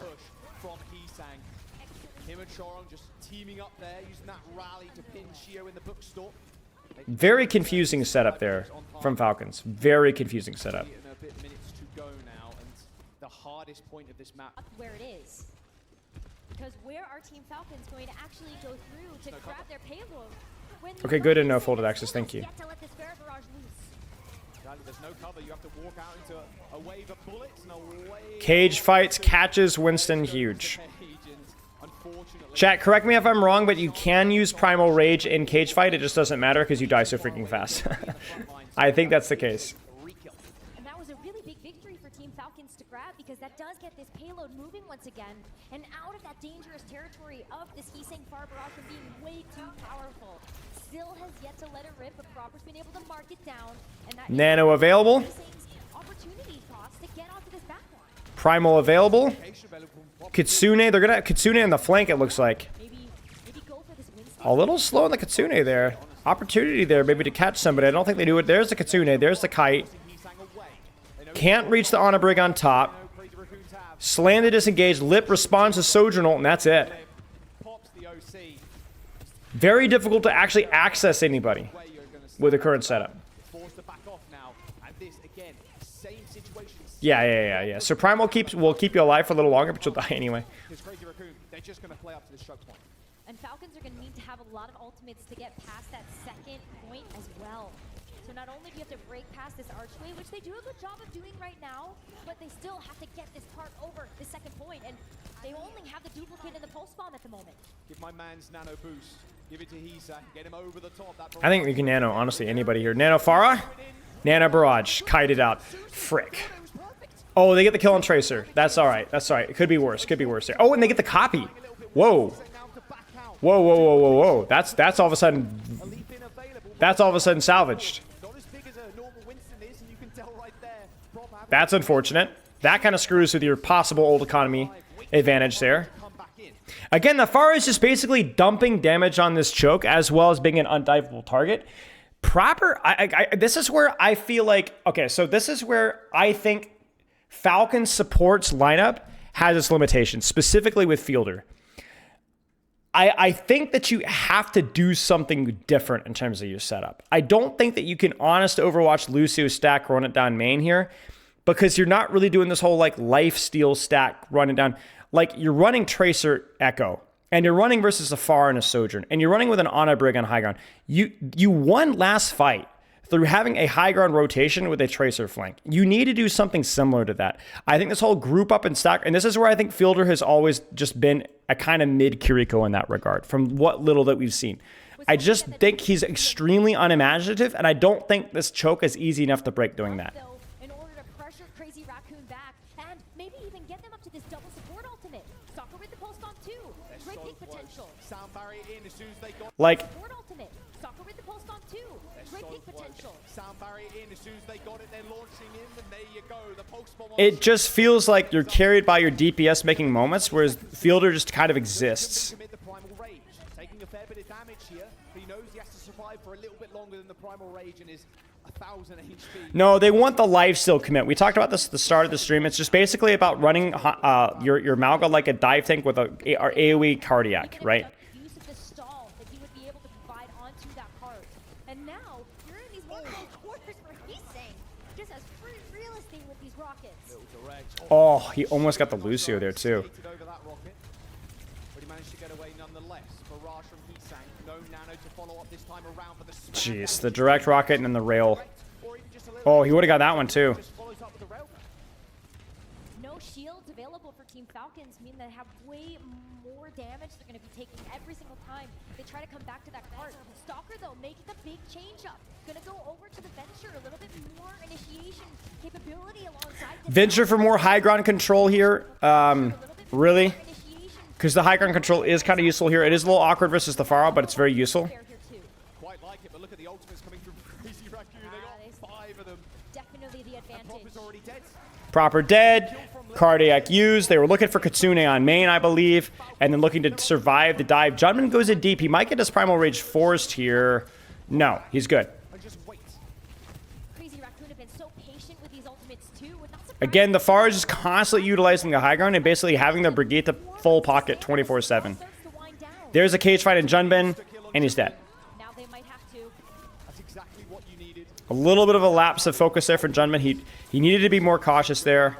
Still laid onto Harmbin, but it's not going to mean all too much. 1 minute to go. Venture has high ground. Venture might rotate to top left, like a Kitsune on point, and they'll probably copy, honestly, Ana there. There's Sojourn ult just to take space. They use it to get their Winston on top. That forces copy. Winston copy is used. That forces lip slide. Responded with rally. Beat is used on top of that, and Fielder should really use Kitsune here. Kitsune is used. Brigitte is in a world of trouble. Does not expect the full copy there. The nano is used on the Pharah, but honestly, may have been better there to use it on Brigitte just to keep her alive. Pharah's dead anyway. The trades are there, but really the setup for Crazy Raccoon's not there, and Junman does not use Primal. For Crazy Raccoon, and Probler's gone about and done it. Huge error here from Junman. Like, that's a big deal. Really some messy space control there. Junman will be able to get there in time, but yeah, see, that's the problem. Is like you need your Winston to kind of absorb that pressure so that your DPS can actually take space. Falcons are making this work when they could just group up and rotate, whether it was at the end of second point, the start of first point, or the end of third. The fights where they're able to just Kitsune and point set up and make it work, they're able to make it work. If they don't get it, they don't get it. That's all it is to it. Messy, messy setup from Raccoon, and honestly a little bit slow on the layering there. Okay.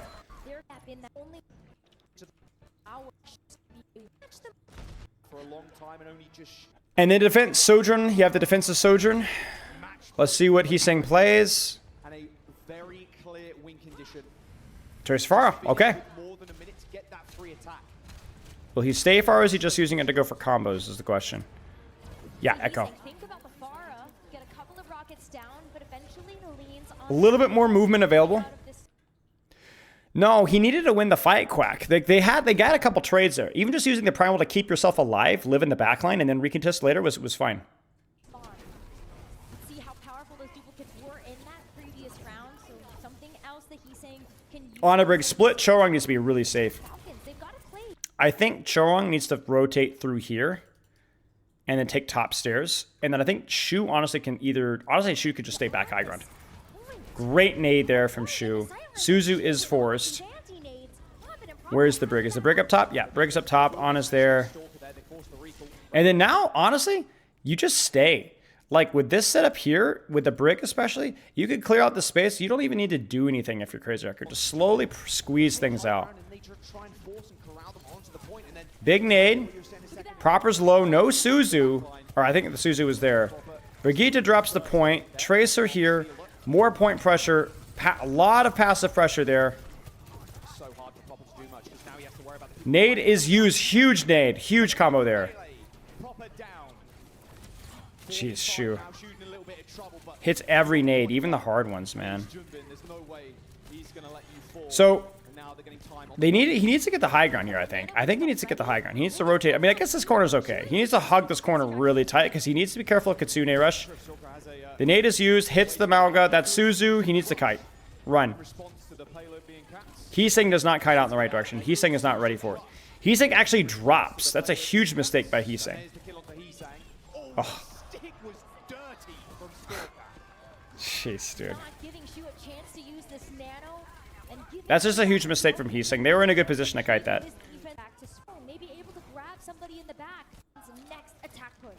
Lip sets on the angle. Ooh, big stickies. That might force a Suzu there. Keeper hurt there. They're backing off. Builder once again to the rescue. Duplication. Pulse more available. Proper in the side. Nano Monkey. They try to Ajax. They do not Ajax. Sojourn is there. Copies. They get the trade. I don't know where Shu is. Shu might have dropped. Yeah, I'm gonna guess Shu dropped inappropriately. Yes, so Shu dropped here. This is not great. They needed to be cautious about the setup here. They were not ready for the beat engage. So Shu's gonna die. If Shuron can live here with Rally, even if Shu dies, it might be okay. Yes, it looks like they're gonna be okay. Not sure Stalker's gonna get out of this one alive. Same could be said for Hanbin. Ends up slamming on the points. The setups from Raccoon have been pretty good, though, I will say. It's been some micro stuff, but the setups have been pretty good. Good pushes from Falcons there as well. So good. Pharah swap. Second point, more choke-oriented character, so Pharah can work. To keep this push alive, keep this time bank healthy as they enter into the third point. Nade is used early, no Suzu. Bubble is used early. They need to be ready to kite out. Winston's deep, even with Primal Rage, he needs to be really careful. Lip has to fully disengage there. I don't love that bubble there, frankly, from Junbin. Nice Sleep Dart forces Suzu. Again, I'm just confused by the Suzus here. Like, I don't understand the Suzus. I think that's such a big mistake from Fielder. Because that's Suzu right there. And that is a questionable pulse bomb there. But, like, okay, so it's a questionable pulse bomb, but you know what? There's the nade. Where's the Suzu? Like, the Suzus from Fielder have been really strange. I'm not gonna lie. And by strange, I mean bad. A lot of Suzus are just like a slept Mauga near full, and then people die as a result. There's been a couple of fights lost from that. Gentlemen kind of flopped this game. No, it's just it's been okay so far. So last fight territory. Now that you've actually got your Pharah set up here, Primal being used, or that's what we call a stagger ult. Basically makes it so that it's a very uncomfortable recontest. They need to get 3 in cart here. Oh my gosh. That's actually so dumb. He catches the Pharah. They need to break it. They need to break it. They need to break it. They break it. They bubble it. They need to break it! Oh my gosh. They could not. That's actually tragic. That's such a good cage fight there from Hanbin. I really think Heeseng got too close. It's similar to what we saw in the previous backline when they had Kitsune beat and Anabrick just got a little close. Heeseng gets a little too close. And they really don't have, I guess they really just don't have the comp for breaking cage. Jeez. Yeah, it's a hard decision, but you have to trust your tank. Like, Nade is way more of a priority than Sleep Dart when there's not a lot of burst damage on board. Like, even if your Mauga gets bursted, you could just run away, but you can't run away from Nade. The Nade follows you. You could run away from damage, but you can't run away from Nade as easily.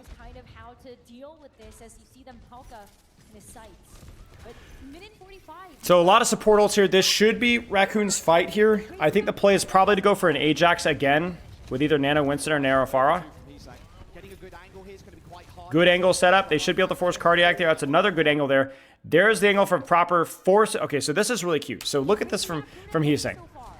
Sojourn on main. Rotate right. Proper says, pocket me, pocket me, pocket me. I'm taking top left to deny their off angle. You see this? And this is where Sojourn has an advantage. So Heeseng freaks. Shoot. I'm out. Gets Nano to keep himself alive. And then panic barrages. And does nothing. Meanwhile, Lip somehow screws up. I don't know where Lip is, and ends up getting picked as well. But literally, Nano Barrage gets nothing. It does force beat, but it's not a good trade. And that's actually... And then Rally is used as well, while down 1. I think he prevents Stalker from getting... Oh, he tries to bash Stalker out of the Pulse Bomb, and Shu dies anyway to Pulse Bomb. That is a major fight for Falcons right there. Cassidy, Sojourn, Genji, really good in this first, towards the end there. Very close area. I don't really know what you do here. You don't have time to play for ults. You know they have Kiriko. You have to do something ganky, I think. They do a fake rotation, gives them around the corner, tries to dash in to force early Mauga, does force early Cardiac. Both Maugas slam into each other. Both Maugas die. The problem is the Kitsune. The problem is the Kitsune. Something needs to die. Choron gets caught in the backline, overcommits. He's going to die for it. They don't even need to use Kitsune. And Giesing looks like he might stagger himself. Nope, they're able to get out. Karnak is used, but he doesn't have deflect. Oh, no. And that's going to be it, I think.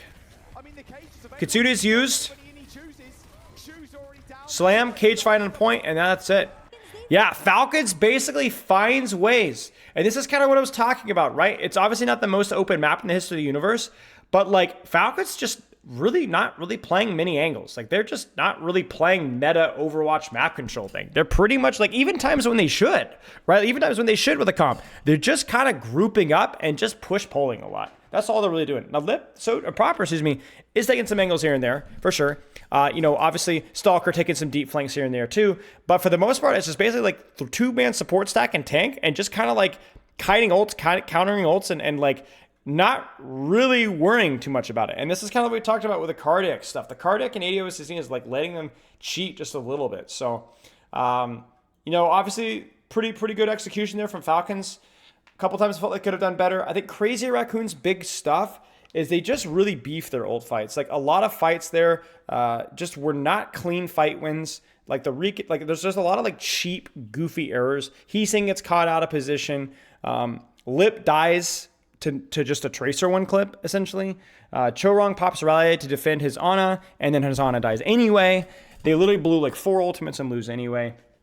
Heesing gets caught in a solo cage fight. And is unable to get out. It's just like a lot of like those little things. Junbin doesn't pop Primal, instead lets them cap. Just felt like some goofy old errors that like it's really hard to like nail down any one thing. And I think you do have to give credit for Falcons for playing that one well. Yeah. Okay. Got a little bit of water, and then we'll get into the last map, y'all. How do you want to see the backline approaching this matchup? Well, it's going to be really interesting, Jake, because, I mean, we did see Falcons commit to the Mauga, even on a map like Gibraltar, for example. And, I mean, especially on, like, Ruins, for example, that could be something where you try to force it. I might think we might see Lip even try to go Widowmaker on Ruins because you have those long sightlines, and it's something that Lip does so extremely well. So we'll see how that matchup... Yeah, I mean, this is the tough one, right? Like, the map advantage is a big deal. And I want you guys to understand that after the... After map 5, which was what? New Queen Street, after the push map, any map was fair game. So you could choose any map. You didn't have to go controlled and this and this and this. And any map was fair game. So we actually skipped control and we went straight into hybrid. And then now we're going back to control for map 7. So kind of a cool situation. I guess I'll need to test it more, but I actually didn't hate it too much. It does give like the whole like alternating maps like more of a priority. So it's a little bit more predictable match results. But it does make for some interesting map variety. So I've never felt like particularly qualified to give like my full opinion on like the competitive integrity / viewability of like map selection balance stuff. So, but yeah. Okay, any final questions before we get in the last map, y'all? Because this one is a pretty good one. Got to be grateful that we've only really had one full-on Mauga mirror map. I guess you could count OWCS, but even like the OWCS one had a pretty good decent amount of compositional variety within the DPS and even the Roadhog pick. So how much water did I drink today? 20, 25, 30 ounces. Not a ton today just yet. Shirt off? No. No. Is there a fundamental difference to how Mauga is played with the different DPS? Yeah, so I don't think there's like a fundamental difference to how Mauga is played, but there is a difference to how the DPS are played, if that makes sense. In other words, the DPS are less solo flank oriented and a lot more willing to play around their tank, literally around their tank, because they benefit so much from the lifesteal. How much is an ounce in real measurements? So like this is a cup, right? I would say this is like around like 7 ounces, right? 16 ounces is a pound. So let's say a full glass of water about the side would be about 10 ounces. Coach me? Exclamation mark coaching. Whatever to a Mauga cosplay. I'm not big enough. How does a comp play differently with Genji Venture versus Tracer Cassidy? I mean, you could probably predict.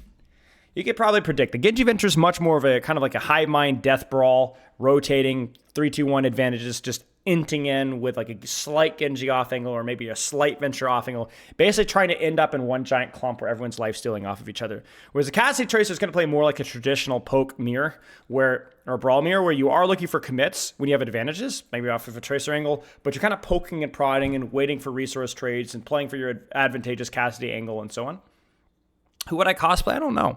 I don't think there's really anybody in Overwatch that like strikes me as a cosplayer. In terms of like body size, I have something that's more along like the Genji Cassidy body style. Like I've got muscle. I'm around 5'9", about their height. I don't know how tall Cassidy is. I think I'm taller than Genji.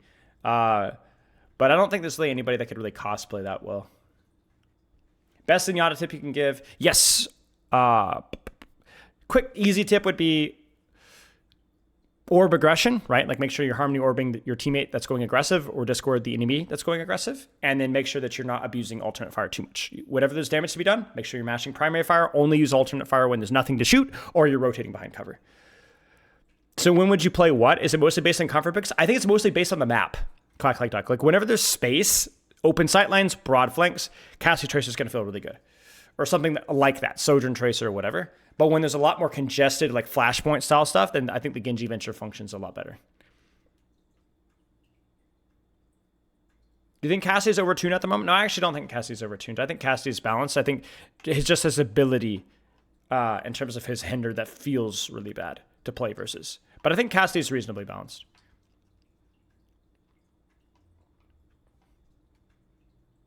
Is Soldier good right now? I think Soldier's struggled a little bit with the rise of Ball and Tracer, because I think Tracer can contest Soldier pretty well, and I think Soldier's pretty bad matchup versus Ball because he doesn't have a lot of burst damage, and he doesn't have really any CC. And one of Soldier's strengths is his mobility, but it's very easy to contest a Soldier on an off angle as a Wrecking Ball. So I don't think Soldier's a bad character, I just don't think he's that good in the meta right now. I think he does poorly versus the Ball, and I think Ball's really strong right now. Maybe not like, I mean, I just think he's an overtuned character. I think Ball is a little overtuned right now. I think doesn't mean that Ball is like broken and bad. I think Ball still has some of the main issues with like, he has a lot of struggle with CC, but like if you don't have CC, Ball is like really overtuned. Cosplay Lobster, surely. Okay.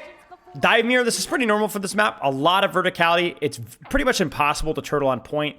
You guys might remember London back in the day, turtling on point, but Season 9 pretty much killed the viability of that strategy because one of the advantages of that situation is you could do like BAP window and then one-shot people with like a Symmetra orb or like a Bastion grenade or the two-tap people, right? Basically what happened is, especially with the DPS passive as well, you just really can't turtle on point anymore. Like it just doesn't work. DPS passive is too OP. You lose the two-tap as the person on the floor. It's just not that good. Even something like as a Mei, you can't one-shot Tracer anymore. So basically what you're gonna have is like just dive mirrors. Echo is really, really good in these open spaces with verticality. This is no surprise. Who do you think the pro is? We don't see counters the Ball like this in ranked. It's because the problem with countering Ball with heavy CC is it's a team play skill check. Like if you're playing Ball into Roadhog at the highest level. Okay, it's also, we haven't really seen a lot of Ball at the highest level, but Sombra's really easy to deal with this Ball. If you have any flanker support at all, like a Ball Tracer, that destroys Sombra Tracer. Like you just hunt the Sombra down. She can't get away. And then characters like, Roadhog just aren't that good, at least not at the pro level. So that's pretty much it. And also, again, like we just haven't seen that much Ball. We've got some honest Overwatch on our hands, Jaws. It's honest Overwatch. Diving is a complete mirror, pure skill matchup here. Early, a little bit of pressure there. Jumpman does get his bubble forced early. And what that does is really a lot of what these bubble trades do is if you get pressure on backline, that opens up windows. Windows are situations where, or turns, like the Koreans like to call it, are situations where you can use your DPS to take duels with support. Because when my Winston's diving your backline, my support can pocket your DPS when your supports are too busy peeling off my Winston. You get it? So what my Winston does is he distracts your supports, which leaves your DPS vulnerable. Now the question is couldn't Smurf do the same? The answer is yeah, he could. He could. In fact, I don't really know where Smurf is. He might be doing the same. But No, he's not. He's on the high ground. So basically, this means that Raccoon's supports are pretty much free to pocket Heesing. So even if Heesing like doesn't hit as many shots as Stalker, Heesing has an armor pack. Heesing has an armor pack. And so I think Heesing does outplay him in the Echo trade here, even without support. But that's why Heesing is pursuing this. My Winston's going in, so I'm going to take a trade on your DPS because you're vulnerable. So either Smurf needs to trade backlines there, or Stalker needs to play more patient until Smurf trades backlines there. I don't know what happens there to Shu. He gets naded. Great nade from Fielder.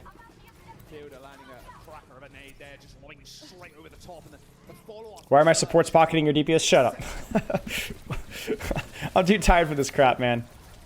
Another huge nade. Brig goes to touch point. Doesn't matter. The Ana pick is too valuable. So let's see, how does Raccoon trade here? Where's Tracer? I don't know where Heesing is. Heesing is, I think, on a flank and just gets caught with his pants down while his supports are rotating top, I think. I think his supports couldn't see him. So another disengage here. Junman is really low. He's getting hard off-angled by both Tracer and Echo, and he's going to die here. He's going to die. He's going to die. He's going to die. Oh my gosh, he lives on 1 HP. And this is why off-angles matter. It makes it so hard to stage as Winston if the DPS are perma off-angling and poking you. Early recall there. Both recalls forced. Crazy Raccoon needs to find a way to force point here. So let's look at the setup here. Tracer's going to blink across to here. Echo may play somewhere in this vicinity here. Actually, it looks like Echo's here and Tracer's here, okay? And then Ana's going to control this angle here, be able to pocket point, be able to pocket here. And the reason why Brig is here is so that Brig can help deny the Winston just a little bit. Whoops. But more importantly, can assist on point. It does leave your Ana exposed. He disengages. Actually, Ana wasn't even on the high ground. Ana was way far back. So Smurf actually wastes Nano here. Like, this is huge peel from Falcon. So look what happens. So I think Ana's like somewhere back here, maybe? So outside of Nano jump range. So then they bait Brig. Brig bashes out. They peel it off, and the Nano Monkey does nothing. It does zone, but getting a zone isn't great. You want a nade force or a whip shot force or maybe even a kill, right?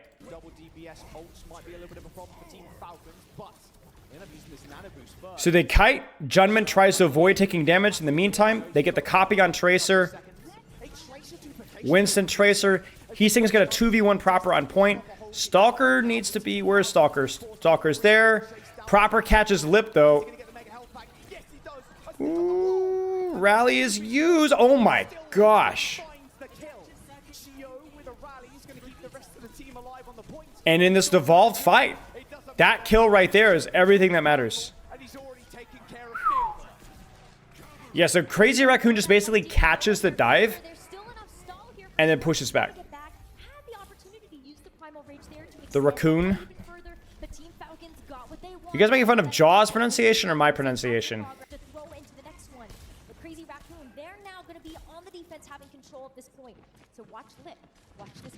Deep flank, pulse bomb. Deep dive, Nano. Or nade. Set nade. They catch the Ana. Choron gets caught with his pants down here, though. He needs to disengage. He gets full stickied, it looks like, and then gets traded by the Echo Tracer. And Winston. No bubble, and Hammond does not block stickies in time. Primal is used. Recall's forced. Lip should die. Lip does die.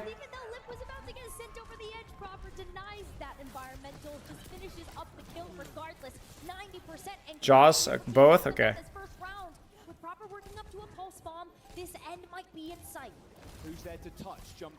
Nade is blocked. Judman's booped. Judman is C9'd. And that's it. He can't get there. So, Falcons plays it really well.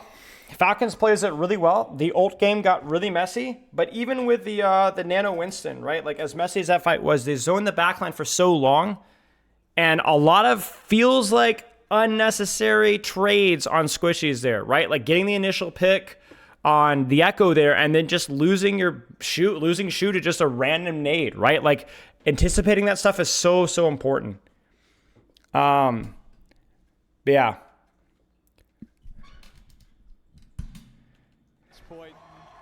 All right, probably the same comp. I mean, it's the same kind of verticality, same sort of high ground. On a Briggs rollout. Ready and roaring to go. Same comps. Mirror dark. Echo top with Brig. Watch these backlines. Fielder, Chio for Falcons, Strong, and Shu for Crazy. Okay, so let's look at this here. So Backlines. Fielder, Chio for Falcons. Echo angle going underneath. Set nade forces instant recall. They jump off of the nade here. One is gonna go down first. I don't even know where Heesang is. And Shu for Crazy. Is he just up in the skybox? Which one is gonna go down first? Because with these Winstons, you're seeing an aggression go towards them, the supports, to take them out of the fight first. Yeah, so Heesang's all the way back out. You're almost hoping you're seeing a little bit of road dog here, maybe. A little cheekiness, but Hook into I'm the more well. of a fan of honest Overwatch myself. Crazy Raccoon Nade is used. Nade did land, hit a bump. hits Brig Shield, honestly. I think. Yeah, I think he just blocks the nade with Brig Shield. Does Chio, so that's huge. Did land, hit a And then Heesang gets caught. Where is Heesang? Heesang drops floor and ends up getting caught. Heesang has been caught a lot here. first again. Proper arch nemesis. Not near enough punish there. In time as Falcons are there looking to cap again. Huge peel there. They're able to disengage that one pretty easily. That Smurf can't go in and finish up those picks, so Chorong and Shu were able to So the question is where's the backline from Crazy Raccoon going to rotate to? Looks like top left, at least to start. Fielder looking Clear space. The Nano's a concern now. next fight, but look at Lip. Pressuring the Winston from the off angle. Forces Bubble. Bubble is traded. Well for this next fight, but look at Lip already with a pulse bomb and waiting. Yeah, 99%, that'll do it. And there's the back. And basically what they're doing is the backline is too far. And you can't stage on backline without getting poked out. So what you do is you try and establish some sort of a bubble trade, which is at least a neutral trade, and try to shoot them more than they shoot you or hit the right targets. Because if we can get these guys out to shifted back here, now your Tracer and your backline and Winston can walk forward here. It's basically the way it looks at. Yeah, 99%, that'll do it. I felt like that was almost about to stick there, so that's crazy. Not even a hit marker there. Nano's available, Nano's available, Nano's available. Got a nano boost Both Brigs got to be ready here. required. Sleep guard. Good. Nano's the Echo. Almost hits the sleep dart, but full sticky's there. Stalker with the help of the nano. Now it's Heesang's time to shine. And Fielder doesn't even get the Nano off. In the sun. And Nano Boost allowing Heesang to have that extra damage to duel it out with Stalker in that 1v1. Not quite enough to be able to get him that duplicate right now, but he will have it by the time that Team Falcons move back in. But Team Falcons, they're coming in with... So, Raccoon's going to reset up. Big thing here is going to be like the primal mess. This point is pretty easy to stall. So, the Falcons really needs to get like a claptrap, clean fight win, a clean kill here. Otherwise, this capture percentage could stack up pretty badly here. Ana's going to actually take top right by herself. Super high HP as And I assume this is looking for either a Nano Echo or a Nano Winston engage. They use bubble early. Nade. Oh, it's a set nade. It's a set nade from up the ropes, right? Briggs in trouble. Huge copy. Echo is used. This is going to force primal, copy, and rally. that pulse bomb detonates. Double Tracer on the map now. 14 Falcons, Proper and Stalker. Defensive rally used on the primal. As fast as possible. Nano is used. They peel it off. Hits the nade on the ground. And that will be Heesang. Not getting anything. Yeah, the Nano was used on the Brigitte there. On the back line, but wait a second. Oh, wow, what a snipe. Following Fielder. Back to the spawn. Smurf should live. There was 4 Tracers on the point at that one point. And look at this. Team Falcons able to get Yeah, control, huge. even just briefly as Stalker's 4 able to Tracers, get actually Winston, wild. sending them all the way back to spawn. I don't know, disadvantage. Crazy Raccoons, you're thinking they were going to fall there, but still, they burned so many ults of Team Yeah, Falcons. yeah, yeah. Nothing coming into this next fight. Lip is going to be a big difference maker here. Yeah, but these Echoes can still have a lot of potency in these matchups. Look at where Stalker is going to be hitting from, all the way behind that building, and so much flexibility when it comes to his line of sight. Huge nade. Like, there's so many... And so much Like, look at that. And then they hit the nade. to his line of sight. He's perma. Like, that's kind of on Chio. Like, where is this nade coming from? Flexibility when it comes to Oh, it's coming from up the top ropes here, guys. Look at that. Look at that nade. That's insane. Chio's just not ready for it. his line of And that nade is... That's it. Like, that's it right there. Like, that's such a free fight win.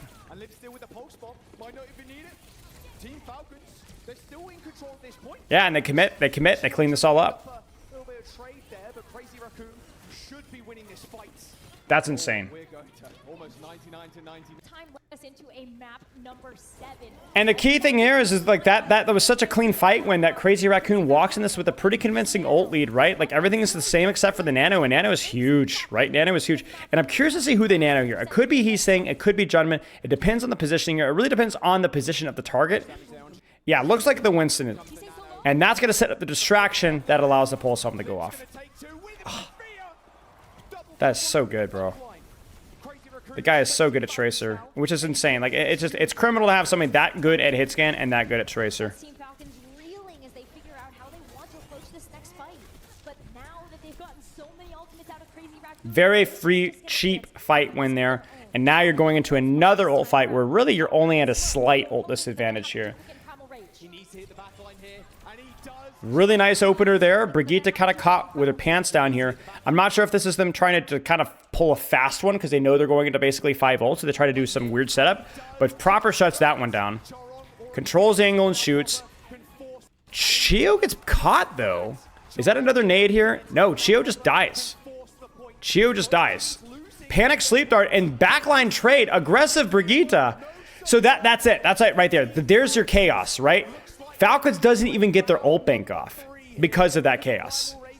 So it catches Chorong, but they're able to get the enemy's backline as a result.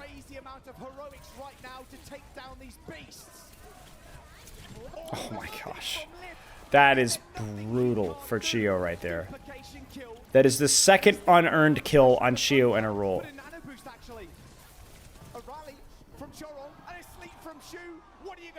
That's unreal. Unreal. That's back-breaking there for Falcons. Absolute back-breaking. Nano and Primal and Rally, and you never even got to set it up. Never even got to set up. All right, guys, this is last round.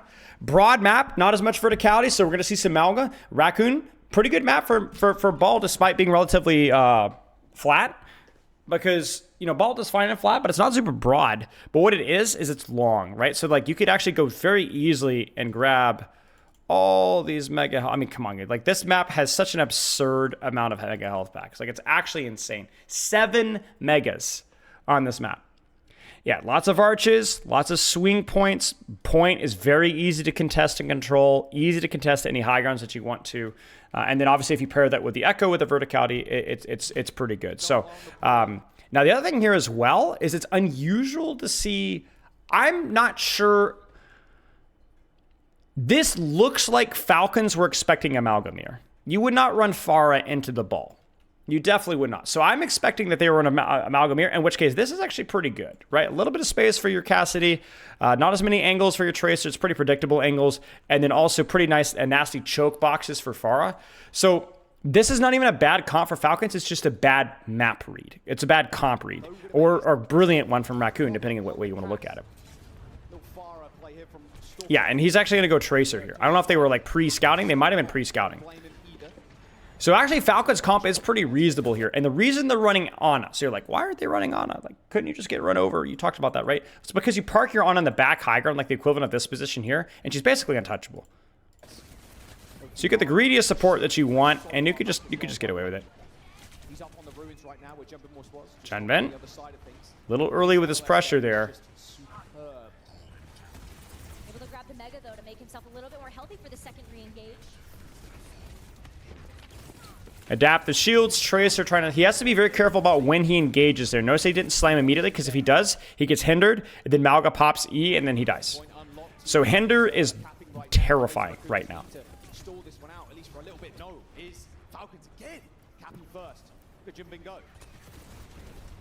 the team looking for somebody to flatten. Bam. Now Cassie's isolated. Bam. There's the punish. Okay. Never mind. They got too much value on the angle first. See, that's the thing, is like if you AFK in the back, you actually do nothing. Then as soon as you walk forward, Ball punishes you. But they were able to get the punish soon enough. The Cassidy angle, let's see how they set up this angle, Falcons. Cassidy's walks forward. Tracer on point. Yeah, and they're just able to pocket him out. They're able to pocket him out. Cardiac, again, cheating the map control for them. Team Falcons keep firm Trying to control the off angles here. They're able to poke out Smurf. Big nade as well. Chio is really low. I think that might have forced Suzu as well. Pokety, pokety, pokety, poke. We might see a copy on either Tracer or Mauga here. There's the ball engage. He's going to stage on backline. He's on backline now. They can't mark him. There's the Tracer copy all the way in. Kitsune is used in response. Suzu is also used as well. The copy is there. They need the pulse bomb. The pulse bomb is almost there. The fadeaway. And then now we might see a nano here on Echo. Or there's the beat, actually. So we're going to beat engage. Cassie's not ready for that. Beat is used in response. He uses High Noon just to keep himself alive and get down Mr. President. Check this one out, y'all. So they beat in response. They beat in response. Bam, bam. Get down, Mr. President. Oh, dear. I think I would have preferred an earlier nano there from Shu. I think that might have allowed the field to set up feel a little bit better. But that squeezes Falcons out of space. And there's the nano. Really not the end of the world there for Falcons. That was a pretty close fight there. Junman needs to be careful. Oh my gosh, how? But this is where the wrecking ball becomes even more potent. Because Yeah. first, they were able to play from that defensive position. Where does he go? This wrecking ball getting some time to set up with the mines as well. Okay, yeah, he stays. I was going to say, I don't think there's really anything else. Mines on rotation. Nade is forced. Suzu's used. This opens up Mines if he wants to hit them on rotation. He doesn't quite get the hit that he wants.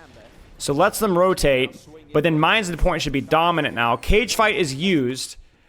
And they hit Fielder in rotation. I don't know where Fielder is. Fielder is group. Fielder is low. Fielder doesn't even get Suzu or TP off. Or maybe he doesn't have Suzu. And so, again, Fielder's just like gets split. And he doesn't get cardiac. He doesn't use TP. And I don't even think the cage... Does the cage fight even hit anybody? No, he misses everybody. He goes for a flanker.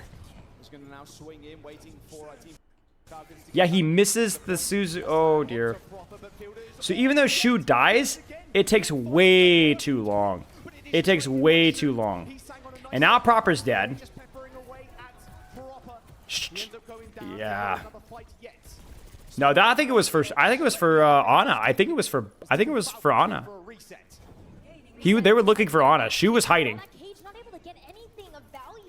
You guys could catch the little end of the review? Yeah, perfect. Smurf panics to Winston. It's not working. He can't reach the Ana. And I want to actually, so I want to point something out here. What really feels like the savior here, I know everyone's talking about like Junman Ball. I actually think it's Shu Ana. I think it's Shu Ana. Like when he's hitting these nades and basically solo forcing Suzu, it's making the ball get value. Because what's happening is that Junman really can't commit until he's seen like Hender or Suzu, because all they would do is they'd Hender him, they'd Suzu his slam, and then he'd die. The problem is that the Suzu is getting, like these support cooldowns are getting forced just from the pressure of Shu.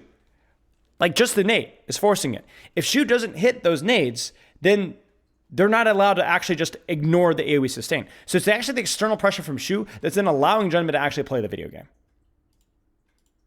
Yeah, this will be on YouTube. So I think the swap here is more to do with Shu than it is to do with Junman. I mean, let's be honest. Junman's doing fine. There's nothing wrong with what Junman is doing. Junman's doing great. But I think it's on this particular situation, it's the Ana that's where Lip dies. What happens to Lip? Little early, and he gets sniped. I think that was a headshot from Fielder, maybe. Yeah, at least a body shot, maybe a headshot from Proper as well. Echoes out. Tracer copy forced. Beat is here. Kitsune is used. I think if you're Raccoon, I think you disengage. There's the nade again. Beat is used defensively, but Shu doesn't get it. And this is the risk with Ana, right? Like, if you don't get the beat, if you don't hold the high ground, then you're kind of cooked.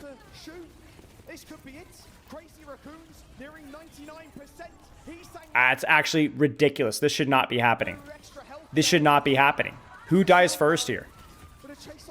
Proper dies first. Not sure what happened there. Chio gets isolated again. Not sure what happened there.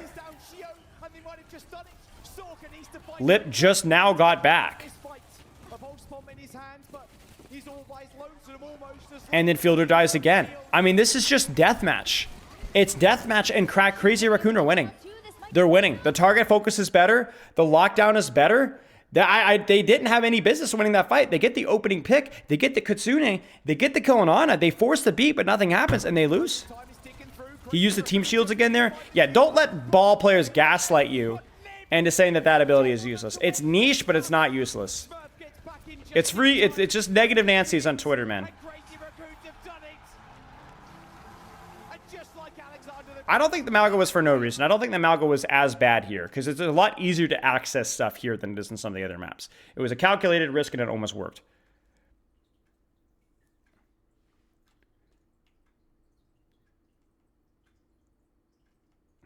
Yeah, I mean, very well earned by Crazy Raccoon. They were the more flexible team. Made fewer mistakes in terms of like map picks, comp picks, stuff like that. Yeah. How do you catch up to KR? I don't think you can.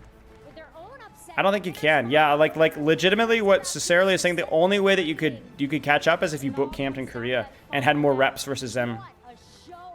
Because this is the way I look at it. This is the way that I look at it. Western teams have like an initial compositional advantage, right? Like let's say advantage. Okay, this is a terrible advantage. And then we'll do time. All right. Western comps, and by that I mean like the Sigma stuff, the Ryan stuff, or whatever. You have an initial advantage over time, where the Korean teams just don't have reps versus you at all. Then Korean teams lock you down. They solve it. They figure out the quick tip, the one quick tip to quickly adjust their playstyle. And so then the Western team's advantage like really dips hard after like the period of a week or so. But then the Western teams, like once you get like that initial dip, they've solved it. You're then able to just grind and figure out like the new hack or like the adjustments that you need to make. And then we find like this happy middle ground. The problem for Western teams at this stage is this is where they found themselves, right here in the middle, where the Korean teams had just enough practice to be able to figure out what they needed to do with the Mauga comps, or what's the Mauga comp, or like what's the strategy, right? Go right past your shields, set up a simple off-angle player on old economy or whatever.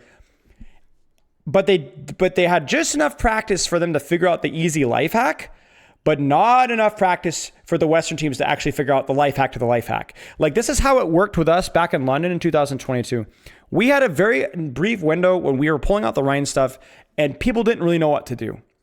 And then they're like, oh, we just take angles and play around our ults and then you just lose because you have freaking Blizzard and BAP window and we have Nano and Primal. And then we lost, and then we lost, and then we lost. Then we got really creative. We started to control more angles and started to cause more chaos fights and started to figure out how to like, okay, if our BAP's going to die, could we force 2 ultimates instead of 1, right? And then we ended up here and we actually started beating a lot of teams with Ryan. Now, the skill, the value ceiling of the Winston comp was always higher. But you could make and it felt like the Korean teams at Dallas had just enough practice to be able to make things work and to be able to like understand how do I play versus Sigma, but not enough for those teams to actually learn how to play versus the Mauga. Because when you have the cheese comp or the niche comp, you're basically, you have the better capability to like scale your improvement because you have more time to practice. Yeah, so the solution is either don't scrim Korea at all, don't let them go in totally blind, or scrim them a lot. Scrim them a lot so that you're able to find like the hack to the situation and it truly becomes a skill matchup at that point.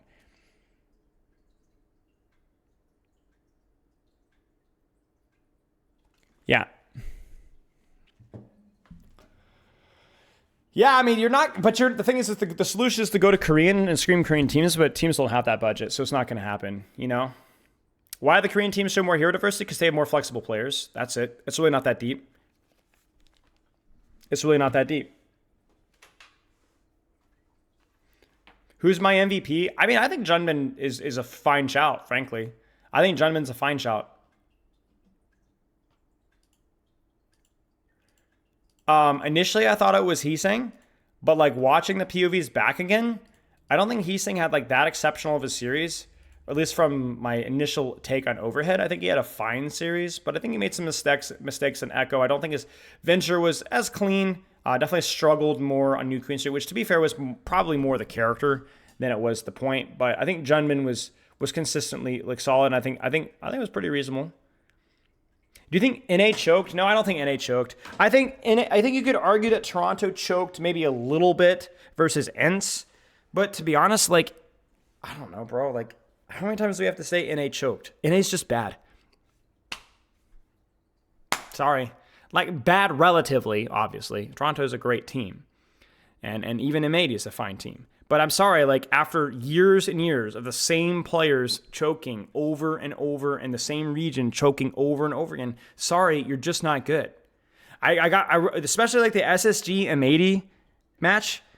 No, SSG is the better team. I'm sorry. I'm surprised that it was as close. SSG choked. What was the SSG match? What was the map where they... Dude, SSG choked freaking New Junk City. That should have been the game right there. They shouldn't have lost that map. M80 looked awful, like actually awful, and then swapped the Tracer and Hardflank, and SSG fumbled the bag in terms of their old economy. Sorry. M80's just not that good. They just aren't that good. At some point, if your skill on LAN is limited by your choking, then you're just not a very good player. Because not choking is a skill. If you choke every time, you are not a good player. That's like saying, oh, I could be just a good player if I just had good mechanics, or I could be a good player if I just had better mental, or I could be good if I just had better game sense. I'm sorry, but mental is a skill. And if you lack the skill, you are not a good player. That's it. SSG had the better team, they had the better players, and the better strategy. And M80 had no business even taking it to map 5.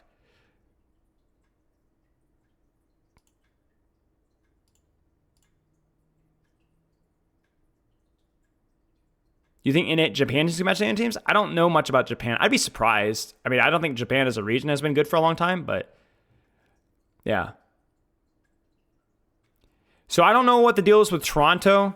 You know, I don't look at Vega and I'm like, oh, Vega choked in scrims or choked in matches. Vega has been a problem for that team forever. He's not a bad player. He's just a weak link. That's all. That doesn't mean he's a bad player. Like, main support is a tough position, especially in this meta, right? But like, let's not pretend that like, oh, I don't know what happened with Vega. I mean, we've been talking about this since for months. Vega's struggles, right? Someone has done okay, but has not been quite the same. I think Merit has been off and on, you know? Sugar Free is fine. It's just weren't that good. What do I think about Young Ghost? I mean, Ghost did fine. He's a rookie. He's a kind of a BAP OTP.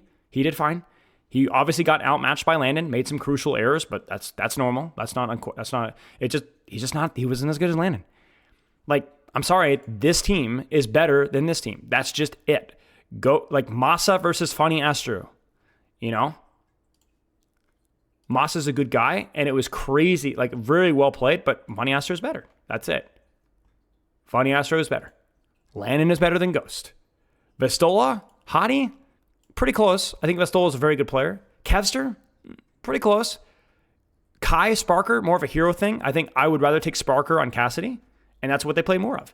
So if you looked at me and said, you have the better support line, you have the slightly better flex support, flex DPS, let's say, slightly better, right? I think Psycho played really good this series. The slightly better hit scan, and even if we were being generous, equal tanks, Station Gaming has the advantage. And they have the pedigree with the coaching staff too. Maybe a different story if Gunba's here, but like, again, this is like, there weren't really any surprises outside of Toronto versus ENCE. And even then, that wasn't shocking. That was just unsettling. Like, there was a chance that could happen. Sparker's best two heroes are Soldier and Cassidy. So I think Cassidy is probably his best hero because it combines his mechanical strength with his creativity and playmaking. He's always been better on characters where he can take flanks and use his positioning advantage because he's one of the smarter hit scan players in the world.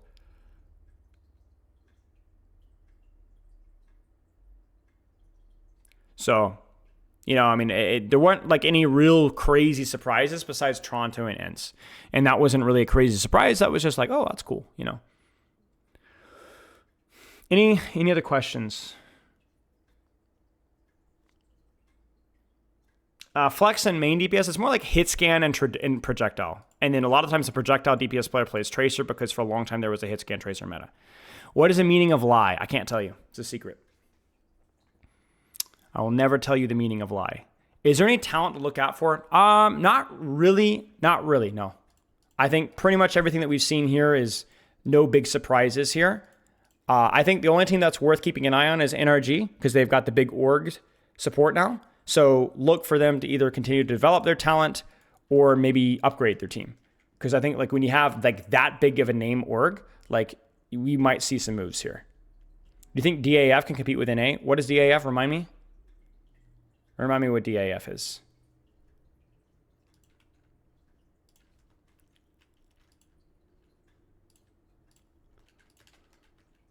Pacific team? What's their roster? I'm not sure. FTG to map 5. I mean, that sounds pretty good to me. I mean, if they took FTG to map 5, the answer is probably yes. Do you think Kellen is a good fit for TM? Yeah, I think Kellen's pretty good. I think Kellen and Psycho were probably the strong points for New York last year. So, probably yes. What's my assessment on PGE? I mean, he's fine. I think that like he's a great streamer. I don't know. I just don't know like. Yeah, I mean it's hard to know. Like he's so new to the scene. I don't have any insight into his in terms of his like strategy or his knowledge or his mechanics. So I don't know. You think the best Japan team is better than 80? Yeah, maybe. Maybe you might be right. Will Toronto finish top 8 at EWC? I mean, probably, right? Like I'm not familiar with the rosters, but like. Toronto feels like they should consistently be a top 8 team, even without like no limitations. I mean, come on, you have someone, Merritt, Rubal, like I mean, come on, and Sugar Free too, right? Like good players. Like Vega is still probably like a top 8 or 10 main support, right? I mean that position is so skinny, right? Even if you were to include all Korean main supports, like I think that by rosters alone, that is easily top 8, right? Well, it's easy to gas up DPS players because if they pop off, it's exciting, you know?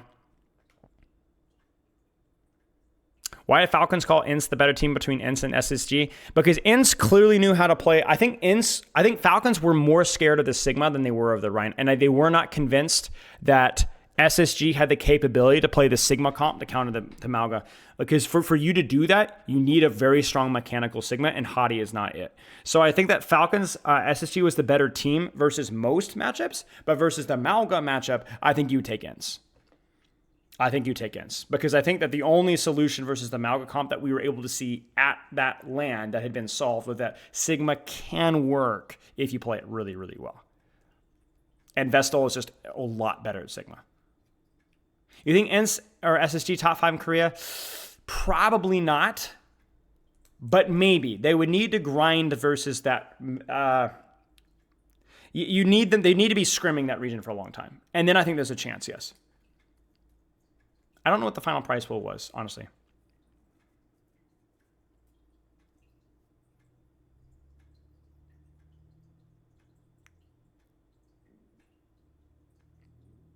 But it's hard to say. I think SSG is one of those teams that always scales well with time if you let them cook.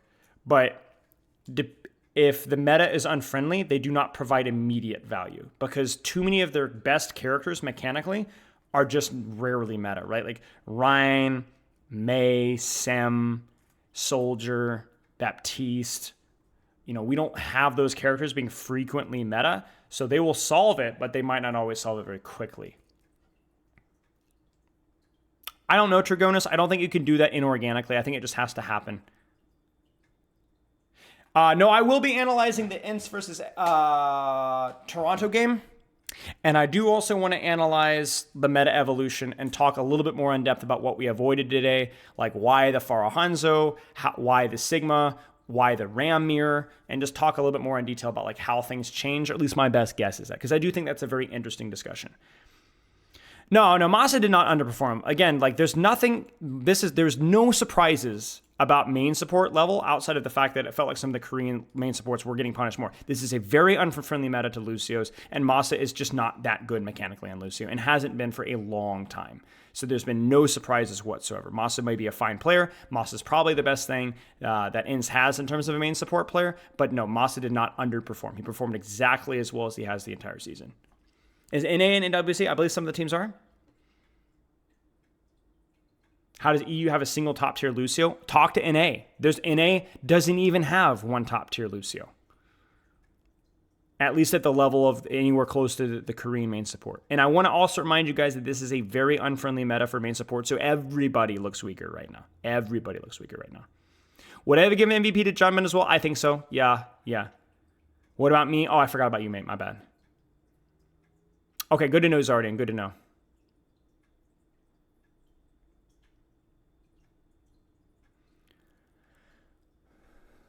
Junman got a Porsche. I heard Junman was given the CEO position of Porsche, actually. I heard they designed a Porsche after his face. It's literally just a Junman Porsche. Yeah. It's just Junman with, his face. It's a Porsche.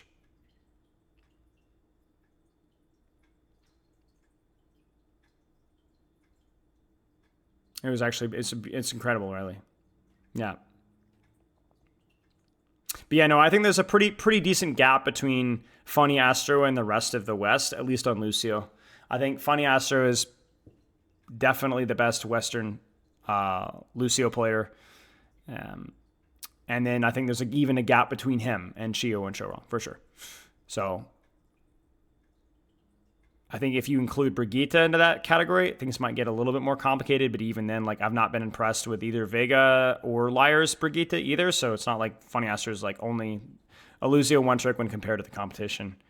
I think Funny Astro's Brig's fine, but that gap, I think it's even bigger between the other ones. So it is such a strange role. I think that I'm praying that that's going to change with future support releases, because the support role is victimized by interesting flex supports and main supports that are just terrible. You have way too many utility supports that just have such awful value ceilings. We talked about this already. I've released a video yesterday on it, or the day before yesterday. But you got freaking Lifeweaver, Mercy. There's just nothing there, right? It's literally just Brig and Lucio. I guess you have Li Jaegong as well, who would be considered a good support as well. A little bit of a feeder, but Fi Jaegong,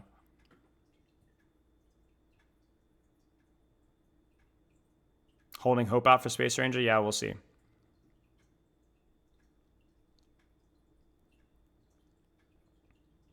You think SSG could have done well versus Falcons? I think they did do well versus Falcons, frankly. I think that the map score really doesn't tell the full story. I think that SSG, what was the first map they played? Was it Oasis? Frick, I can't remember. No, Ilios? I don't remember. That one was really close. That one was one team fight away. I think they should have won. They choked Circuit Royale. Ilios, yeah. So Ilios was really close. One team fight away. Could have gone either way. And I think they could have won that one. And I think they should have won Circuit. I think they choked Circuit. So I think that one was pretty reasonably close. And then they were basically, the flashpoint was odd, honestly. But it seemed like they were just throwing crap at a wall. But yeah. Are we growing the talent we need here? I don't know. I think NA is so cheeks at fostering talent, but I think that problem goes a way far back. I think there's more NA players. I was talking with Avril about this. I think there's fewer NA players playing Overwatch professionally. I think NA ranked is very hostile to learning higher skill characters. I think the NA entitlement has hurt their growth. I think NA coaching has been bad for 4.5 years or 4 years. I think there's so many things that are wrong with NA that's hard to really know where. Yeah, not sure, Tetsu. What aspects do Western main sport like in your eyes? I mean, they're just everything. Everything. They're just not quite as mechanically good. They're just not good at Brigitte. They're just not quite as good in terms of decision making and plant positioning. Yes. Yeah. That stuff matters, Sarah. There's a reason why the joke is that anybody tries to pick Winston or learn Winston in NA, you playing versus Reaper Bastion instantly. And you're playing with there's a reason why they call it the East Coast Special. You know what I'm saying? It's not very conducive to an enjoyable Winston experience. And that's been the case for 5 years, 6 years, even longer. Is that why Overwatch has never qualified? Hey, listen, I'm just working with the players that I'm given. That's all I'm saying. How do main supports get better decision making? I mean, same as anything else. You just get good. You learn the game. You practice and apply yourself. Yeah, I agree. I think NA lost more players to Valorant as well. So anyway, okay, chat. I'm gonna call it there. I am very, very tired. I could literally feel. I apologize for the level of review today. I feel like we were okay, but I definitely felt myself like running out of analytical gas pretty quickly. I want to say like New Queen Street. I felt like it was probably about like my last hurrah. I feel like Kings Row kind of mid, Ilios kind of mid as well. I'm just so tired, guys. I'm literally behind in like 20 hours of sleep this past week. So apologize. I will see you guys on Saturday, where we're going to talk either about meta evolution, maybe Toronto versus ENCE. I'm not really sure. We'll do one or the other. But yeah, I'm going to go chill, I guess. All right. Loves and kisses. I will see you guys on Saturday. I will chat with you later. That is all. Spy